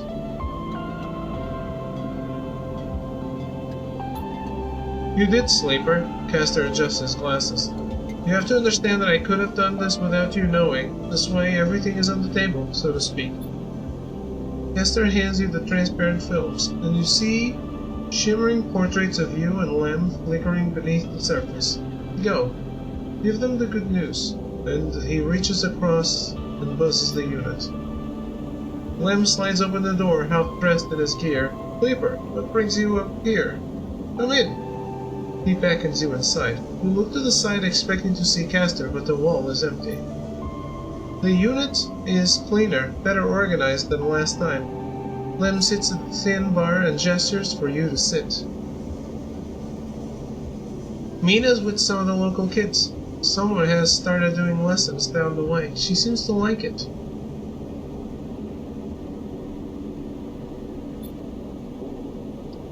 You sit at the bar. What's up, Sleeper? I have some news.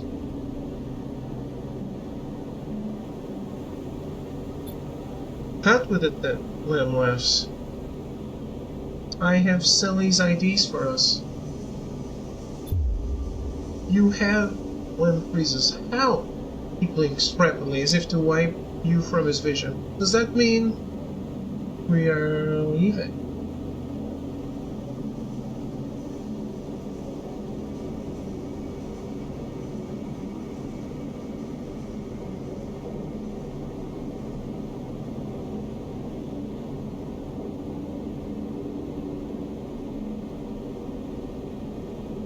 Okay. So many outcomes on this quest, on this particular quest alone.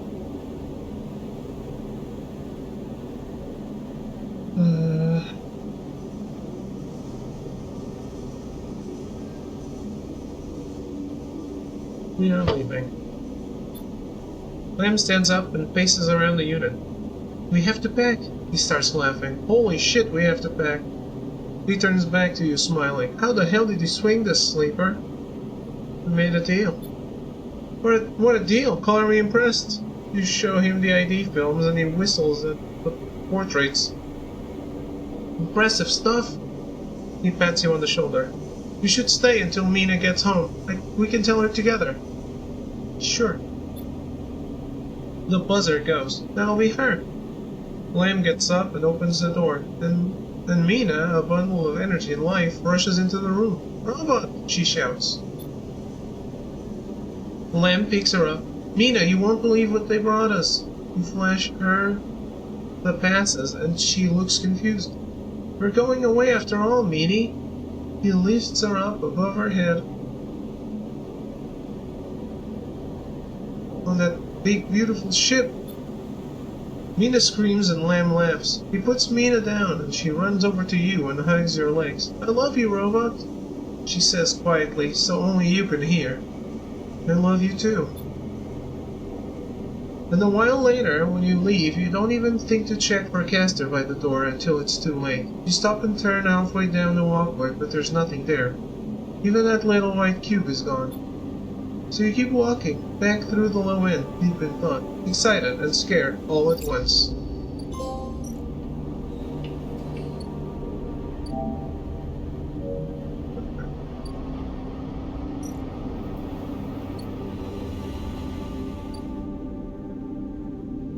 Okay, now we wait for cycles.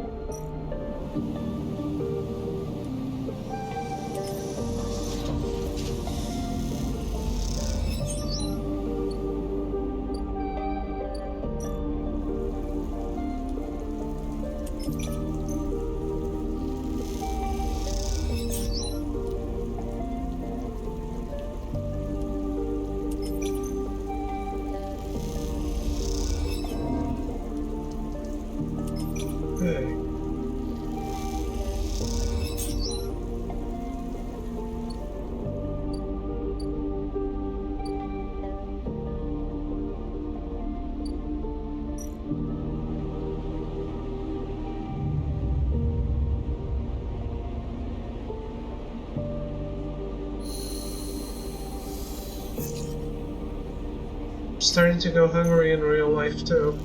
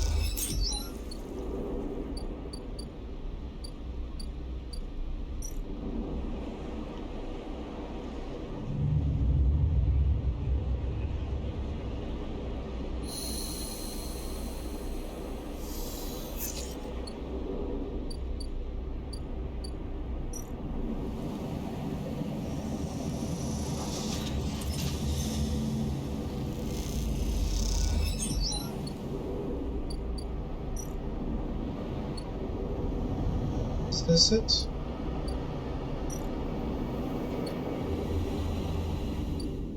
Oh, 1.3.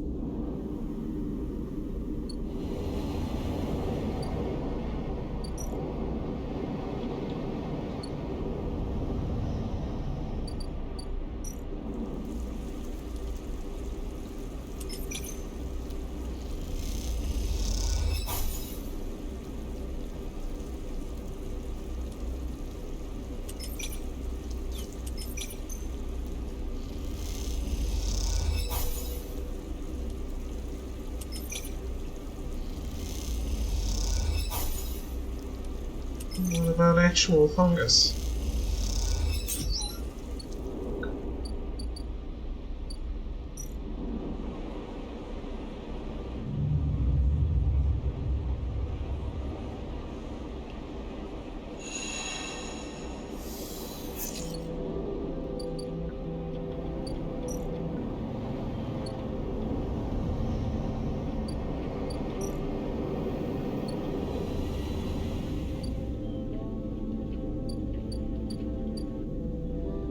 Okay.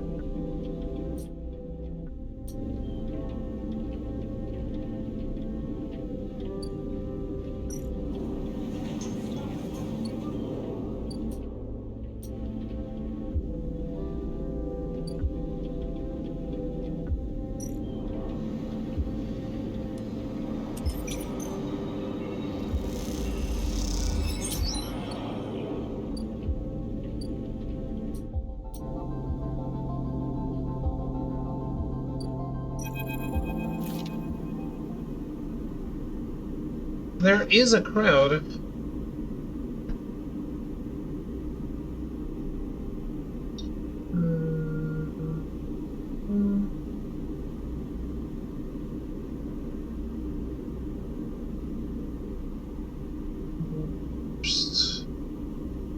There's a crowd, but you spot Lem and Mina immediately as you enter the dock.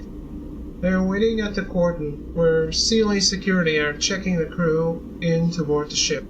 Those that manage to get up to the hub are crowded near the entrance, but even they know their chance of getting on board is long gone. Lem spots you among the crowd. Sleeper, we are here. They're standing beside a bag, which looks to carry all the possessions they have. It is small enough to be carried in one hand. You ready? Lem smiles nervously. Well, I guess so. He hefts the bag. I hope they'll let us take this on board. Got a whole life in here.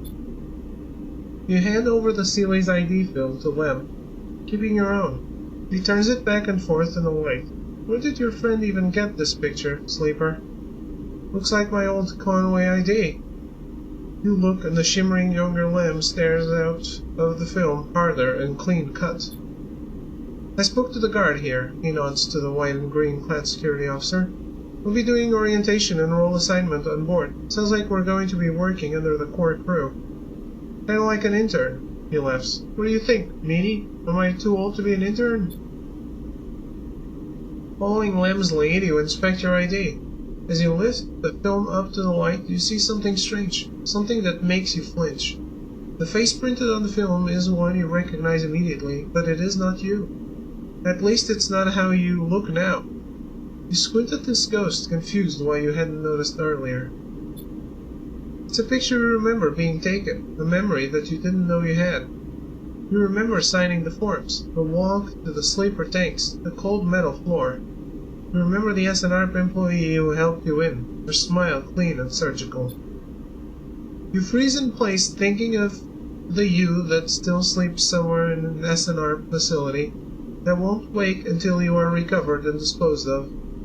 And now you are leaving. Will they ever wake up? Sleeper?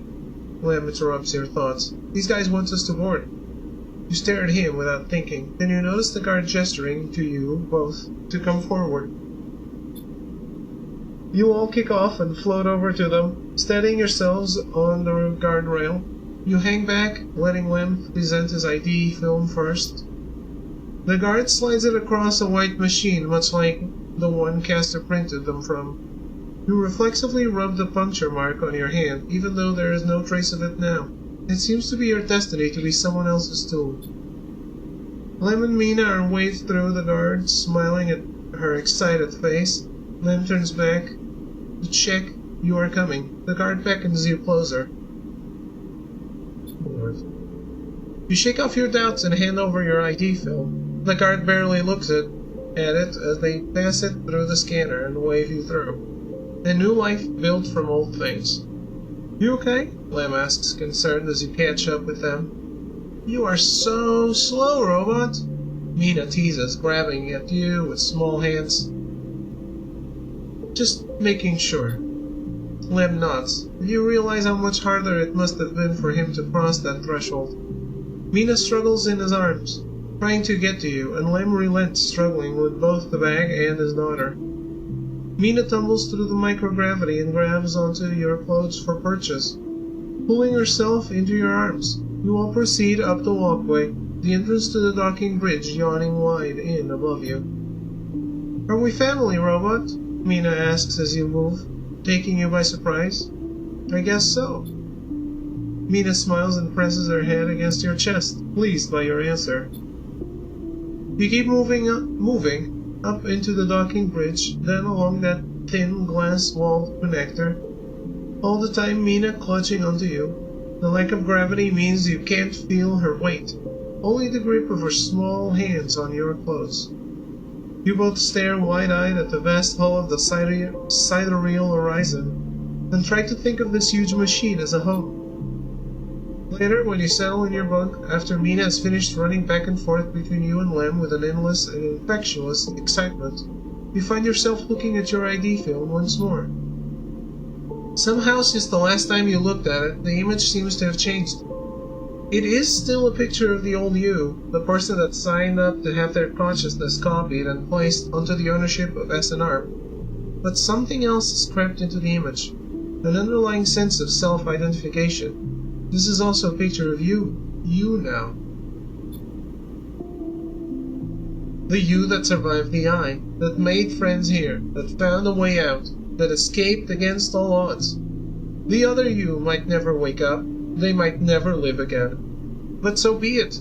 They consigned you to a doomed life for their own gain. Their life is yours now. You will live it better than they ever could. You lie back on your own bunk as the thrust of the sidereal's vast engines kick in. This feeling, this rumble, will be your constant companion for the next decades. It will be there when you work, when you watch Mina grow, when you dream of the planet at the end of the journey. I thought it was a generational ship. So she's never going to get to a planet? It will stay with you when your body starts to fail, despite the best attempts of Lem and Mina.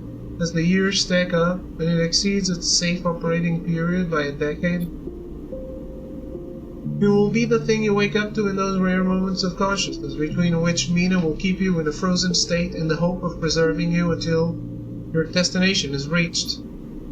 It will still be there when Mina wakes you, tears in her eyes, to tell you of Lem's inevitable death, and it will not relent despite your desire for a moment of silence. It will be the final thing you hear as Mina shuts down all but the most vital of your functions and hopes beyond hope that you make it to your final destination, all the while doubting that you will. But for now, in this moment of departure, it is still a new sound, a new feeling, and because of this, it is filled with the promise of the future. And so you settle back on your bunk and close your eyes, and in moments you are sleeping a perfect dreamless sleep, the most peaceful that you can ever remember.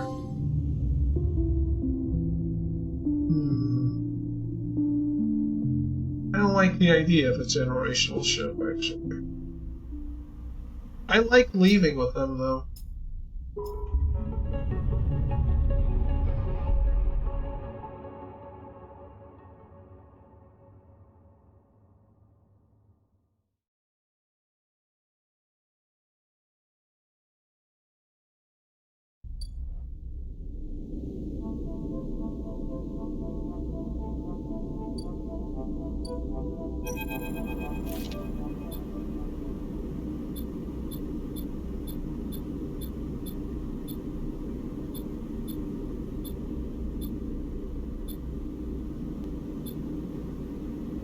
Wait.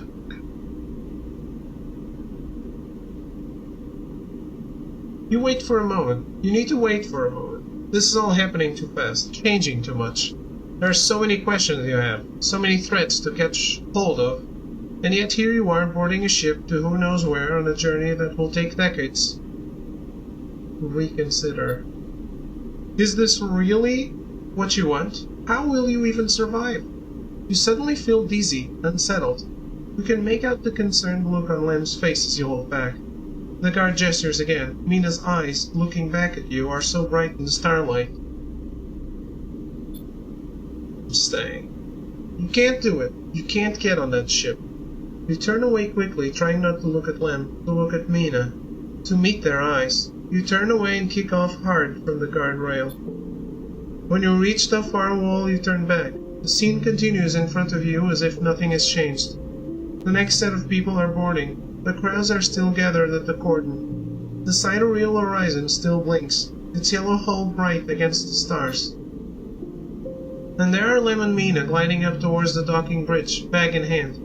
Lem is facing away, focused on the steady climb, but Mina is in his arms and is facing back towards you. You watch her face, confused, sullen, but twinkling with a growing excitement, as Lem carries her forward. As you watch Mina, you think about your future, about the future you might choose. You know one thing for certain, that future is on the eye. You no longer have any enthusiasm for being carried forward by the dreams of others, for grand futures that unfold like angelic wings across the horizon. The future is being made now on this spinning ring among its people and its systems. You are sure of that. But as you watch Mina disappear into the entrance of the sidereal horizon, and much later, when you watch the ship pull away, you feel a sense of longing, a longing to be carried, not by the systems that spin the suns or the corporations that run the colonies, but by love towards an uncertain future, just as Mina was. That, you think, is the future you wish to make here on Erlin's Eye.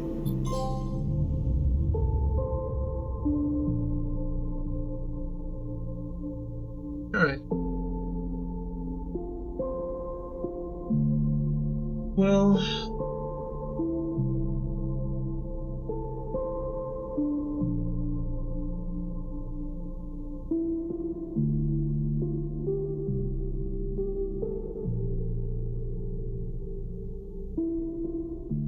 we have one more ending to do, which is where I destroy the IDs and don't go on the ship.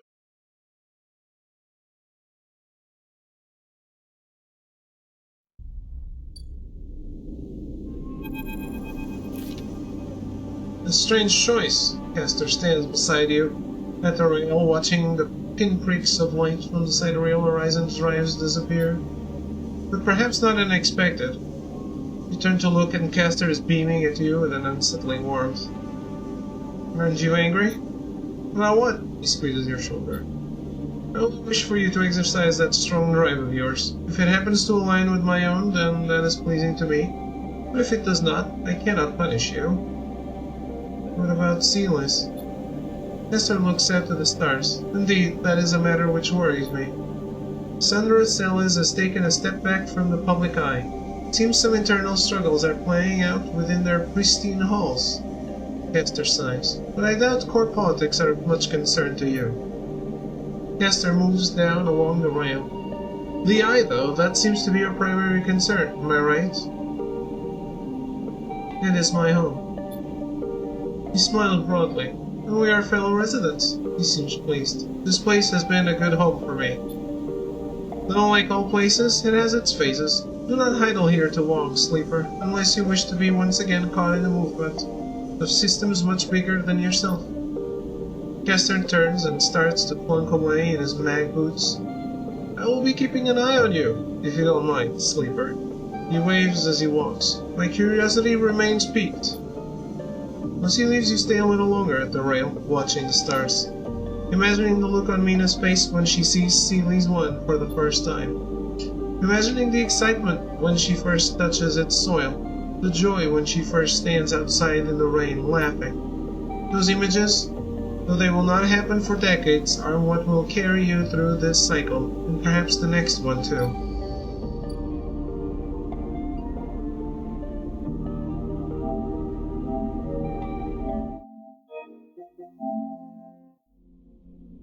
Okay.